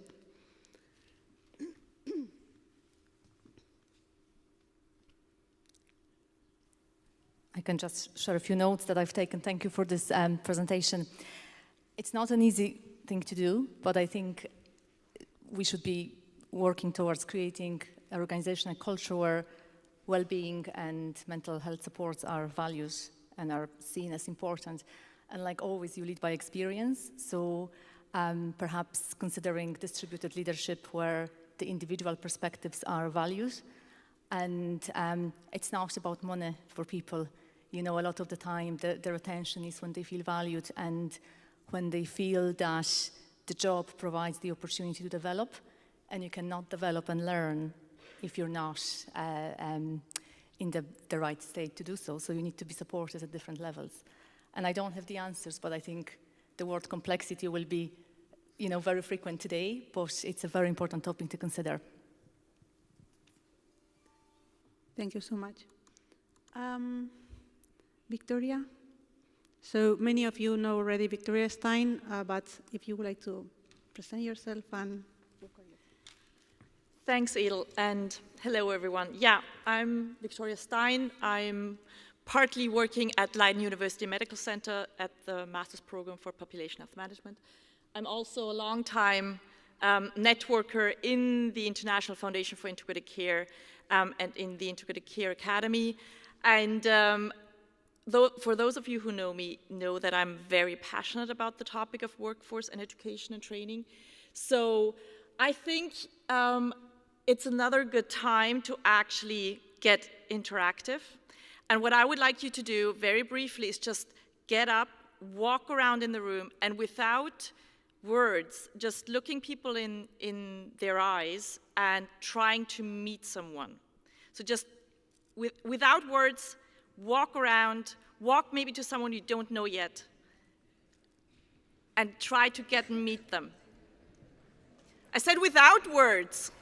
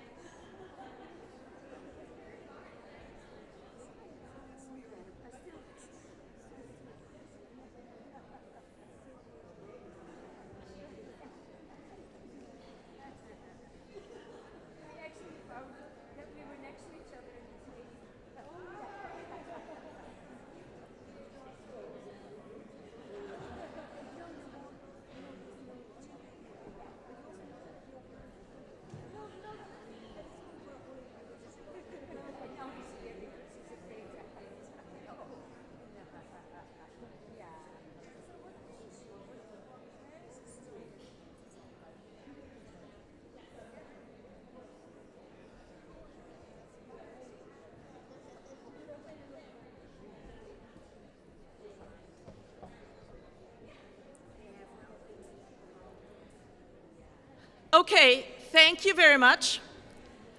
I find it really interesting how we actually get to know people.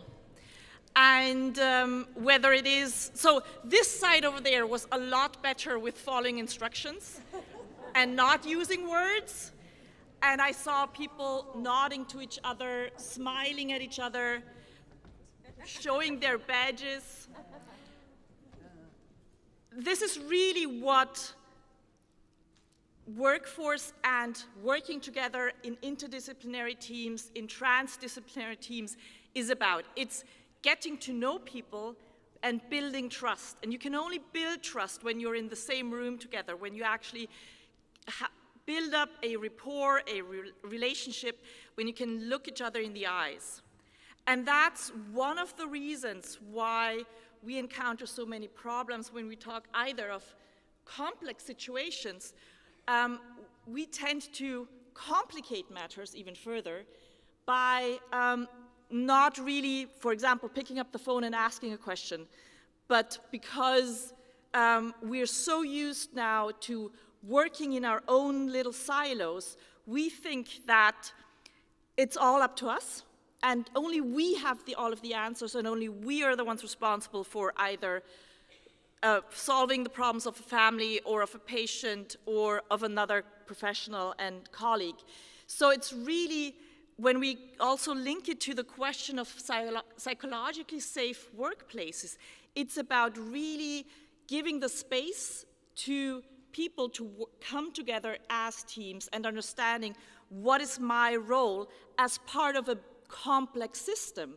Because the truth is in integrated care that we can only do this together. And it's not just the physicians, the hospital, the social services who have all the answers. On the contrary, the answers come because we come together in a transdisciplinary, interdisciplinary way and actually think about how can we together improve service delivery. And so that is a lot about culture change. It's a lot about education and training. It's a lot about rethinking how we distribute leadership, how we manage teams, processes, and budgets. Ultimately, it is about really changing the mindsets of people.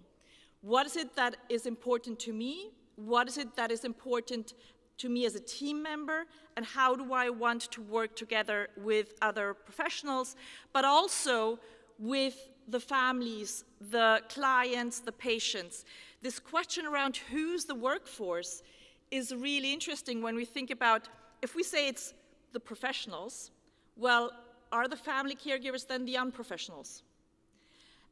When we know that actually most of the workload is being done by families and communities and the neighborhood. So where are we, if we define ourselves as the health and care workforce, what's actually our role? What is it that we are responsible for?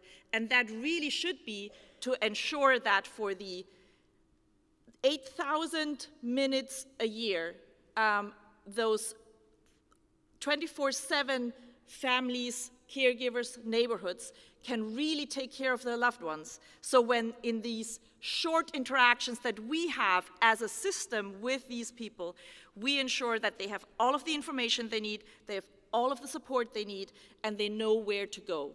So this is really shifting also this mindset around, we're not the workforce. We're not the ones who are providing most of the work. It's the families and the communities. So how do we enable them to do the best? And what's my role, what's our role as professionals to really support these families and communities? And lastly, as an educator and a very passionate teacher, I also want to remind you that this is a lot about peer education. We all are teachers. We all are educators. We're all peers, mentors, and coaches, whether we like it or not, whether we realize it or not. Because when young people come into our organizations, into our teams, into the system, they will copy their peers and their superiors. So the way you treat team members, you treat other people, that will be reflected in generations to come, because obviously I want to fit into a new team and into a new organization. So I will behave the way that I see others behave towards families, towards colleagues, etc. So really be aware of that. Reflective practice is a really important methodology to think about. How do I treat people? How do I engage with each other? How do I engage with team members, with our families and communities? And these are all little steps that everybody and every one of us can do from tomorrow on. That there is obviously a huge system that needs to change as well in the education, in the training, in the organizations, yes, but we're all part of that. We are the system, so it's really also making those steps from our side to say, I can change something, and I don't feel overwhelmed because of all of the restrictions. I'm the one who can actually change something in the system because I'm part of it. Thank you.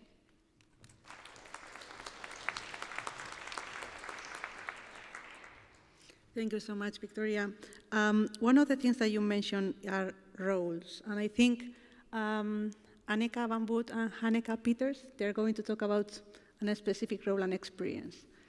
We'll have time to reflect together afterwards. Can I just tell you that for whatever reason, the app stopped working for me, probably my own mobile problem.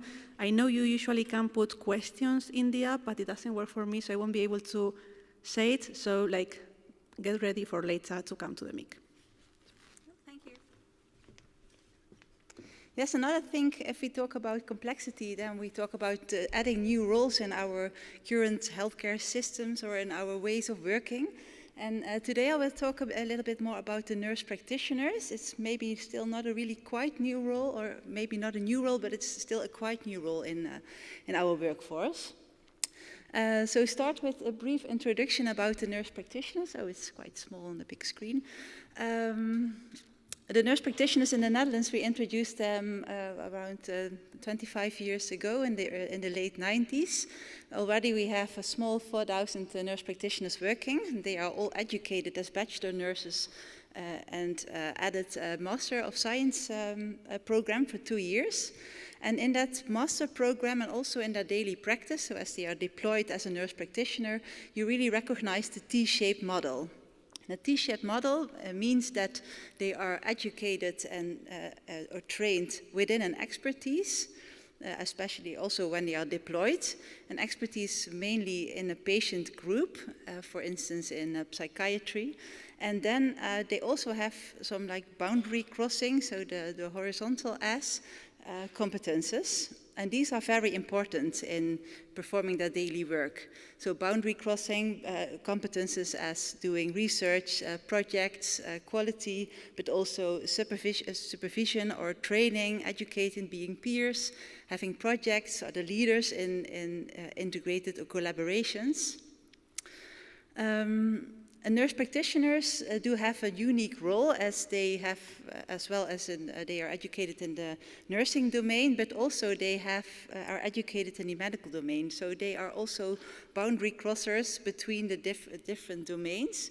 And since they have a full authorization by law to prescribe medication, for instance, they are from natural the boundary crossers in the healthcare system between the primary and secondary care, for instance. We in the Netherlands see them around all the settings, so in the primary care, mental health care settings, but community care settings and also in hospitals. So that a little bit more elaborate on this, we have the primary healthcare system, community healthcare, the general practitioners, the social care. We have the medicalized specialist care, more the hospital care, the mental health care, and we see more and more the intermediate care concepts. And we see more and more in the last 5, 6, 7 years, nurse practitioners providing roles in the intermediate care concepts. As we have general practitioners in the primary healthcare settings, the medical specialists in the hospital settings, we have nurse practitioners crossing the boundaries and setting up, have initiatives, develop such kind of concepts. And we see that they strengthen the primary care, so we call it also primary care plus. and in order to prevent hospital admissions, but also to shorten the hospital admissions. So really strengthen the primary care. So if you look to what are they doing or their beliefs in their work, then we see that the type of care they do is a combination of medical and nursing care. So they really integrate these types of care, not as separate tasks or roles, but really integrate these two domains. Their vision on care is really holistic, person-centered, and they use their nursing competences in recovery and in functioning of a patient. So really integration of care, care, cure, but also the core. Core is more like the health skills for someone, for a person. Their focus in their care is mainly on proactive, I would say. It's advanced care planning, but also they use the new technologies. They are very innovative in producing or in delivering their care. And I would say, last but not least, especially not least, they have a leading roles in the coordination of care. So they are the leaders, as the title is, the leaders in the care networks we see. So one of quite a simple example is the dermatology at home. It's a hospital on wheels program. There were a few nurse practitioners who worked for years in the hospital, and they concluded, no, we are not delivering the right care at the right place at the moment. The right care to the right place is much more delivering this type of care for the elderly patients or for patients with complex care needs at the patient's homes or in the nursing homes, so don't have to transfer the patients. And now this is now from 2016 on 2018. It was a real, you could say, complex implementation, but nowadays it's going on and it's scaling up, this initiative. It's really hospital care delivered at the home. It's a high satisfaction. Patients feel that this is not only the medical care, but also there's attention for the patient as the whole in the whole system. And we see also that the costs of care are really decreasing by adding these kind of services compared with care which was previously delivered in the hospital. And if you see to the accessibility of care, this care is very timely because it's not very complex care. You have high waiting lists in the hospitals, and especially for this type of care or the patient group, you want timely care to prevent that it's going wrong. So this is one example, but we have examples in hospital at home care, intermediate care concepts for the geriatric, psychiatry, for lung diseases, for instance, for heart failure, so a lot of different patient groups, and also much more for the multimorbidity, so patients with more care and cure needs. If we see overall what are the results, then we see a lot of positive experiences. And we did research about that, and all experiences are positive, you could say, but this is still very in the early phases of the development. So the start of the innovation, you could say, we see plenty of opportunities. The nurse practitioners, the people they work with, see plenty of opportunities, but there are also a lot of obstacles. And since this development of these nurse practitioners and taking the leading roles in integrated care concepts, and they have all kind of the same or maybe something different obstacles or challenges to going on, we thought it's important that they help each other, they support each other, but also share ideas, and that they think along with each other to bring their own concept a step further. So therefore we introduced a learning community with nurse practitioners leading in that, and in this learning community they help each other, they discuss issues, they discuss the implementation process, and they help each other further. Hanneke, my colleague, she is I don't say the leader, that's not good, but the coordinator of our learning community. Could you maybe a little bit elaborate on this? Thank you. Should work. It should, but it doesn't. No. No, it doesn't. Now it does. Thanks, Anneke. That's correct. We created a learning community, just started by meeting each other, telling each other the stories about different projects, experiences, challenges, and how everybody coped with them. And after that, we started to advance in the way we meet each other, created really a network, and the nurse practitioners as professionals are the core of the network, and we created also a shell around them of the stakeholders they work a lot with, and with the professionals we meet regularly every month and discuss the topics they bring up themselves. And afterwards we meet once in now half a year, I think, with the stakeholders and discuss the outcomes that we discussed with the professionals. And in the shell there are managers, but also we have other healthcare professionals like medical professionals. And so together we try to make a next step. Yeah, and I think at the learning community, what is really working is that we have time to reflect to each other. If people go, we finish the session, then they all are very happy, and it really helped them to reflect on each other, to share ideas, to inspire each other. And then I think that is one of the solutions in our workforce in integrated care. Thank you.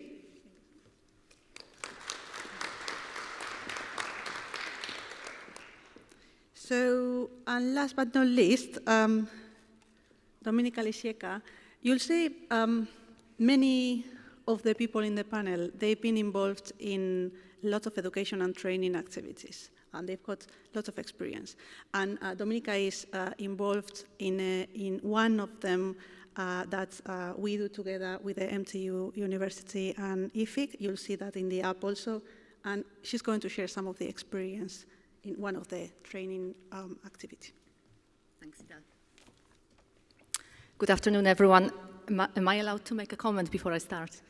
I just wanted to, I've been thinking about Victoria, what you said about building trust and working with communities. And I think for that to happen, communication needs to be absolutely brilliant, and we need to speak the same language.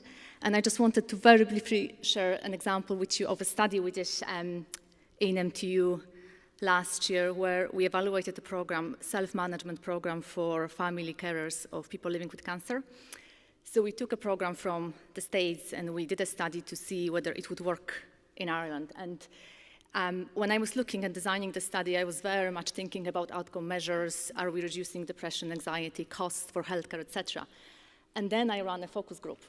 And what people said in the focus group were family carers of people living with cancer in Ireland. And they said to me, well, we don't like the name of the program. And the name was Building Better Caregivers. For two reasons. We don't perceive ourselves as caregivers. And the second reason is it that we're not good enough.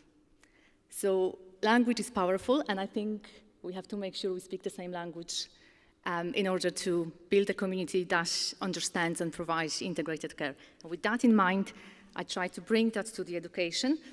So as Idel said, I work for MTU, and a few years ago, MTU and IFIC come up together to develop a program.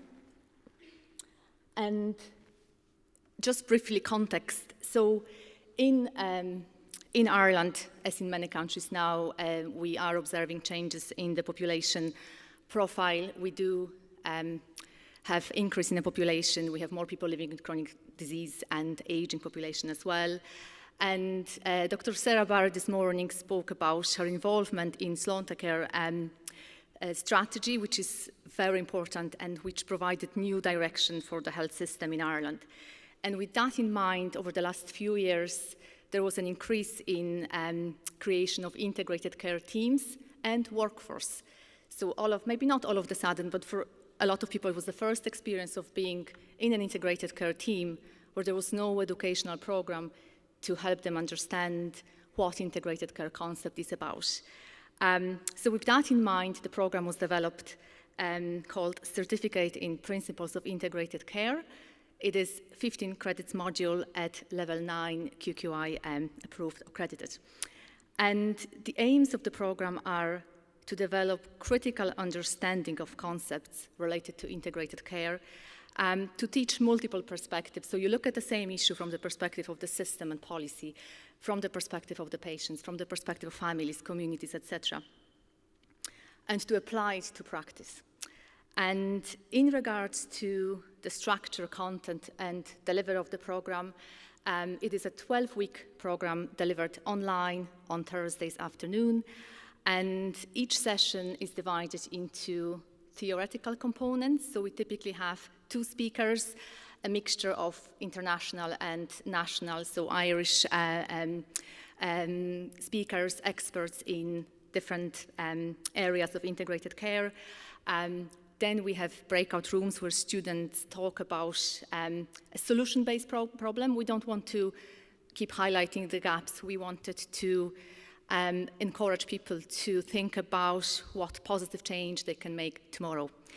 And in terms of, and then at the end we come to a full classroom discussion. So the structure is very defined and it works, but our content keeps changing. It is very much based on the pillars of integrated care, but we have learned that the workforce, the expectations, the experience, and I guess the expectation of the program keeps changed, and I'm going to talk about it in a second. We do collect data, so that's why it helps us to evaluate what we're doing and make changes going forward. We collect data before the course, after every session, and then at the end we do a full program evaluation. And the majority of participants, I think it's in the region of 95 or 97 even %, have been funded through enhanced community care programs to take part in the course, which is absolutely fantastic. So 2 days, what have we been doing? The program started in January 2022. We just finished the 5th cohort of the program last Thursday. We have had 187 learners through the program, frontline managers, nurses, allied health, social work, medics, pharmacists, a mixture of different people involved in the integrated care teams in Ireland. Content is very important, theory is important, but kind of becoming less and less because people coming to the course know more and more. There is definitely a shift. We don't have to talk about what integrated care is. We talk about how can we measure what we're doing, how can we improve that. So over the last 5 cohorts, we definitely see change in the workforce and their understanding and application of integrated care. But what's very important to them is collaboration and interaction. So we try to modify how we organize the program, how we assess it to promote that. There was a request, for example, to have something in person. So we've organized a symposium that now is going to happen again in 2025. It is very much a work in progress, but hopefully we're going in the right direction. And just some quotes from the students who completed the program last week to illustrate their experience. This course has opened my eyes to using different approaches to how we care. Integrated care is innovative, but we need more people talking about it. And even though the process of integrated care is slow, it is the way forward to get away from the medical model so that we can include our service users in the decision-making process. I have better awareness of integrated care, and the third one, it has made me look at my own role and how every person can influence change and the service provision, not to be disheartened or frustrated with delays, etc., but to push forward with your own area and lead when you can. So with that in mind, this was the question that I'm going to change slightly because I don't want to finish on highlighting the gaps. So we know there are gaps everywhere because we're dealing with complexity every day. But how can we address them? So there will be gaps in education of workforce coming from a university. We develop a program. This is postgraduate program. The students expressed their interest in continuing education, so we are developing new programs. But this is kind of not addressing the issue of people not knowing what integrated care is about. So I'm just looking at ideas maybe from different countries, what has worked in your situation. Is there anything that you can share that will help us do a better job? I think myself that postgraduate level is great, but we need to start earlier at undergraduate level. So I welcome any comments that anyone may have from the panel or from the audience. Thanks very much.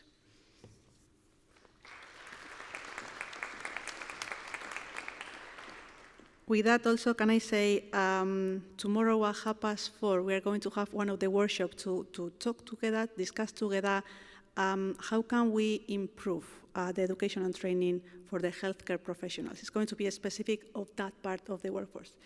Can I say something? Because thank you so much, all the panelists.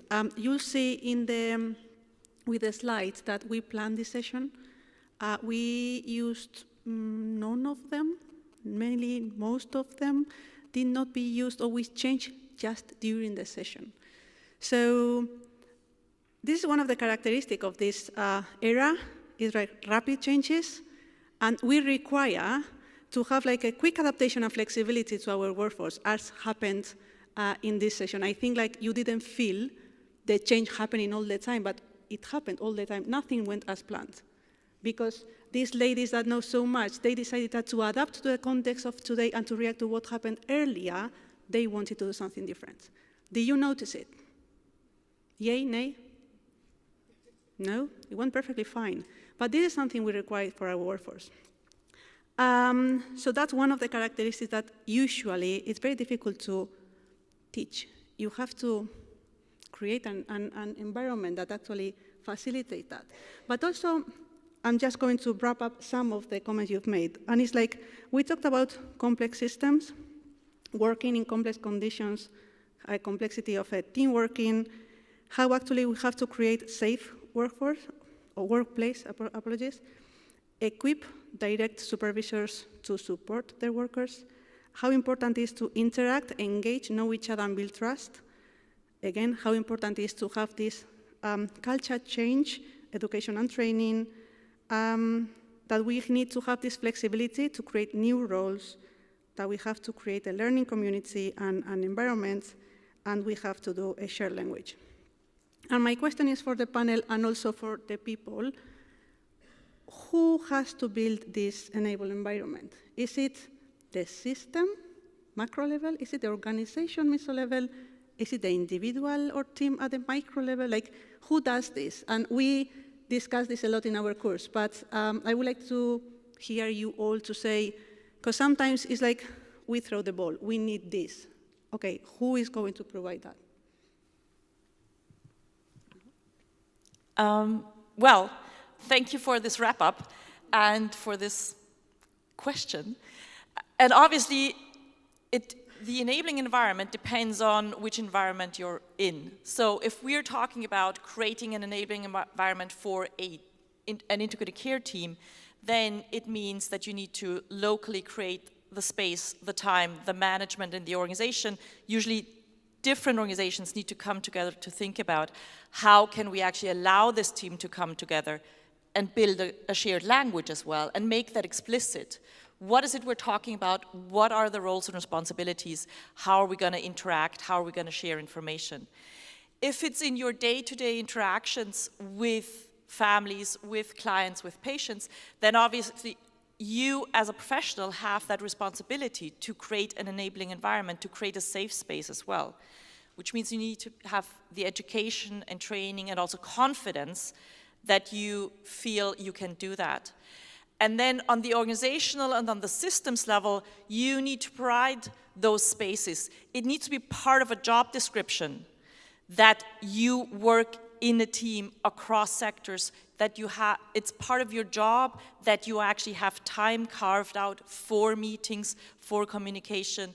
And unfortunately, it's still only one of the very, very few examples that I know, and that's the NUCA system in Alaska, where across every level of the management, they have dedicated time, they have 40% of their time in their work schedules is to communicate, to go out and talk to the professionals, to the communities, to the different people involved.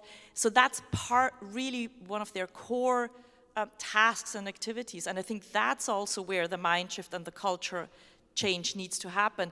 What is it that we value? What is it that's most important for us? And this understanding that, yes, we live in a complex system, but that also means we can break it down into manageable parts when we focus on, okay, what is it that I'm actually looking at the moment? Is it the day-to-day interaction? Is it the teams and professionals, or the organization or the system? And then you can actually also manage complexity, and it's not complicated anymore.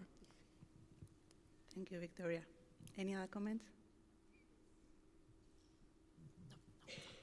Hello, hello, hello. So, absolutely agree. One of the challenges I think we should wrap our heads around as well is when we talk about speaking the same language, we need to also talk about how we are the system, right? We are the system. Doesn't matter if it's organizationally or society-wise, we are the system. And one of the areas we need to focus on is how do we get that accountability piece, that responsibility piece from our employees, from each of us that says to find a solution, it means you have to opt in. You know, you can't stand on the side and go, the organization is going to make this integrated. The community is going to make this integrated. Government is going to make this integrated. And that is one of the areas that we have to look at, because there are a lot of employees who are standing back and waiting, or might decide that that's not my job anyway, that's somebody else's job, but it's all of our jobs. So we need to really bring that piece in as well to help everyone understand you are part of the system, and in order for this to get to the place we wanted to get to, you need to opt in. You need to embrace that and be part of that active system in order for us to get there. Thank you. Anybody else? I'm happy to go to the audience. We've got kind of like 15 minutes, but you must have experiences, questions, comments to make. So anybody who would like to take a mic and be part of the discussion? You would like to come to the mic?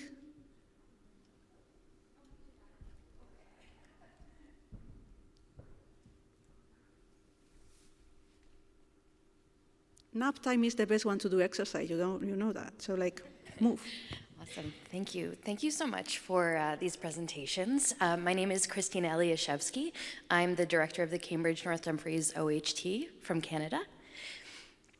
I would love to hear your perspectives on how to navigate communicating the values proposition of investing in your workforce, while also navigating the realities of clinical priorities, day-to-day fires, all of the other things that we have on our desks, because we're finding that there's not very much space to talk about workforce, to invest in workforce. So I'd love your thoughts on that. Thank you. Thank you so much. Any comments?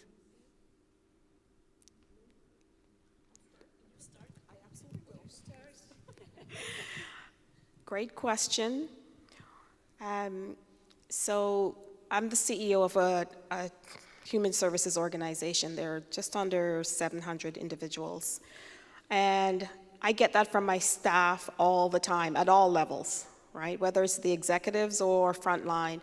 Claudine, where am I going to find time for that? How am I going to do that as well as this and this and this? And it's a valid question. We have this culture of off the side of your desk is what I call it, where we do things, but then we do other things off the side of our desk in the other 24 hours we have for that day. And that is a challenge. So, you know, being solutions focused, I truly believe in that. One of the things that I bring to my team, so there are a couple things. One is to empower the team to not do anything that is not a priority as stated in the strategic plan.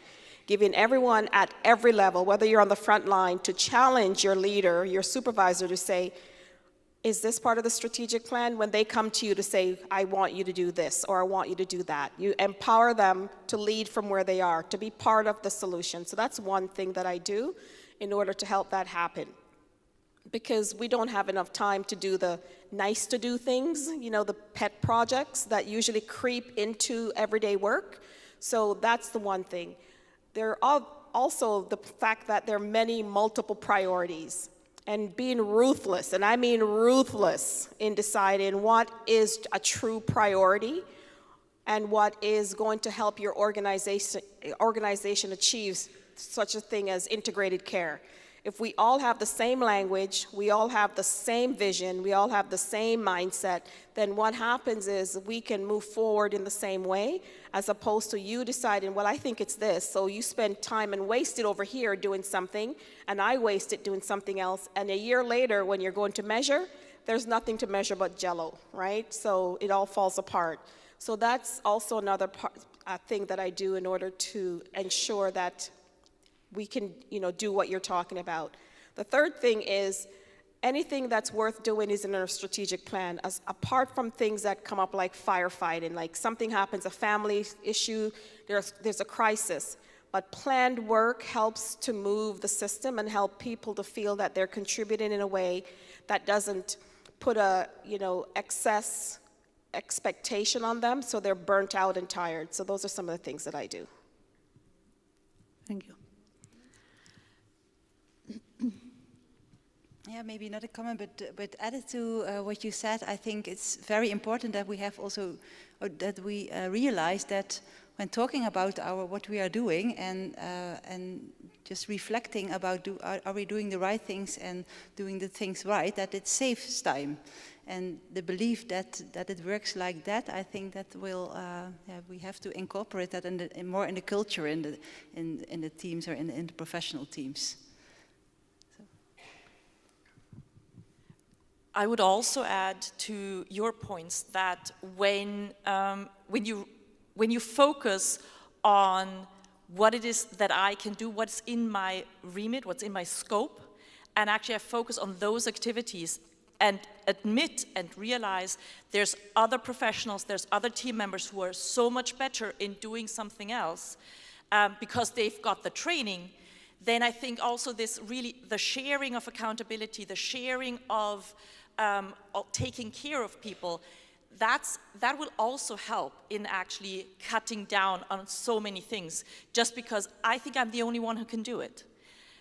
So these are, apart from obviously really talking about shared care plans and then more longer term changing organizations and cultures, I think in the short term, in the day-to-day, there's a lot of time-consuming activities that we're not even supposed to do, but we're taking them on because we think we're the only ones who can do it or the only ones who think about it. So really creating this team understanding and creating integrated care teams would also help in actually cutting down on those inefficiencies and cutting down on some of the stress. But then at the same time, I think just really acknowledging, yes, it is high pressure. There is a lot of stress going on. So what is it that we can do for ourselves? How teaching mindfulness, just 5 minutes of mindfulness exercises every day, would also support a lot of the workforce to feel more empowered and feel more in charge. We actually have evidence to support Marlo, you have to use the mic, otherwise they don't hear us. We actually brought evidence to this conference to support your last statement, Victoria. Roderick has a poster supporting that. I would like to know, where does your question come from? What do you do already? What are you looking for now, and have you gotten any answers? Well, happy to share. So in my role, I'll just take this out again. In my role as the director of the OHT, I facilitate the coordination of our various member organizations, and I feel so passionate about putting workforce planning and provider well-being at the center of what we do. And it's a tough sell. It's a really tough sell, right? Why is that, you think? Because we're so patient-focused, as we should be. And so when we have such scarce resources and scarce time to collaborate, the focus of our planning is around the patient. So when we come together, you know, what mental health and addictions clinic will we build to support our communities? Or what neighborhood care team are we designing for our community? But our care teams are people. And so how do we build that space? How do we build that values proposition that we need to invest in those people, invest in that workforce, and create a space where they're centered equally, really, in how we think about system design? Well, thank you. Thank you so much. And is there anyone else who wants to give a tips or? Take all the tips. There. Actually, it would be good when you so when you're in a conference, and for some of you it's not the first time, you know that there are many different contexts and experiences. So from your learning, what would be, from your experience, what would be the one thing that you would say to others, please try this, please do not try this? Thank you. I'll try and answer part of that question. I just want to say thank you very much for the inspiration. I'm Jason Lai, Vice President for Martyrdim's Canada, just a stone's throw away from one of our speakers here, which we just found out today. You know, there was a transformation that took place in Ontario, and evidently it's right across Canada, with regards to our healthcare system, and it was very much client-focused. It's very much client-focused. We made a decision about 2 or 3 years ago, though, is that if you're really going to make that effort to be transformational, it can't be entirely client-focused. A good organization has to invest in its people, because if you don't have good people, the client care falls by the wayside. And one of the things that we're trying to do as an organization now is to become one of Canada's top 100 employers, which has nothing to do with client focus in a roundabout way. It really is trying to instill a level of competence and belief in the staff. As somebody who's worked in the field for 30 years for the same organization, I started off as a personal support worker. I think I have one of those rare experiences where I can actually talk the talk and walk the walk, but I can share with everybody today, the further you go up that stream, the more your head's up your ass. The fact is that you start to fall by the wayside in that regard, and it's important to go back to the Gemba, to go back to the frontline experience. And so I really just wanted to thank everyone today, because it is a priority that people tend to put by the wayside simply because there is this client focus.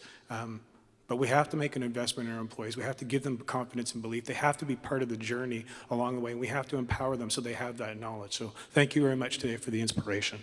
Thank you so much for the comments. Actually, and with Dominica, she knows this. In our course, we've been talking about this, how to improve, what does it mean to improve user experience and so on. And we have had already a few examples in which there's been some change in the service, considering only the user experience and making really poor working environment that then it's not sustainable at all, because either you cannot have one of the two, not only user experience or only workforce experience. They have to go together. So any comment, reaction to what they've said? Yeah, I 100% agree with your comments that we need to, people-centered services and person-centered services are as much about the families and caregivers and the patients as the workforce. And I think that's something that we very often forget, and I absolutely agree with that. So it's really also co-designing a service means not only co-designing it with the people you're organizing the services for, but also those who need to provide them. And very often in implementation projects, especially when it's about introducing new technologies, the workforce and those people who actually need to implement and use the technology are not involved at all. And then they're told, well, this is the new system, you work with it now. And no wonder that they then say, well, but I've already got 100 tasks on top of that. How should I use a new software that's not purpose-built for what I need? So I think that's really something that we need to take on board as well, that person-centered services is everyone involved in the system, really, and that includes the workforce, importantly. Thank you so much. Please. Thank you, everyone. I'm Kathy Peters, also from Ontario Health Teams, Burlington, Ontario Health Team in Canada. And I just want to circle back to my colleague's comment about, finding the space to really focus on provider wellness when you're really focused on population health management, priority population work. They don't have to be mutually exclusive if you plan it right. So one example we used in Burlington was focusing on seniors, older adults who were at risk, living in affordable housing, less than $22,000 annual income, and many social determinants of health. So we went off to build a combination of housing, health, and social service in a hub model. The focus was on the user, but the benefits of integrating all the service providers, there were 15 different providers going into the building. We streamlined it. 6 years later, when we do provider surveys, we're finding that the providers are having an improved experience. They're doing monthly team rounds. They are building off of each other's strengths. They're not having to do it all by themselves. And so through focusing on the seniors, we've actually improved the model of how they deliver their services to the seniors, thereby improving their experience and wellness. So they're not mutually exclusive. I know you know all this, but sometimes if you go into the situations telling the organizations we're going to focus on providers, I could see why they would want to divert to the user, but you can do both at the same time. Thank you so much. We need to start finishing. I just want to put a question here because but we're not going to continue here. We're going to have a lot of sessions during the conference, but we didn't talk about, again, part of the workforce who are the carers and the volunteer sector that much. We know that some of you included it, but we also need to make sure that we create an environment that we support them, but also that we create a way to help them to provide quality, because the users need to get quality of care. It doesn't matter who is the provider. So we've got 2 minutes. Can we have a quick round of final words? Marlo, you want to start with the mic, please? Mic. Good. Final words. Read the book that is called Moral Ambition. Beat that. Don't forget that employees are people too, and that whatever you are planning must also include them. And don't forget that your peers, mentors, and teachers as well, whether you have this official role or not, always think about how do you engage with other professionals, with colleagues, with your superiors, with your junior team members, but also, obviously, with your patients and family caregivers. And in addition to that, let's keep learning together. Give room to keep learning together. Yes, and adding on that, take time not only for learning, but I think also for reflection with students, with the users, with our professionals, because I'm sure that time will also save our workforce. And invest the time to get to know people you work with. That includes patients, families, and other professionals. Just spend time to get to know the people you work with. Thank you so much, all. Any final comments from the audience? We've got some time. No, you're happy with that? Okay, so let's finish then. Please feel free to interact during the conference and after. We are building a community here, so we need to create this movement all together. So thank you so much for the session and to the panelists.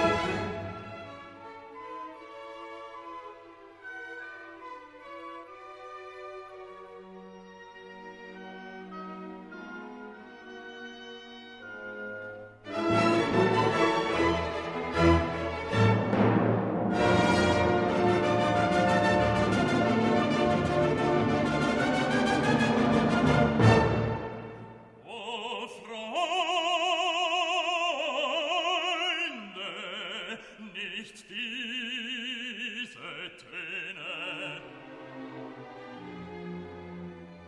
sondern lasst uns angenehmere anstimmen und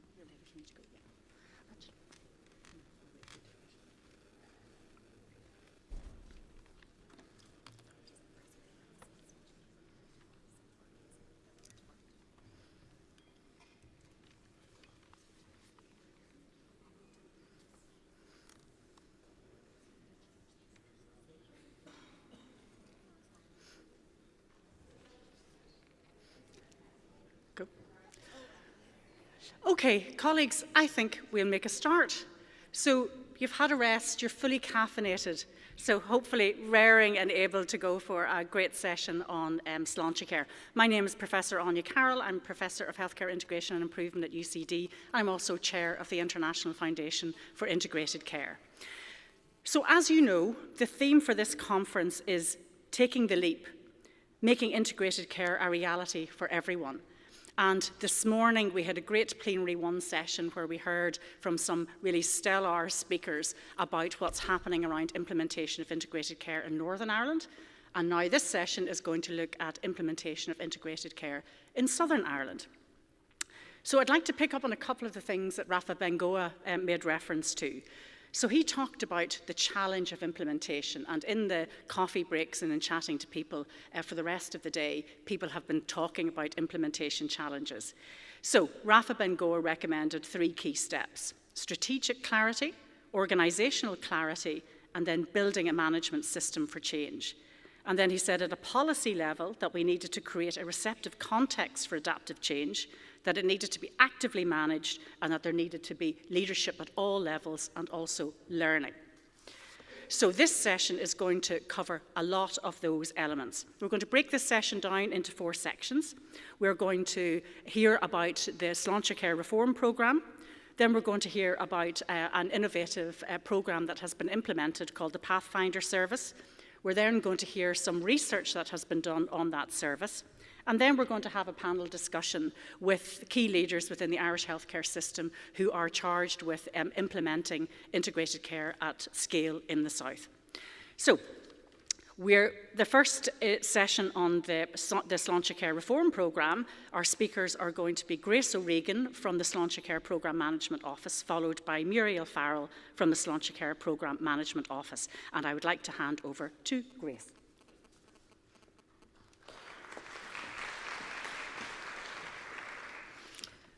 Good afternoon, everybody. I'm delighted to be here today. I am going to take you through, to explain Slaintecare in context, and for non-Irish speaking people, Slainte means health. So Slaintecare is our health reform programme. I'm going to take you a little bit through the background as to the health service delivery in Ireland, so that you can understand the requirement for reform when Slaintecare was introduced. Going to take in context to look at some broad trends in health service delivery in Ireland and performance, and then take you through Slaintecare, the principles and what's been achieved in recent years. So Slaintecare reform is basically about providing the right care in the right place at the right time by the right team. It aims to broaden the coverage of universal care, to decentralise provision and to enhance integration of primary, community and hospital care. The reforms are complicated, the programme is broad, and reflects the healthcare system the OECD describes as complex and at times opaque. Looking back at how health service developed in the South, in the Republic of Ireland, it was different to elsewhere. If you look at other countries in the European Union from the 19th century, late 19th century, they were looking at healthy populations as an essential state investment. And from the 20th century, many European states developed universal health systems. Also, by contrast, in Britain and the United Kingdom, the 1942 Beveridge Report proposed a universal health scheme of social insurance and the National Health Service. The Department of Health in the Republic of Ireland was founded in 1947 and, inspired by the Beveridge Report, prepared a white paper, which is an outline of proposals to improve health services. However, these proposals foundered on ferocious opposition. And instead, both in terms of welfare and health policy, successive governments opted for incremental improvements. And there's various developments over the decades. So once we got to 2017, the requirement for reform is very clear. An Oireachtas committee, the Oireachtas is our parliament, on the future of healthcare, published a report making recommendations as to what needed to be done. This was called the Slaintecare report. This report was significant because it was the first time there was cross-party agreement on the long-term vision for health and social care, and the direction of health policy in Ireland was set out. The vision is to achieve universal health and social care system where everyone has equitable access to services based on need, not ability to pay. So to take you through where we have gone since the publication of this report, in 2017, the Slaintecare implementation report, which is government policy, was published in 2018. This was a document set out the goals and the policy those 3 years. What was achieved during that time was the establishment of the HSE board, government approval of the HSE health regions. I'll explain in a minute what that was about. There was a number of foundational steps taken. We see this as being kind of the initiation phase of Slaintecare. The programme for government was published in 2020, and with this there's significant amount of investment in the Slaintecare programme. Since that time, there's been a second implementation strategy and action plan, government policy published in 2021, 23, and for each year there's been an action plan that has been monitored by the Slaintecare Programme Management Office, which was set up in 2021. To broaden out just the context to explain, so you understand a bit more about health trends in Ireland, I've just put out a few stats that, and you can see some of them here. Ireland is among a group of 7 EU countries where life expectancy is above 82. In terms of behavioural risk factors, we follow socioeconomic gradient. In 2019, smoking was higher among individuals, the lowest income quintile. Those of the highest income quintile tend to drink more. In 21, Ireland spent 3,885 per capita in health, which is nearly equal to the EU average. And between 2019 and 2021, health expenditure per capita increased by over 12%, driven in large part by the government spending to address COVID-19. And public sources for healthcare expenditure amount to 77.4%. So just to give you a bit more of a flavour of Ireland's performance, this information comes from the OECD Government Advance.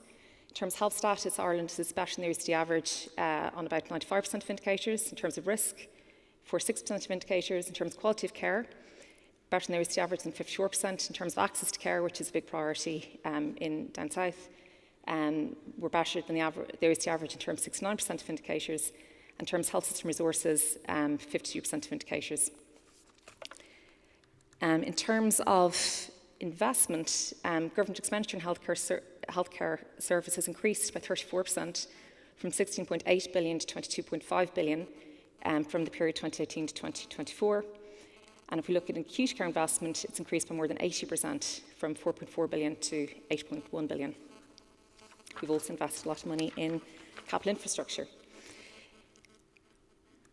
Another important consideration for the Slaintecare reform programme is the demographic situation in Ireland at the moment.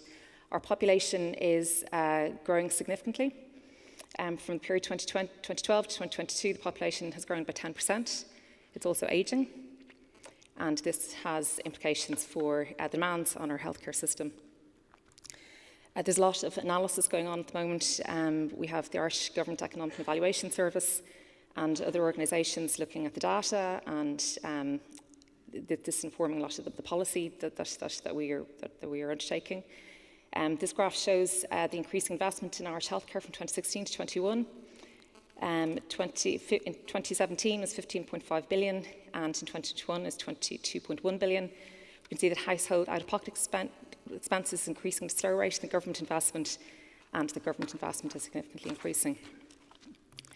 In terms of GP utilisation rates, we can see that there's different categories of access to care. So the medical card holders, 85% of medical card holders access services at least once a year in 23. 80% of GP card holders at least once a year, and 72% of private patients attend at least once a year. But interesting, when you look at the average number of visits per person, It's 5.8 for medical cards on average, 3.8 for GP card holders, and 3.1 for private patients. So I'm going to move to the Slaintecare programme itself. Now, the 2017 document that was published by the Parliamentary Committee set out 8 Slaintecare principles, and these principles have underpinned each of the implementation and action plans in the year since. I'm going to run through them quickly. Patient is paramount. Timely access to all health and social care is according to medical need. Prevention and public health needs to be cost effective with strong emphasis there needs to be strong emphasis in prevention and public health. It should be free or close to free at the point of delivery. The health workforce should be appropriate, accountable, flexible, well-resourced, supported and valued. Public money and interest. Public money should only be spent in the public interest for the public good. There should be engagement in order to create a modern, responsive, integrated public health system comparable to other EU countries.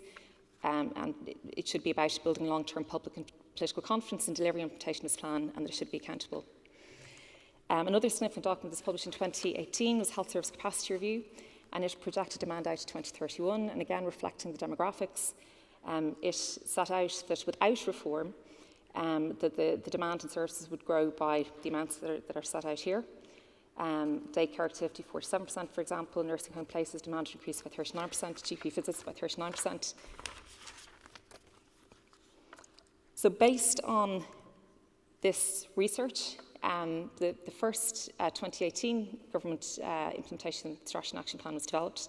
We see this very much as an initiation phase, and a lot of the first steps were taken setting up the initiatives that I'll talk about more now in to explain what's happened more in recent years. The 2021-23 programme, we see it very much as a foundational phase. There was 2 programmes. One was focused on improving safe, timely access to care and promoting health and well-being. There were 7 projects within that. The first project drew very much from the Health Service Capacity Review, focused on developing enhanced community care programme, developing community and primary care services, developing healthy living based on Healthy Ireland programme, and developing hospital productivity. The projects are very much set out and managed to achieve particular stated outcomes. And the Reform Programme 2 focused on addressing universal health inequalities, focusing on moving towards universal health care. So the funding for Slaintecare in Budget 21 was 2.5 billion. There's further funding available in 22-23. About 2 billion has been invested in pure Slaintecare reforms between 2020 and 2023. The Slaintecare Programme Board was set up in November of 2021. There's been 13 meetings since. It's led by the Secretary General of the Department of Health and the CEO of the Health Service Executive. And the leaders of the Department of Health and the HSE, who are responsible for delivering these projects, sit in that programme board. And then their teams it's regular reporting to the programme board, which reports on to the Minister and reports into the Cabinet Committee on Health. And the Department of IFIC, our Prime Minister's Department, also sits on the programme board. So I'm just going to go into a little detail on some of the programmes so you can get a sense of what has been achieved through Slaintecare to date. This is Enhanced Community Care Programme, which is a suite of strategic reform initiatives that seek to maximise impact for citizen in avoiding hospital admission through initiatives delivered within the community with service delivery reorientated towards general practice, primary care and community-based care. The focus on implementing end-to-end care pathways to support delivery of care closest to the patient and helps avoid unnecessary hospital initiatives. So based on most recent data from January to the end of March of this year, where there was 31,000 patient contacts for the programme dealing with older people, 69% of whom have clinical frailty score 5 to 7, 76% of patients were discharged home, only 6% were admitted to hospital, 6% were admitted to long-term care, and 11% of people reviewed on the same day. And this data shows that, in this case, these teams are seeing the most complex and most frail patients urgently, and that most such cases are discharged home as opposed to going to acute hospitals. This programme is in its early days, but seen to be successful. The programme also covers the community specialist team that deals with chronic disease, and 95% of general practitioners have signed up to this programme. And this figure is the number of people who've been seen to date, in February to date. And 91% of patients with chronic disease are now fully managed within the primary care setting. The GP diagnostics programme has also been very significant to date in terms of GP being able to access diagnostics directly themselves. In 2024, the progress of this programme is going to be in consolidating progress made to date. In terms of the HSE health regions, this is another very significant Slaintecare programme that is foundational to the reform programme overall. This programme is basically around 6 regions now being set up. The geographies are set out here on the map. The Health Regions Implementation Plan was approved by Government in July 23. The HSE Health Regions will have responsibility for planning and coordinating delivery of health and social care services within their defined geographic areas. The way finances are being, services are being planned and financial allocations are going to be based on population-based analysis. The HSE, which the Health Service Executive is going to be operating at a more strategic level, and is going to be lean organisation. So there are 6 regional executive officers have been appointed in February 24, and the health regions commenced in March 24. And there's significant progress being made this year. Another Slaintecare programme is around expanding eligibility. Various measures have been introduced since 2020 and 2022, you can see there. As a result of the measures introduced then up to last year, more than 50% of the population now are either eligible for a medical card or a GP card. Slaintecare Public Unit Consultant Contract is another significant Slaintecare project which is about removing private practice from public hospitals. It's also a core principle of Slaintecare. As you can see, the numbers are in the chart there, and the latest numbers from last Friday are now there's 2,179 consultants have signed up to the contract. The contract means that more consultant decision makers are going to be available in our hospitals out of hours and at weekends, therefore providing greater level of access to public patients. And there'll be greater, due to this significant consultant on-site presence, it's anticipated to be reduced emergency admissions, shorter lengths of stay, more complete care plans for discharge, and this will enable the health system to maintain more efficient and timely patient flow out of hours and at weekends, and reduce waiting times ultimately by maximising capacity in our hospitals. Another priority of the Slaintecare programme, and it's a significant political priority as well, is in dealing with our waiting lists. If you think back to between 2015 and 2021, our scheduled care waiting lists had increased by nearly 60%. In late 2021, the Minister of Health implemented a multi-annual approach to reduce hospital waiting lists and waiting times. And this approach ensures that everyone has more timely and transparent access to high-quality scheduled care. So if you look at the recent stats, there has been more people treated in our health service last year than previously. Despite a significant increase in patients added to the waiting list, overall waiting times lists have reduced each of the last 2 years, and there's been a 32% reduction in patients waiting longer than 12 months. So just a few graphs. And actually there's a number of initiatives within the waiting list action plan. Modernised care pathways, surgical hubs are a few of these. These graphs show the impact of the waiting list action plan to date in terms of outpatient waiting list trends. And this one shows stay case, GI and endoscopy. In terms of workforce and capacity, this is another Slaintecare programme. The workforce since 2020, we've added more than 26,000 health workers. And at the end of December 23, the workforce is at approximately, it's over 145,000. And in terms of beds, 1,222 beds and inpatient beds opened since 2020. So just to give you a quick overview, those are some of the main programmes and setting out some of the main progress being made across those programmes. But to give you just a flavour of the scope of the Slaintecare reforms and what's been achieved over the 3 years to the end of last year, you can see here we've broken down by access, eligibility, capacity and reforms and safety and quality. But just to run through some of these quickly, we mentioned healthcare, the waiting list action plan already, and in terms of unscheduled emergency care, the number of patients on trolleys, which has been an issue for us, in recurring issue for us.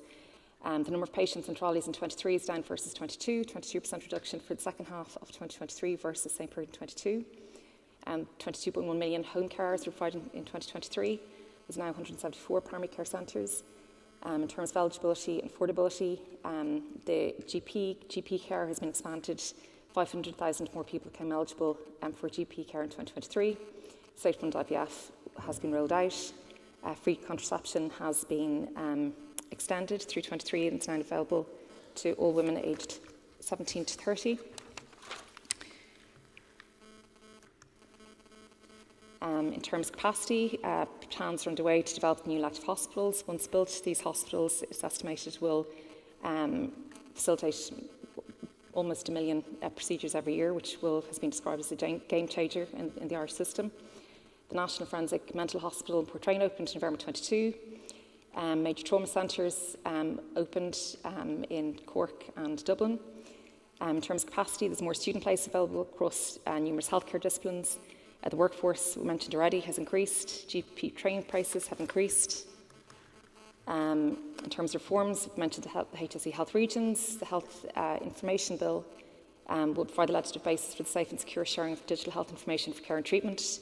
The HSE patient app will enable people to access their health information, manage their interactions with the health service, also support patients through a range of care pathways.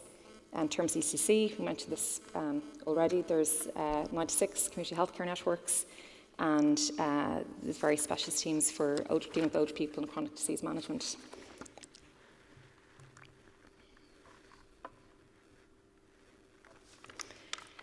In terms of next steps, we're at the point now of finalising the next Slaintecare implementation strategy and action plan. We're looking at the themes of access, safety and quality, eligibility and affordability, capacity and reform. In terms of waiting lists in 24, a total of 407 million has been invested. In terms of urgent and emergency care planning, that work is being developed further, and digital funding of 91.8 million has been invested. GPS access to diagnostics has funding provided in 24 that will enable continuation of the scheme with full adult population access to the end of 24. The public-only consultant contract will ensure there are more decision makers in our hospitals, which will have an impact on the level of service that we can provide, including 7-day working.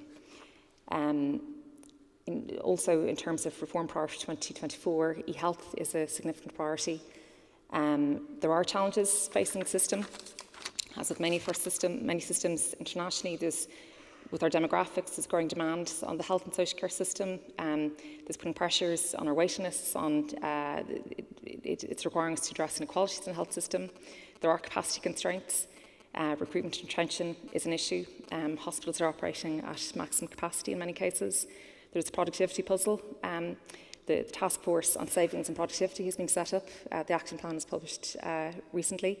And that's setting out a number of proactive steps to be taken to achieve savings and increase productivity. And then there's also the need to focus on capital and digital development. So that's a broad sweep of the Slaintecare programme, what it's about. The programme board, which I mentioned, and the Department HSE work closely together, and the various teams that lead on the individual Slaintecare projects. Of course, there's many people within our overall system that are working together to make Slaintecare work. And if there's any questions, I'm happy to answer those afterwards. Thank you.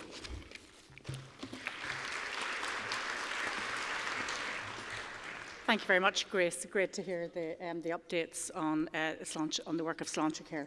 And now swiftly passing over the baton to Muriel Farrell from Slaintecare Programme Office. Thank you very much, Muriel. Thanks, Anya. Thank you, Anya, for the introduction, and good afternoon to everyone. I hope you're enjoying the conference. It's a great pleasure to be here and to share our experience about innovation among our frontline healthcare leaders is contributing to our approach to the integration of care in Ireland. And I was interested this morning at the first session to hear Rafa talk about the meaning of integrated care, and I had that thought yesterday myself when I was preparing these slides, so it's good to know I'm on message. And I pulled out this definition that based on the international body of research, the Committee on the Future of Healthcare, who delivered the Slaintecare report in 2017, defined integrated care as healthcare delivered at the lowest appropriate level of complexity through a health service that is well organised and managed to enable comprehensive care pathways that patients can easily access and service providers can easily deliver. This is a service which communication and information support a positive decision-making, governance and accountability, where patients' needs come first in driving safety, quality and the coordination of care. We've heard from Grace how there is a conscious move to implementing more integrated care is being taken.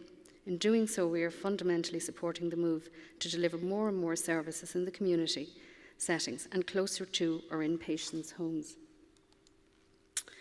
Most importantly, we are fostering a culture of innovation among the health workforce to support the delivery of health service reform through the Slaintecare Integration Innovation Fund, which is supporting frontline healthcare workers through financial investment to test new care pathways, new technologies and new ways of working with a view to mainstreaming and scaling if successful.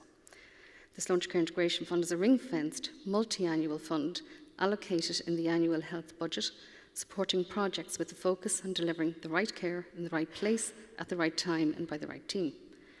During 2020 to 2023, 46 million was committed to 143 projects through 3 rounds of funding. Initially, funding was allocated for 1 year in the first round of funding. In subsequent rounds 2 and 3, 2-year funding was allocated based on learning from round 1. The department works closely with the HSE to deliver the SIF programme, and a Slaintecare learning network has been established to enable projects to share experiences and learning from their projects and to support each other to address challenges. Strategic priorities for innovation investment in 2020 to 2023 are identified by the department and the HSE based on health policy and the programme for government priorities, and you will see these themes on the slide. Projects are supported at senior clinical and non-clinical levels to ensure that projects are tested and evaluated during and at the conclusion of the projects. Projects considered successful may be supported for mainstreaming and scaling in the subsequent budgetary estimates, subject to available funding. And just very quickly to date, SIF projects have impacted positively on health system processes, including through reductions in wait times and waiting lists for scheduled care, reductions in emergency department attendances and hospital admissions, and reductions in inpatient bed days. In terms of patient impact, there is more timely access to care, improved health status and health literacy, and improved patient experience. And just very quickly, for example, there's been through round 1 projects, there was 3,000 ED attendances were avoided, 8,000 patients were seen from waiting lists, and 15,000 people received more appropriate referrals to relevant health specialists in a community setting. The fundamental purpose of the Innovation Fund is to mainstream and scale successful projects, and we can demonstrate success in this regard. 85%, or 106, of round 1 projects were mainstreamed by the HSE through the National Service Plan in 2021, which means they now receive recurring funding annually, and many projects have been scaled. For example, 38 projects which tested integrated care pathways for people with chronic diseases and older people were mainstreamed as part of the national rollout of community specialist teams for older persons and chronic disease management through the Enhanced Community Care Programme.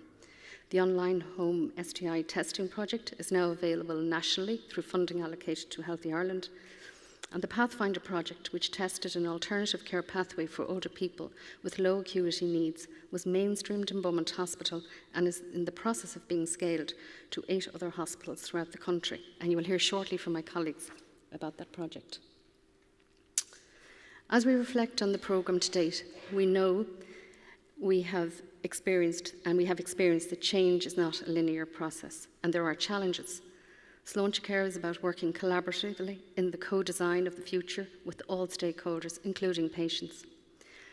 SIF projects reflect a bottom-up approach, a term that Rafa used this morning, to implement change driven by national health policy and programme for government priorities, embraced by all stakeholders and the management of traditional barriers to change. SIF projects represent building on what works well in the system and embracing opportunities to redesign and implement elements of the care processes and pathways to improve patient care. Frontline healthcare staff are one of our greatest resources. We know we have the brightest and most highly skilled and motivated workforce, and they know, and you all know, where and how improvements can be implemented to improve patient services, and how to show leadership to create innovative ways of working. The SIF programme and projects were unique due to the strong focus on outputs and outcomes, demonstrating evidence of improvement or not, creating a learning culture and safe space to test and try new ways of working, accepting achievements and learning equally, building trust through partnership and collaborative working in co-designing improvements with patients, citizens and each other. This is essential for informing policymakers and decision makers about innovative ways of meeting citizens' needs, setting priorities and allocating resources. The SIF programme has proven to be both resilient and flexible to date. The challenges faced by healthcare staff in the delivery of these projects over the course of the programme, particularly during COVID, have been immense, and they have responded by developing new and additional ways of delivering the projects and adapting the model of care to include online and virtual options of service delivery. And in many cases, they extended the reach of the projects to a greater number of citizens. These projects demonstrate the impact of the different stakeholders coming together, bringing their knowledge, experience and views with a focus on improving the patient experience and to provide the right care in the right place at the right time. I would now like to introduce you to our colleagues from the Pathfinder service who developed and are delivering a real example of what delivering the right care in the right place at the right time by the right team with the patient at the centre looks like in action, and their ongoing commitment to improvement, quality improvement in that service. I know you will enjoy hearing from my colleagues Yvonne O'Riordan, Laura Hogan from the Pathfinder service, and Professor Francis Horgan and Dr. Mary O'Neill from the RCSI. Thank you.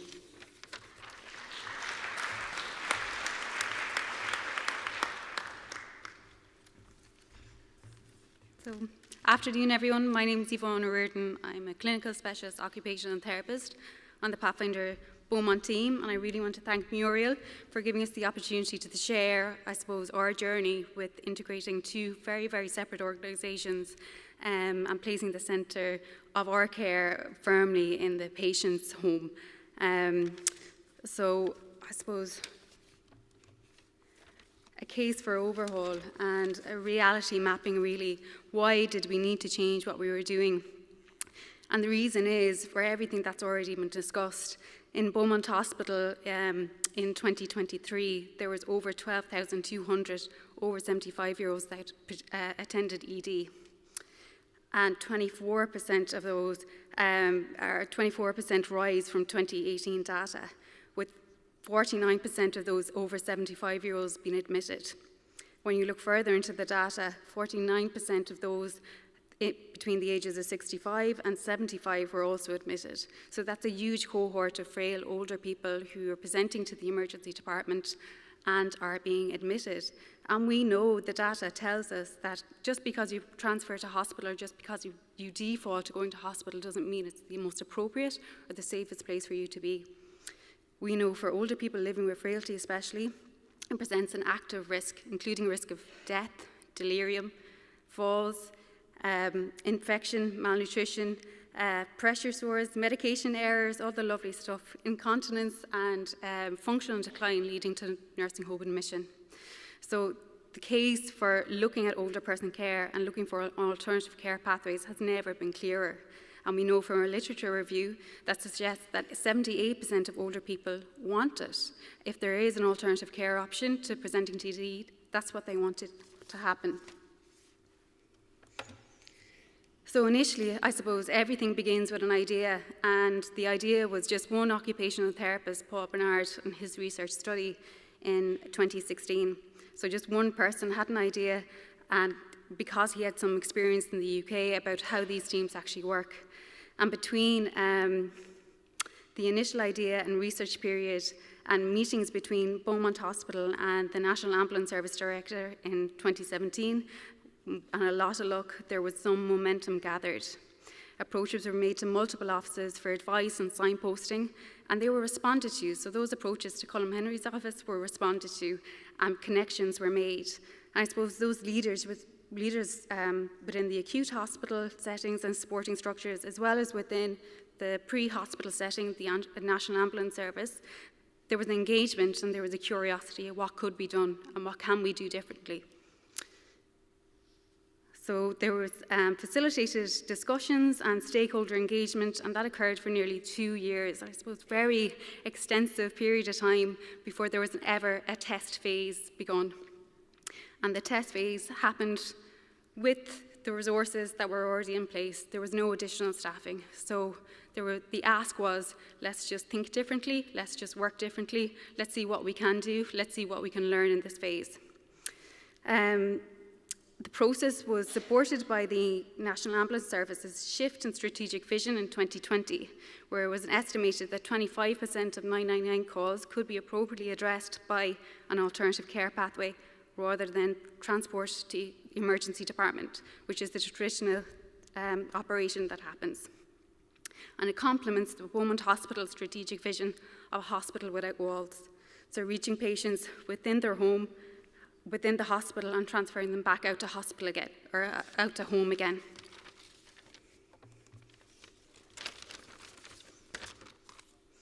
Ultimately, the complementary vision still required significant planning, openness, and resilience for all those initial stakeholders in the service design period. And it's worth noting that the timing was right, and it was during this initial trial that there was an invite from Slaintecare for healthcare ideas, and the application was successful.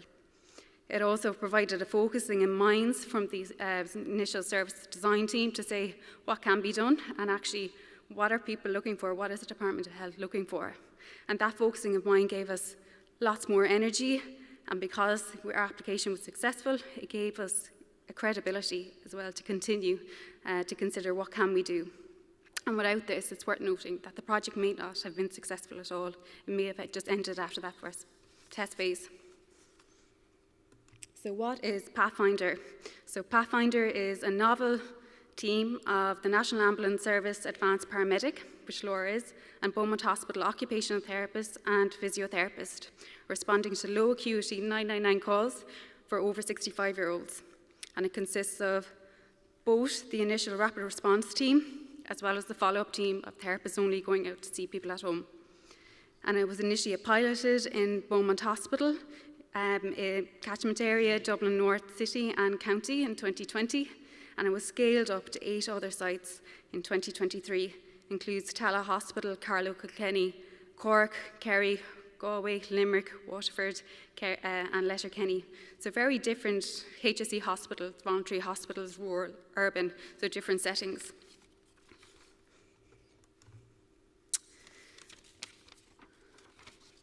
So how did we get to this point? I suppose the conditions were right to test a new way of working, to work differently, to work in a collaborative way. And the service sits really nicely between the patient's home, the acute hospital and community services. And that's what pre-hospital is. Everybody shared the same aim of providing the best evidence-based care to patients we meet, providing the best version of therapy, of assessment that we can do in the patient's own home, and to listening to what patients want. And it's very important, I suppose, that the trust was built and there was an understanding, and all those little successes along the way, such as getting the Slaintecare funding, just gave us that extra bit of credibility and energy and a focusing of the minds for us to continue. So I'm going to hand you over to Laura, who's going to highlight some of the role that research has played in embedding the collaboration even further.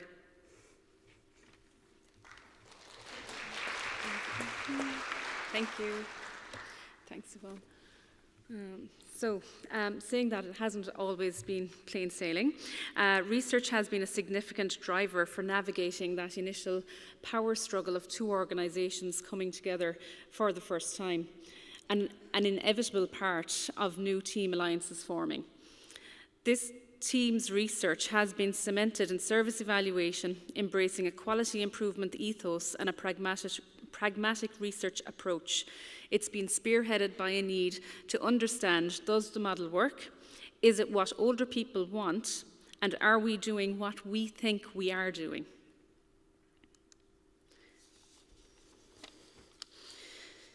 So in 2021, this is the results of the initial paper, a retrospective cohort study of the Pathfinder service was conducted over 5 months, investigating the impact of the service on ED conveyance rates and patient safety.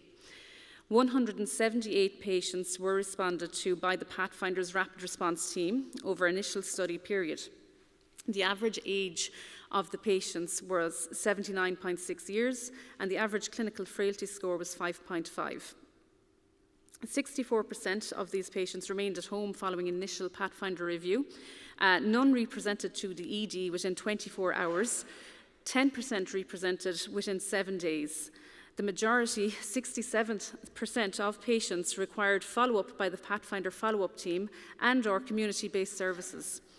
Feedback demonstrated that 99% patient satisfaction with the service. A key finding being that older people with a high level of frailty or a diagnosis of dementia are no more likely to be conveyed to hospital or to represent to ED following a non-conveyance, proving that this was a partnership that worked.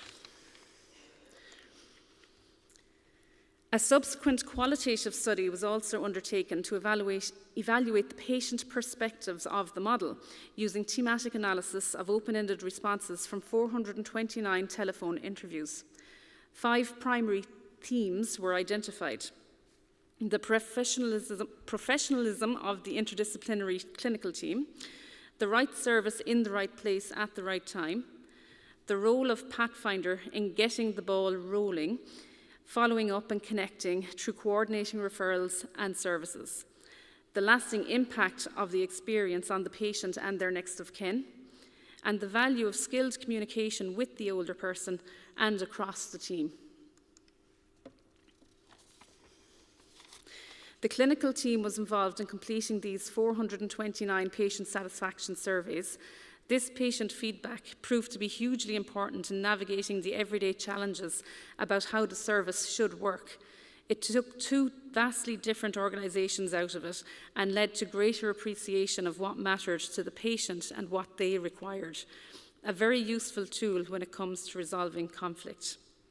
And as you can see here are some of the examples of the quotes that we received. It is what people want. Older people deteriorate psychologically in hospital. Excellent. I would give it 10 out of 10. I think it's brilliant. It's better than people sitting in A&E. And the fact it links back with the community, brilliant. It should be everywhere in the country. It makes so much more sense. We now realise Mum didn't need to go to hospital. And a continuation of our results from our annual review in 2023. Again, 611 older people were assessed by the Pathfinder Rapid Response Team. 62% of these older people remained at home rather than being conveyed to the emergency department following a 999 call. Again, the average age was 82 years and average clinical frailty score was 6, being moderately frail. Over 80% of the non-conveyed patients required the Pathfinder follow-up team over subsequent days. 96% of the non-transported patients remained at home at 24 hours. 87% remained at home by day 7. This data shows that Pathfinder outcomes remain consistent and positive. Thank you very much.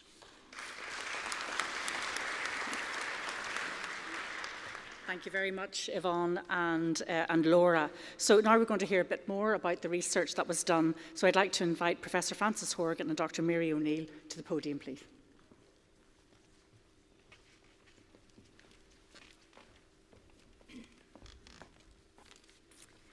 Good afternoon, everyone. My name is Mary O'Neill, and my colleague, Professor Frances Horgan, and I conducted an evaluation of the Pathfinder service, and this is a summary of our findings.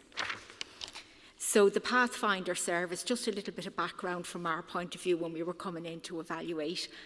Pathfinder is a collaborative project between the National Ambulance Service and Beaumont Hospital, OT, occupational therapy, and the physiotherapy department. It serves the Dublin area of Beaumont, the Beaumont catchment area, which is one of our largest hospitals on that side of the city. Pathfinder is dispatched by the National Emergency Operations Centre, known as NEOC, and responds to low acuity emergency calls for people aged 65 years and over. And it serves the Beaumont catchment area. So the partnership also includes Dublin Fire Brigade, because they provide some of the emergency responses in the Greater Dublin area as well. Now, NEOC, when a call is received, they identify that this is a Pathfinder call.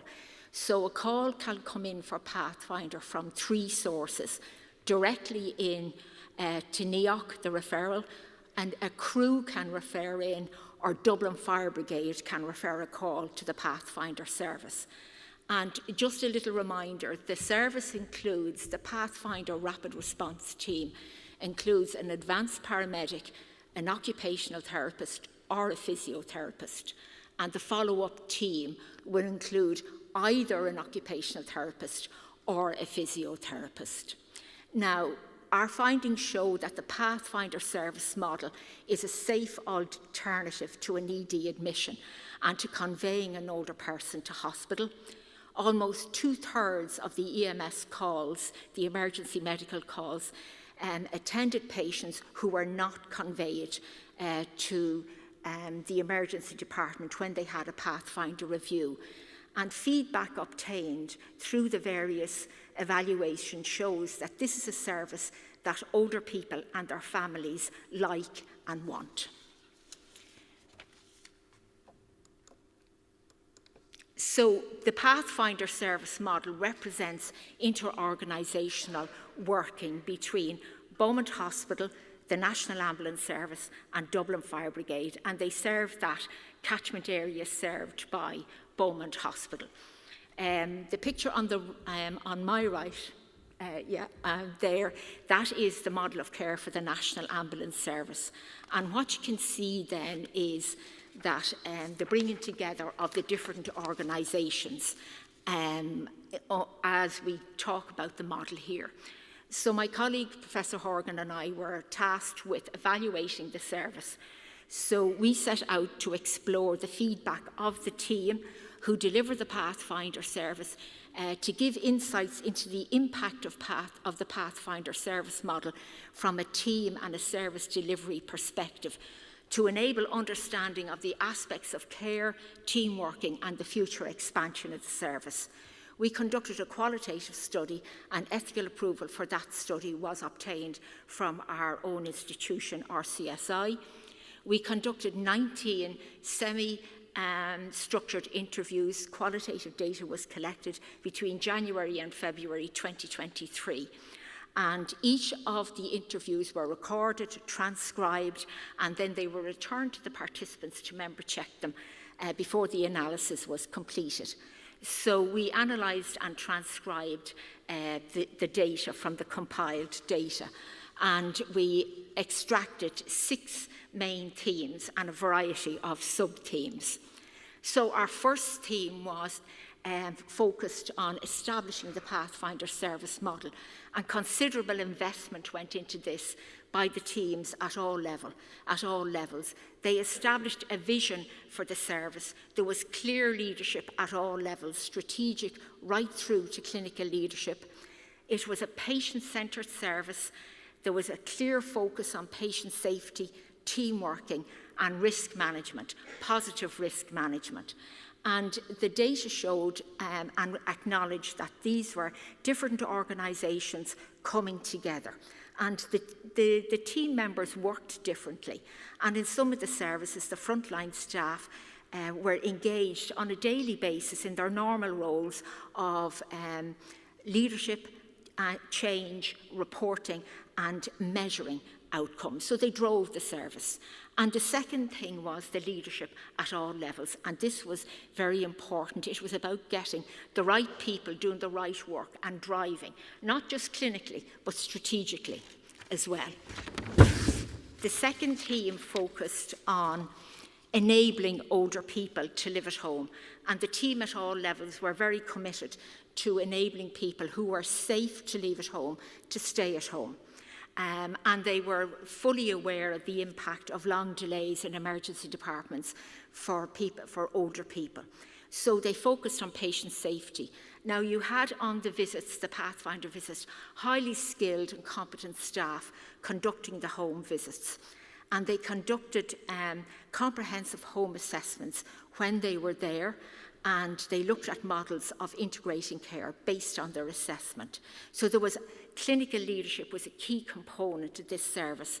But in addition to that, supported by the management teams at all levels, they developed a standard operating procedure manual so that when they were in the home of the individual, they had to make a joint decision that they were happy for this person to stay at home safely or to convey them to hospital. And they had their standard operation procedures to fall back on in the event of they having maybe a slightly different view of the next step. Each could advocate, they could discuss with the family, but they had to make that joint decision. So bearing in mind that they're very competent staff that were there, and the therapist would have come from a background in Beaumont Hospital where they had a long-established frailty programme, and they were very familiar with working with this age group in the emergency department. The next theme that was extracted from the data was around governance, frameworks and processes. So this was very important, and about patient safety was key, and it was also about learning. So there was a lot of work involved here, and this demonstrated the inter-organisational working and collaboration. So there was a Pathfinder Management Forum, which had a complete overview of the delivery of the service right through to frontline. So there was a strategic leadership there. It was also funded, a project that was funded by Slaintecare. And there was a commitment to delivering this service and enhancing the care of older people who were safe to live and be cared for at home.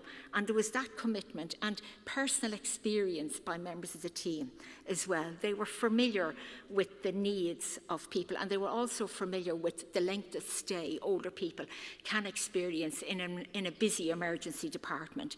It required change management. It required a cultural shift to bring the organisations together and a paradigm shift. So it required the development of structures and processes to facilitate that and to enable the service to be delivered safely. And part of that was about developing the manual for the frontline clinicians who are out on the calls, and that was agreed by all the organisations, that it was something, there was a shared agreement on the use of that document, and that it would act as a guide for the staff on the calls. So another theme that came up in the data was about training and support. Now, each organisation had their own background, their own training, and one participant talked about their organisation having very good policies, which they were proud of, but they did say every older person couldn't be conveyed to hospital, and that the frontline clinicians out on the visits had to be confident in the decisions that they were making when they made a decision that somebody was safe to keep at home. So they talked about training and support to facilitate the development of the teams, and they talked about team building, advanced practice, frameworks of competence to guide their work, developing standard assessment tools. They talked about the importance of opportunities for continuing professional development for each, in each of the organisations, and they talked about the importance of having a mentor and having a support system and opportunities for reflective practice where they could bring maybe situations to the table and discuss them and learn from them. The participants also had a vision for the future of the Pathfinder service, and they talked about the national rollout of the Pathfinder service. Now, that was outside our brief, but they all had ideas about how the service could be developed, and Yvonne mentioned there that it has expanded to other sites around the country. But they talked about integrating Pathfinder in with community services And the data showed very clearly that the Pathfinder team members and the clinicians out on the calls invested heavily in collaborations with GPs, community services, and so on. But they talked about the importance of developing referral processes and pathways of care so that the comprehensive assessment conducted in the home travelled with the patient and was there if the patient presented or at some other point to the hospital or to the Pathfinder service. They talked about the importance of having a good understanding of the care of older people and of frailty and the need for frailty education. They talked about the rollout of the community paramedic and where Pathfinder might fit in there. And they talked then about the expansion of the service based on local needs. So Pathfinder was described in the data as a people intervention delivered by people. And they talked about having the right mix of clinicians, personalities and attitudes. They also talked about having a very competent and capable team out there as well. So it's an example of a collaboration between primary and secondary care. And our sixth and final overarching theme was around research and sustainability. And Yvonne mentioned the publications that were prepared by the team to showcase the work that they completed on the Pathfinder service and also to reflect the views of the people who received the service. So they relied heavily on the patient feedback and the stories, which were very important because the service started around the time that COVID happened. So it was very important for older people because the Pathfinder team visited many older people at a time when few others may have been calling to their homes. They talked about enabling participation being important, expanding the service. They talked about having robust audit and research and evaluation built into the Pathfinder activity. And they wanted the service to be informed by the data, driven by what the feedback and the audits and evaluations that would be conducted. But they did highlight the importance of onward referral to enable the work completed by the Pathfinder clinicians out on the visits. They talked about the importance of that onward referral for older people and to adapt then to local needs. So it's definitely a new way of working, but it brought the organisations together and it showed what Pathfinder could do.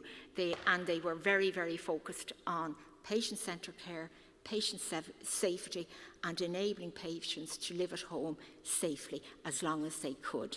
And the final slide is just a snapshot of the work of the team, of their research work and publications to showcase the work to date on the Pathfinder service.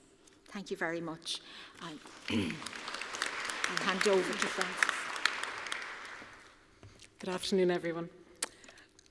So I suppose reflecting on the learning of Pathfinder, and as you can see, there's been quite a considerable amount of evaluation, from the service evaluation to looking at the patient feedback, and it's overwhelmingly very positive, to presenting some case studies, and then we came along to talk to the key stakeholders. But I think there are wider lessons for integrated care that can emerge from a very successful pathway that is Pathfinder, and we can see some of these mentioned here. I mean, communication from the very outset was critical, you know, at management level, at the frontline level, and between the two organisations. So I think that's a key lesson in terms of that communication and successful collaboration.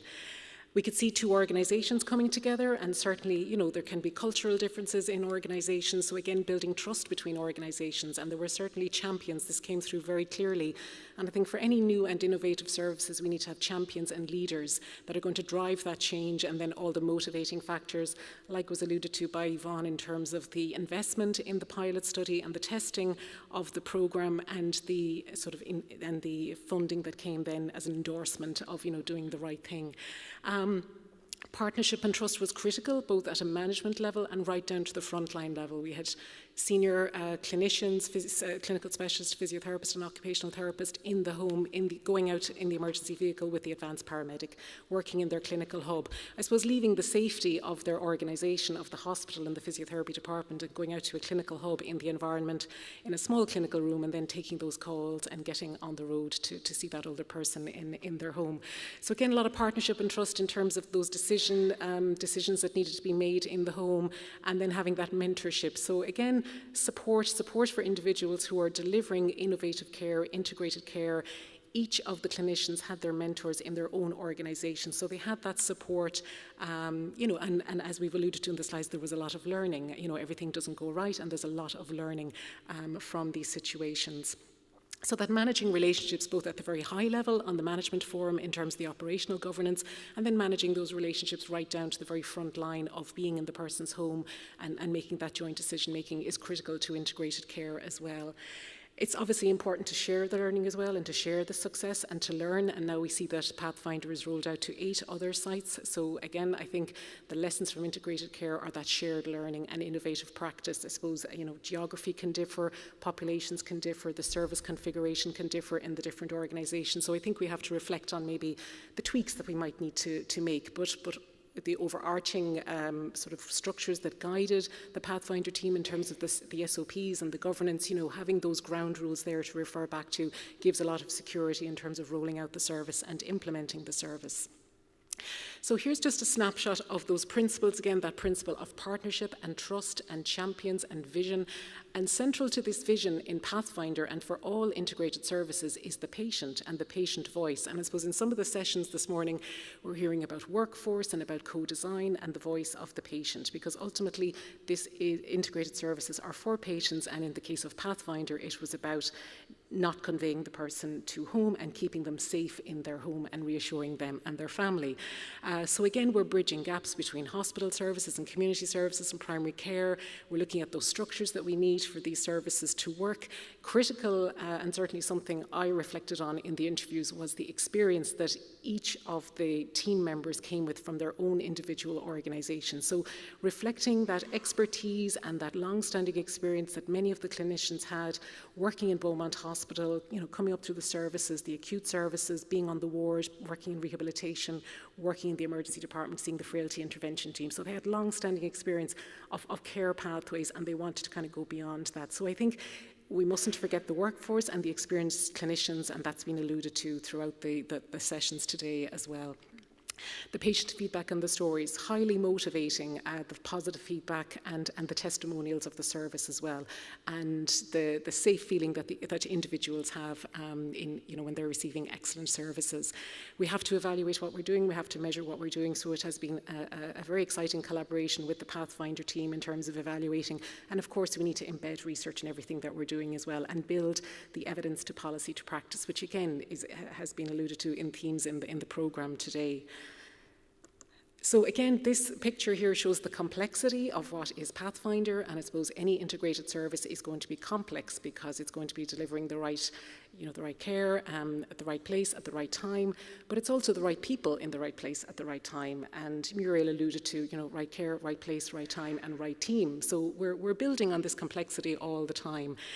We can see from the very start the piloting, the testing the idea, and then the investment came, and then it went from strength to strength. And we can see now that rollout in the wider teams as well. But over to the right-hand side of the slide here in the grey is that ongoing evaluation and learning, and a forum for learning and sharing as well, as we're all doing at this excellent conference. So I suppose in terms of these general principles, and again there are a lot of frameworks in terms of systems theories and frameworks for us to evaluate all our work. But I suppose emerging from the work that Mary and I did and reflecting on this session today were some key messages that came through for us in terms of the wider learning for integrated care, and that is leadership and champions in those organisations, from the very top right down to the very bottom. That shared vision and values, keeping the patient at the centre, having the guidelines and having the processes and the governance structures there as well.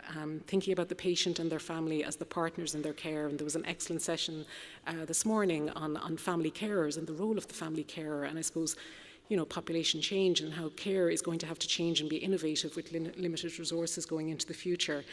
It's very much about team building as well, and the different members of the team, and working well together and building trust, and maybe coming from different organisations, and allowing time for that team building process as well, when we're maybe coming from different areas and we're coming to work together, because part of this is obviously change management also. We have to have the tools to do our work as well. So I suppose something that Mary and I did a little ride along in the vehicle and went to somebody's home and could see how having access to the records was able to expedite the management of the person that we were called out to see. So again, just that integration system, integrated records, so they could kind of see that the person, you know, where the person was last seen in the clinic and what the management was. Learning is very important. Obviously, we all make mistakes, and you know, change management is all about sharing and learning. And I suppose, you know, there can be conflict in change management. So again, we have to have that shared vision to drive the energy to deliver innovative care. So again, I suppose not underestimating the collaboration that we had and all the learning that Mary and I had as well from this opportunity. So again, just, you know, an excellent opportunity to collaborate with colleagues in Beaumont, but thinking of the wider lessons for integrated care as well. Thank you very much.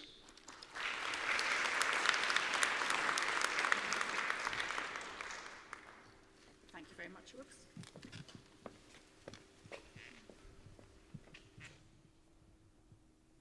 Is that any better? Yeah. So thank you very much. That was really interesting to hear about the project itself and then the research that you've done on it. We're a little bit behind time, so if I may, I'm going to just ask a couple of questions of the clinicians and then a couple of questions of the researchers, if that's okay. So my first question for Yvonne or Laura is, from a clinical team's perspective, are there any practical considerations that aided the embedding of an integrated way of working? Will come on. Hello? There we go. Okay. Yeah, it's the simple to the more complicated, and you know, Francis and Mary have talked about it, but things about just even being co-located, being able to share an office space, getting to know how other organisation works through your colleague, because we would never meet an occupational therapist and a physiotherapist will never be in a paramedic world. Before this, we never met each other really. So this is, like, historically, there was no bad blood or good blood between us, which is a good and bad thing. But the fact that we were able to co-locate in a location, and that location was in a primary care hub as well, so it wasn't aligned with Beaumont Hospital or with the National Ambulance Service, that was highly advantageous for us because we got to know each other, we got to form as a team. And the other thing is that that opened doors, because we were welcomed into Beaumont, and you could see us on a ward in the emergency department, in a day hospital, but you could also see us out in a local ambulance crew in the back of an ambulance. So it opened that doors so that we could seamlessly travel from one area to another and build those relationships and build that understanding. And from the very get-go, when you have no understanding, you have to learn that, and you have to be open to asking those questions. And the other thing is the governance structures that Mary and Francis have spoken about. Because we had those clinical huddles every morning, because we had our monthly meetings with key stakeholders and managers there, that we were accountable. And we had to prepare, and we had to be, we were accountable to our patients every day, but we had to be accountable to organisations too. And I think that was really powerful. Thank you very much. And what has been the greatest driver for that collaboration, do you think? It's just on. So obviously it's all patient-centred. So if it's right for the patient, then we need to continue doing it. And as the survey has showed, and the ladies have attributed to it as well, that 99% patient satisfaction is amazing. And obviously underpinning that with robust evidence-based research, keep us going and make sure that we are doing the right thing for the patient at all times.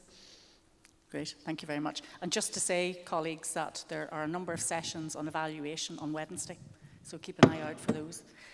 So thank you so much. So just then picking up nicely on from a research point of view, you mentioned, I think it was Mary, I'm not sure, maybe it was Francis, the importance of having a mentor and reflective practice.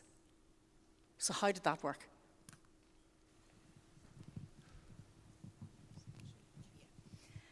This was pointed out in the data that the value of having a mentor was very valuable because this was a new service. It started from scratch.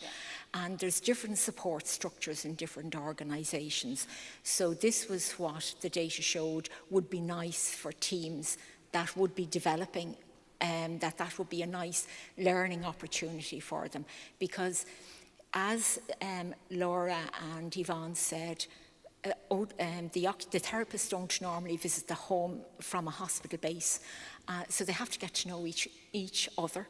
They have to get to know the workload that each of them encounter. So there may be, that was something that came out in the data actually, that the advanced paramedics were very caring towards their therapy colleagues because they knew they were working in a different domain. And it showed that. So the reflection gives an opportunity for either to debrief and just to identify the learning, because there's bound to be new experiences as each enters the other's territory, shall we say, or area of work. Great, thanks. And then Francis, you mentioned that enablers for success include partnership, trust, and managing relationships. So what did the data tell you about how the team managed that?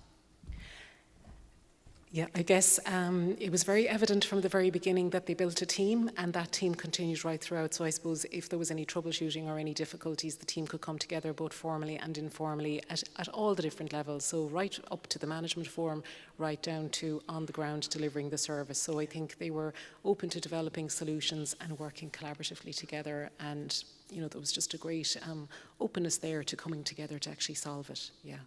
That's wonderful. I wish we had longer for this panel, but I'm afraid we don't.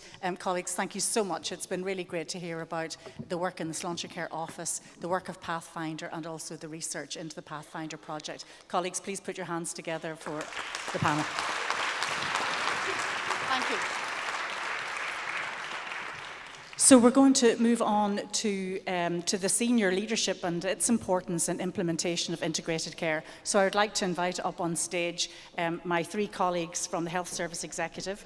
We have Dr. Colm Henry, who is the Chief Clinical Officer within the Health Service Executive in Ireland, Dr. Siobhan Ní-Bhríon, the National Clinical Lead for Integrated Care within the Health Service Executive, and Mr. Tony Canavan, who's a brand new Regional Executive Officer in one of the new regions in the West and Northwest in our Health Service Executive. So welcome, colleagues. Come and sit down, make yourselves comfortable.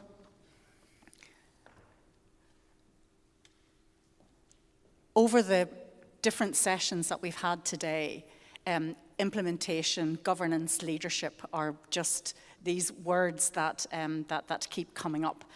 And this session is about implementation in our health system. So there's a lot of opportunities, Tony, with the new health regions, and one of the audience asked a question about why do we have 6 health regions in Ireland? So I thought I would ask you that question first. What was the question? Why do we have 6 healthcare regions in Ireland? Well, I suppose... Or please share the reason for regionalisation into 6 regions. That's exactly it. Thanks for the question, Clive. That's better. I suppose, first of all, I think when I look at the rationale or the logic for the regions, it's about, I suppose, bringing decision making, bringing the delivery of care as close as we possibly can, to where patients experience that care. So I think, dividing the country into regions and making each region operationally responsible for the delivery of care in that patch, I think is really important. It also allows then for staff to own what they're doing and to really take kind of pride in that. And I think that connection then between the staff working in the health services and the people receiving the care, that becomes stronger. And I think we saw a little bit of that during COVID. And I think the potential for us achieving that again through this new regional structure is important. But we have a lot of work to do to get there. We're still a national organisation. I think you described me as brand new. I'm not sure that the old grey head suggests that I'm brand new, but so I've been around for a while, but the regions are brand new, and we've got a lot of work to do to implement them. There's practical things, like we have to put a management team in place now to cover each of the regions. At the moment, it's just myself, so that has to be done between now and the middle of September. And then we have to have other layers of management underneath that. And it's not all about management, but you do have to have structure and you do have to have governance so that people understand what's going on or what's supporting the delivery of care overall. And And then once we've that done, and I would expect to have most of that done by the end of September, certainly by well into October, then we can get back to focusing on the delivery of care again. Yeah, thanks. And just I think that Grace covered it, but the new healthcare regions in Ireland cover health and social care. So they'll be responsible for all the health and social care services, or the vast majority of them, in each of the regions. Thanks, Viv. One of the other things that have come up, Siobhan, and was mentioned specifically by the previous panel, was senior clinical leadership. So how important do you see senior clinical leadership in these types of undertakings? I personally think it's hugely important, and what we heard just here today from Pathfinder, our clinicians taking leadership, recognising what the difficulty was, and putting an innovative path in place in Pathfinder to do that. And I think clinical leadership is something that happens at every level of the organisation. It can happen when you're in a role like myself and are fortunate enough to have oversight of a number of clinical programmes and support them through developing national approaches to care, national standards to care.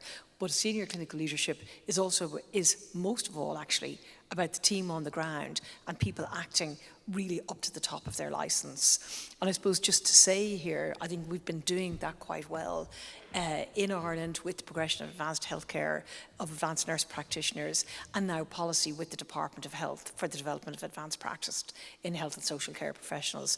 So I guess, Anya, what I'd say is senior clinical leadership comes in at every stage in the delivery of healthcare, be it at national, regional, or very local level.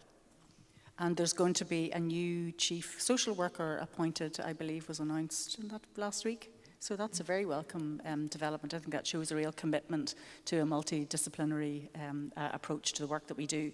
A question from the audience, and Colin, I'll put this one to you. How do those working in the HSE sustain innovative practice aligned to Slaintecare when recruitment is frozen and development posts have been annexed? With difficulty. That said, we've undergone. Why have we got to this place where there's an embargo at the moment, which will be lifted in time? We've recruited an extraordinary additional number of people over a very short period of time. So after years of perhaps stagnation in recruitment, and you'll be familiar with those from your time there, there's suddenly a rapid expansion, 25,000 more people employed since 2019. And we found, if truth be told, that we couldn't recruit against the numbers we were funded for.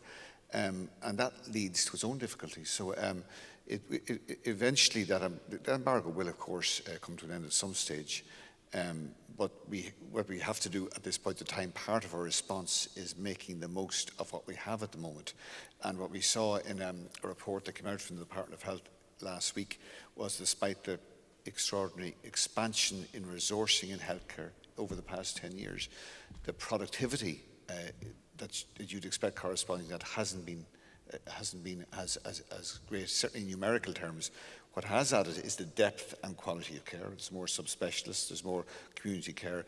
Look at the extraordinary investment in Ireland in the past 5 years in these ICPOP centres, in these chronic disease centres.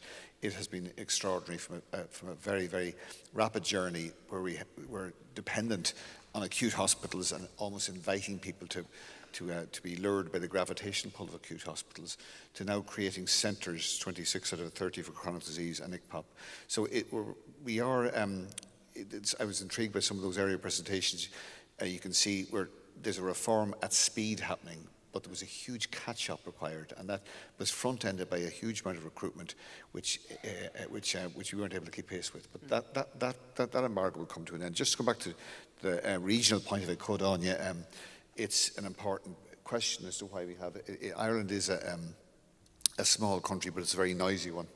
And the regions, like all politics, all healthcare is local. So when you're looking at CELTA, for example, and how Letterkenny, Sligo services are integrated with local services, so that people get the kind of seamless care they expect, that's best organised in a local way. And we know from some of the presentations that led to the kind of governance model we're looking at over the past year that people expressed huge frustration that they were delivering chronic disease teams had multiple points of governance to different reporting lines. It's impossible to operate a team that is in any way cohesive in that way when you're trying to address patient needs.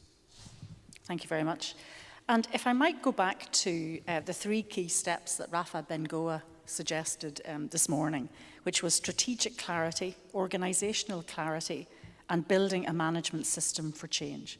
I'm just going to ask each of the panel to comment on how are we doing from those 3 key steps from an Irish point of view.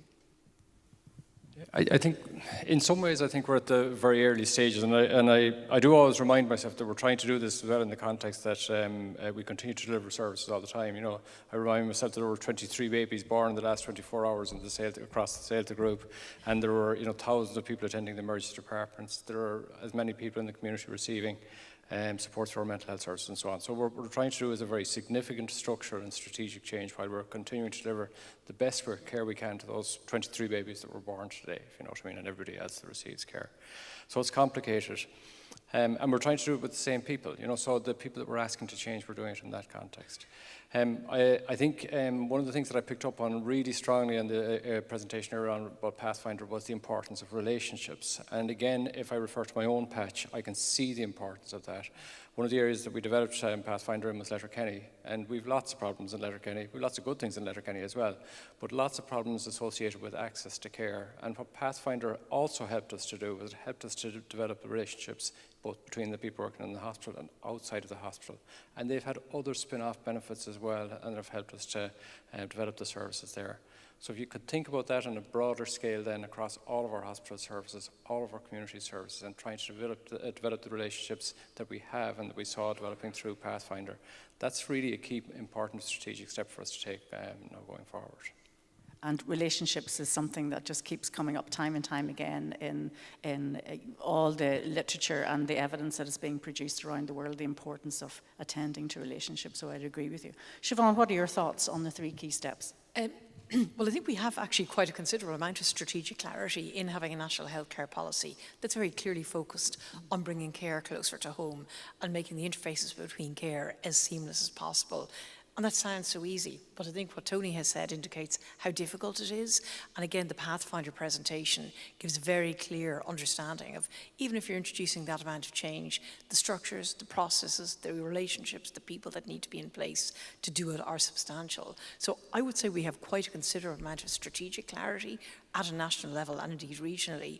It's putting the management structures and the organisational structures in place to do that properly. That is the biggest challenge. And I think that's at different levels in different parts of the country, in fairness, and moving that shift then from acute, that sort of division between acute and community, to breaking down those walls and having people's care managed seamlessly between the two is a massive organisational change.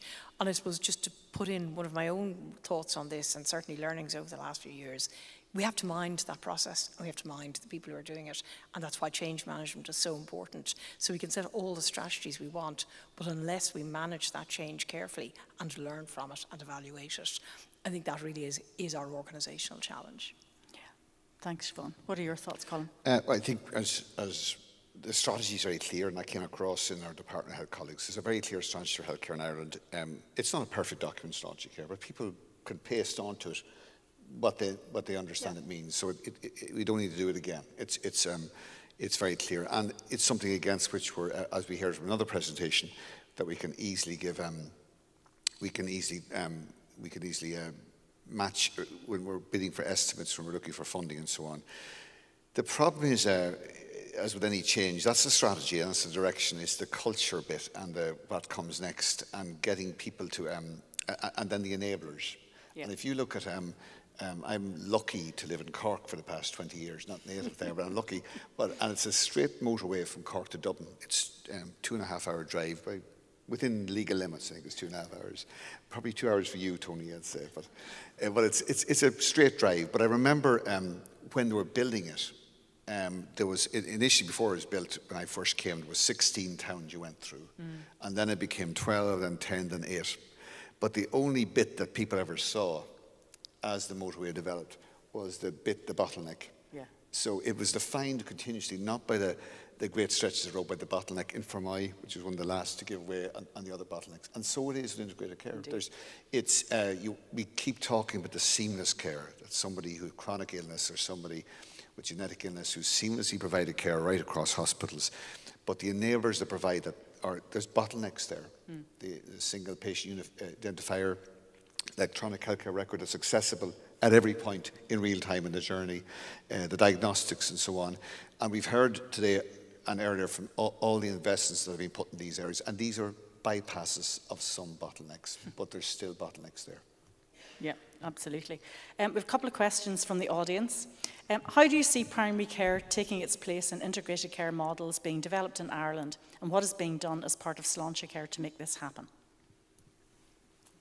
I'll get started. I'm sure Tony has loads of thoughts on that. So primary care really is sort of the foundation stone of integrated care, isn't it? Because everything goes back to primary care, and most people's journey to healthcare starts in primary care. So how do we manage that in a system where our GPs are providers in their own right? Well, we've got GP leads now involved in the community and health networks and in the regions, and I think supporting our general practitioners to work as part of our teams is absolutely key. And I guess at national level, we've had huge support from our clinical advisor, David Hanlon, who's been probably the person who gets asked to do the most amount of pathway involvement, to do the most amount of work on making sure that those journeys for patients work right back to general practice. So they're just some initial thoughts. Tony?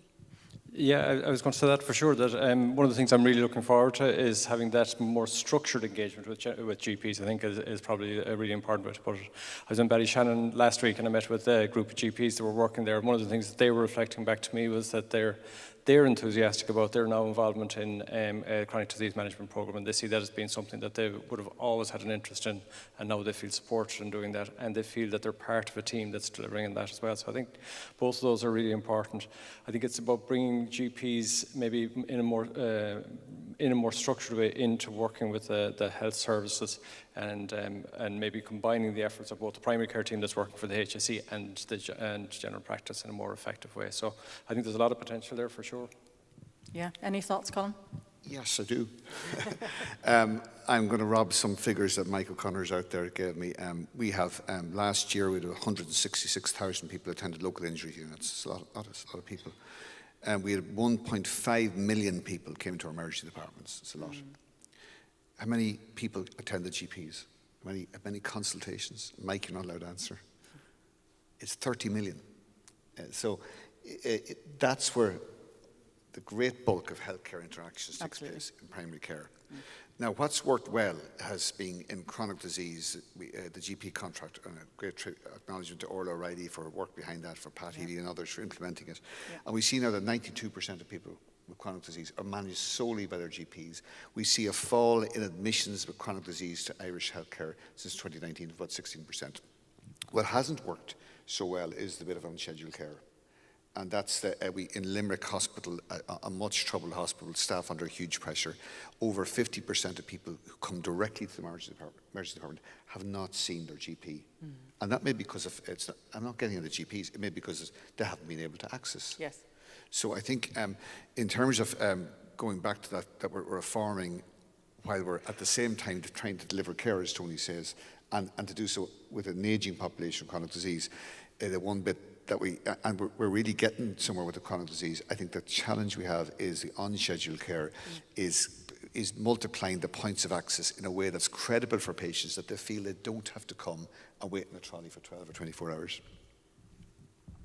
Yeah, okay, thank you. Oh, sorry, yes, Siobhan. Just to add to that, sorry, just to say, National Service Planning last year, which was particularly challenging, but the one area that I think all of us were so keen to push was the increase in the number of GP trainees, and that's gone up to 96 this year, right? They've gone up by 96, not to 96, and that increase is going to continue over time. So that is a key foundation to increasing our GP numbers, particularly as a certain percentage of our GPs are over 55 and will be retiring in the next 10 years. Yeah. Do you want to say something else? No.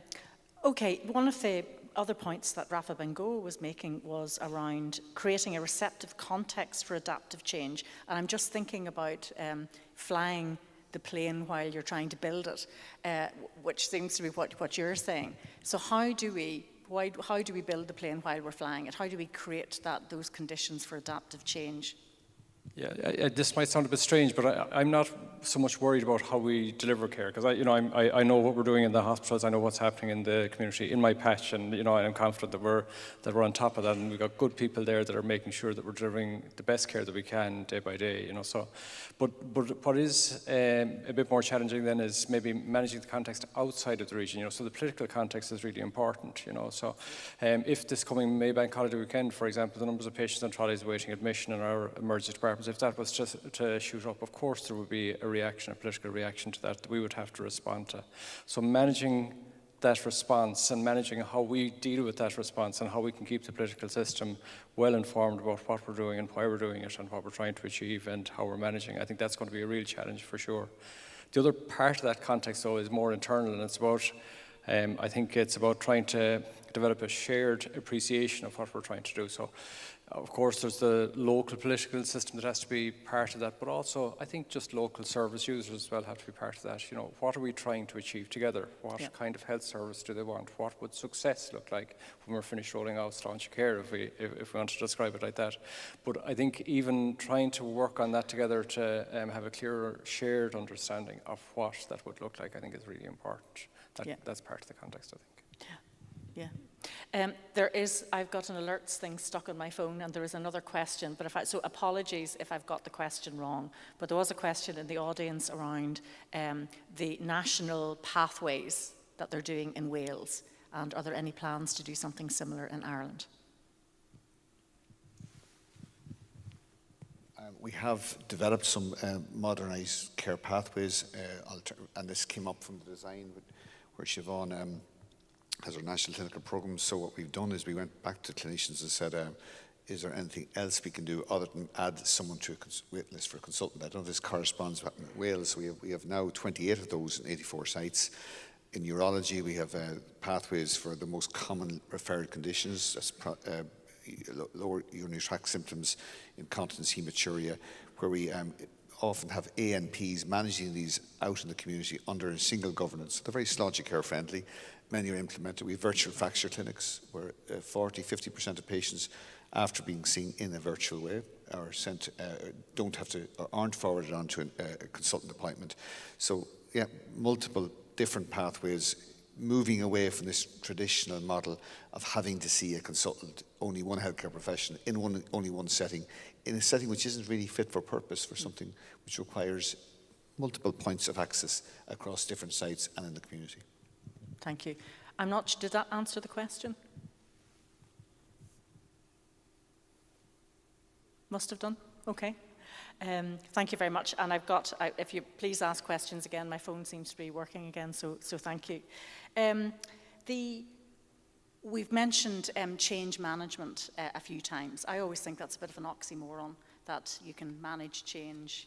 You can't. You can try, but you can't. But yet, we know, in inverted commas, that there needs to be a systematic approach to how we effect change within these complex health and care systems. How do you think we best do that? Maybe start with you, Siobhan, since you've got I'm going to mention some of our colleagues here in the audience from the Chronic Disease Management Programme, and indeed people from the Integrated Care Programme for older people. They've taken quite a systematic approach to supporting change. Very simple things like laying out what different team members do and supporting teams to meet, how to structure their meetings, how to understand the roles and functions of members within the team, and then to support that with clinical guidance and pathways. So I don't think change like that happens by accident. It does take that degree of management support and work, and I do think it needs to be minded.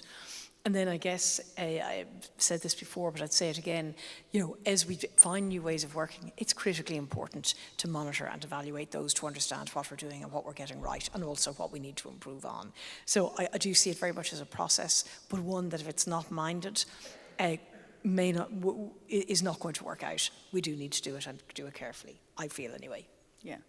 Tony, what do you think? Yeah, well, it's just one aspect of it, and it's kind of, it's almost boring, but actually the bit that I'm focused on at the moment is about communication with staff. I'm conscious that there's a lot of change coming in a very short period of time.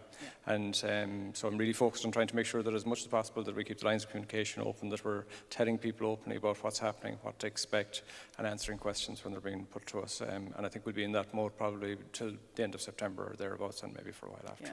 Yeah, and communication is another word that is coming up time and time again in the posters, in the presentations. The importance of both listening and communication are really key. Colm, any thoughts on change management? Yeah, I've been involved in a few of them, and they're never easy, but by the time you get involved with them, there has to be a clear acceptance that change is needed, that burning platform argument. You have to acknowledge that people are going to be afraid about their jobs and roles, and there's no point in glossing over that. Yes. And so that has to be acknowledged. But that said, you have to refocus people while acknowledging that and dealing with it. You have to keep drawing people back to why you're changing, that while their positions and their roles are important, you're trying to build a better service that's more attuned to patients' needs. But most of all, I think with any of these change things, is to avoid, no matter what instincts either you have or other people have, is to avoid being drawn into cynicism. Because cynicism, in its worst manifestation, will damage and halt any change. There's so many optimistic people, Anne Lawler's here, for example, but there's so many optimistic people out there who have every reason to not to be optimistic. More and patience most of all. So you must lean into that, because, as I say, while cynicism at a superficial level can be fun, when you're trying to effect change around people's lives, around services that matter to people, there's really should be no room for it. Absolutely. There is a view, though, in healthcare literature that if you tip too far the other way, you tip into toxic positivity. So there's a sweet spot somewhere in the middle, I think. So not being too cynical, but not being too positive. We have to be, I think, realistic. Positively realistic, maybe that's a thing. And I would just like to give a little plug to the Health Services Change Guide. If we're talking about change management, it's a fantastic tool and loads of resources available for, it's freely available for anyone that wants to have a look at it, but in particular for HSE staff. So the final question I'm going to ask the panel before we head for our lovely reception is around leadership and learning. So that has come up both in the plenary session this morning, but also in what the researchers in the Pathfinder and also the Slaintecare Programme Management Office have said. So leadership and learning, is that oil and water, or can those two things really work well together? If I might start to say, any leader who thinks they know it all is in trouble. So any sort of leadership to me is about learning. You have to keep learning and keep learning on the job, be prepared to change and listen to what people are saying around you and learn from the information, the experiences that are coming back. So I think you can't have one without the other. And as I said earlier, to me, leadership is about people working to the top of their license and being supported to do so. And again, to do that, it requires an awful lot of learning. That's my own feeling on it. Thanks, Siobhan. Tony? Yeah, the leadership piece for me on the hospital side is about trying to get people to turn around and face outwards and look out at the community and know that it's okay to work in that way and to engage in that way. And similarly on the community side to face each other and say it's okay to integrate and to work between primary care and social care, and similarly in with the hospital. So that's the leadership piece that I'm trying to work on. The learning piece is very straightforward for me. At a time like this when we're changing a lot and we're trying to implement new ways of working, we're going to make mistakes. We absolutely have to be open to admitting that we're going to make mistakes, and therefore we're going to learn from them as well. So the two things really do go hand in hand for me. Thank you very much, Tony. Colm? Just briefly, I had the good fortune to meet Anthony Fauci I think we were at the same thing. He was very busy last week. He was very busy, yeah, but he really came across as somebody who had obviously so much knowledge, was so expert, had done so much, but also what came across was a kind of humility and an acknowledgement of mistakes, but not in such a way as sometimes you find among people here, where it rattles their confidence and they collapse. And I suppose that's what defines resilience, is not just picking pieces up after things go wrong, but actually owning it then and moving on. And the way he described, quite movingly, I thought, his work as a clinician and researcher during the early days of HIV when there was no treatment, through to the treatment and to where we are now, and then to his work in Africa, was a model of resilience, of somebody who faced a nihilistic scenario of people dying everywhere of an incurable disease, to then driving research that led to its effective treatment, and then bringing that treatment to sub-Saharan Africa, and then persuading a US president to invest 16 billion and save 25 million lives. That's it was something for all extraordinary. of us. It was extraordinary. I think what's really struck me as well was his adaptability. So he would be on a particular career path, and then HIV was emerging as an issue, and he completely pivoted to all his attention on HIV. So coming back to that adaptability, I think, is a key lesson. And likewise, colleagues, I wish we had another half an hour, if not an hour, to chat more, but we don't, because we've got a reception to go to. So, colleagues in the audience, I would like you to put your hands together and thank our panel, Dr. Colm Henry, Dr. Siobhan Ní and Tony Canavan. And I would like to thank you all very much for your participation in this Slaintecare session. I think you have seen the transition from policy right the way through to practice, and then plans for the next phase of healthcare change in Ireland. It has been a very great pleasure for me to chair this session. Thank you very much to all the contributors. My thanks to you and all the questions that you asked. I hope you've had a fabulous first day, and I hope you will go home, rest, reflect, and come back bright and early tomorrow morning, and we'll have another fantastic day tomorrow. Have a wonderful evening. Take care.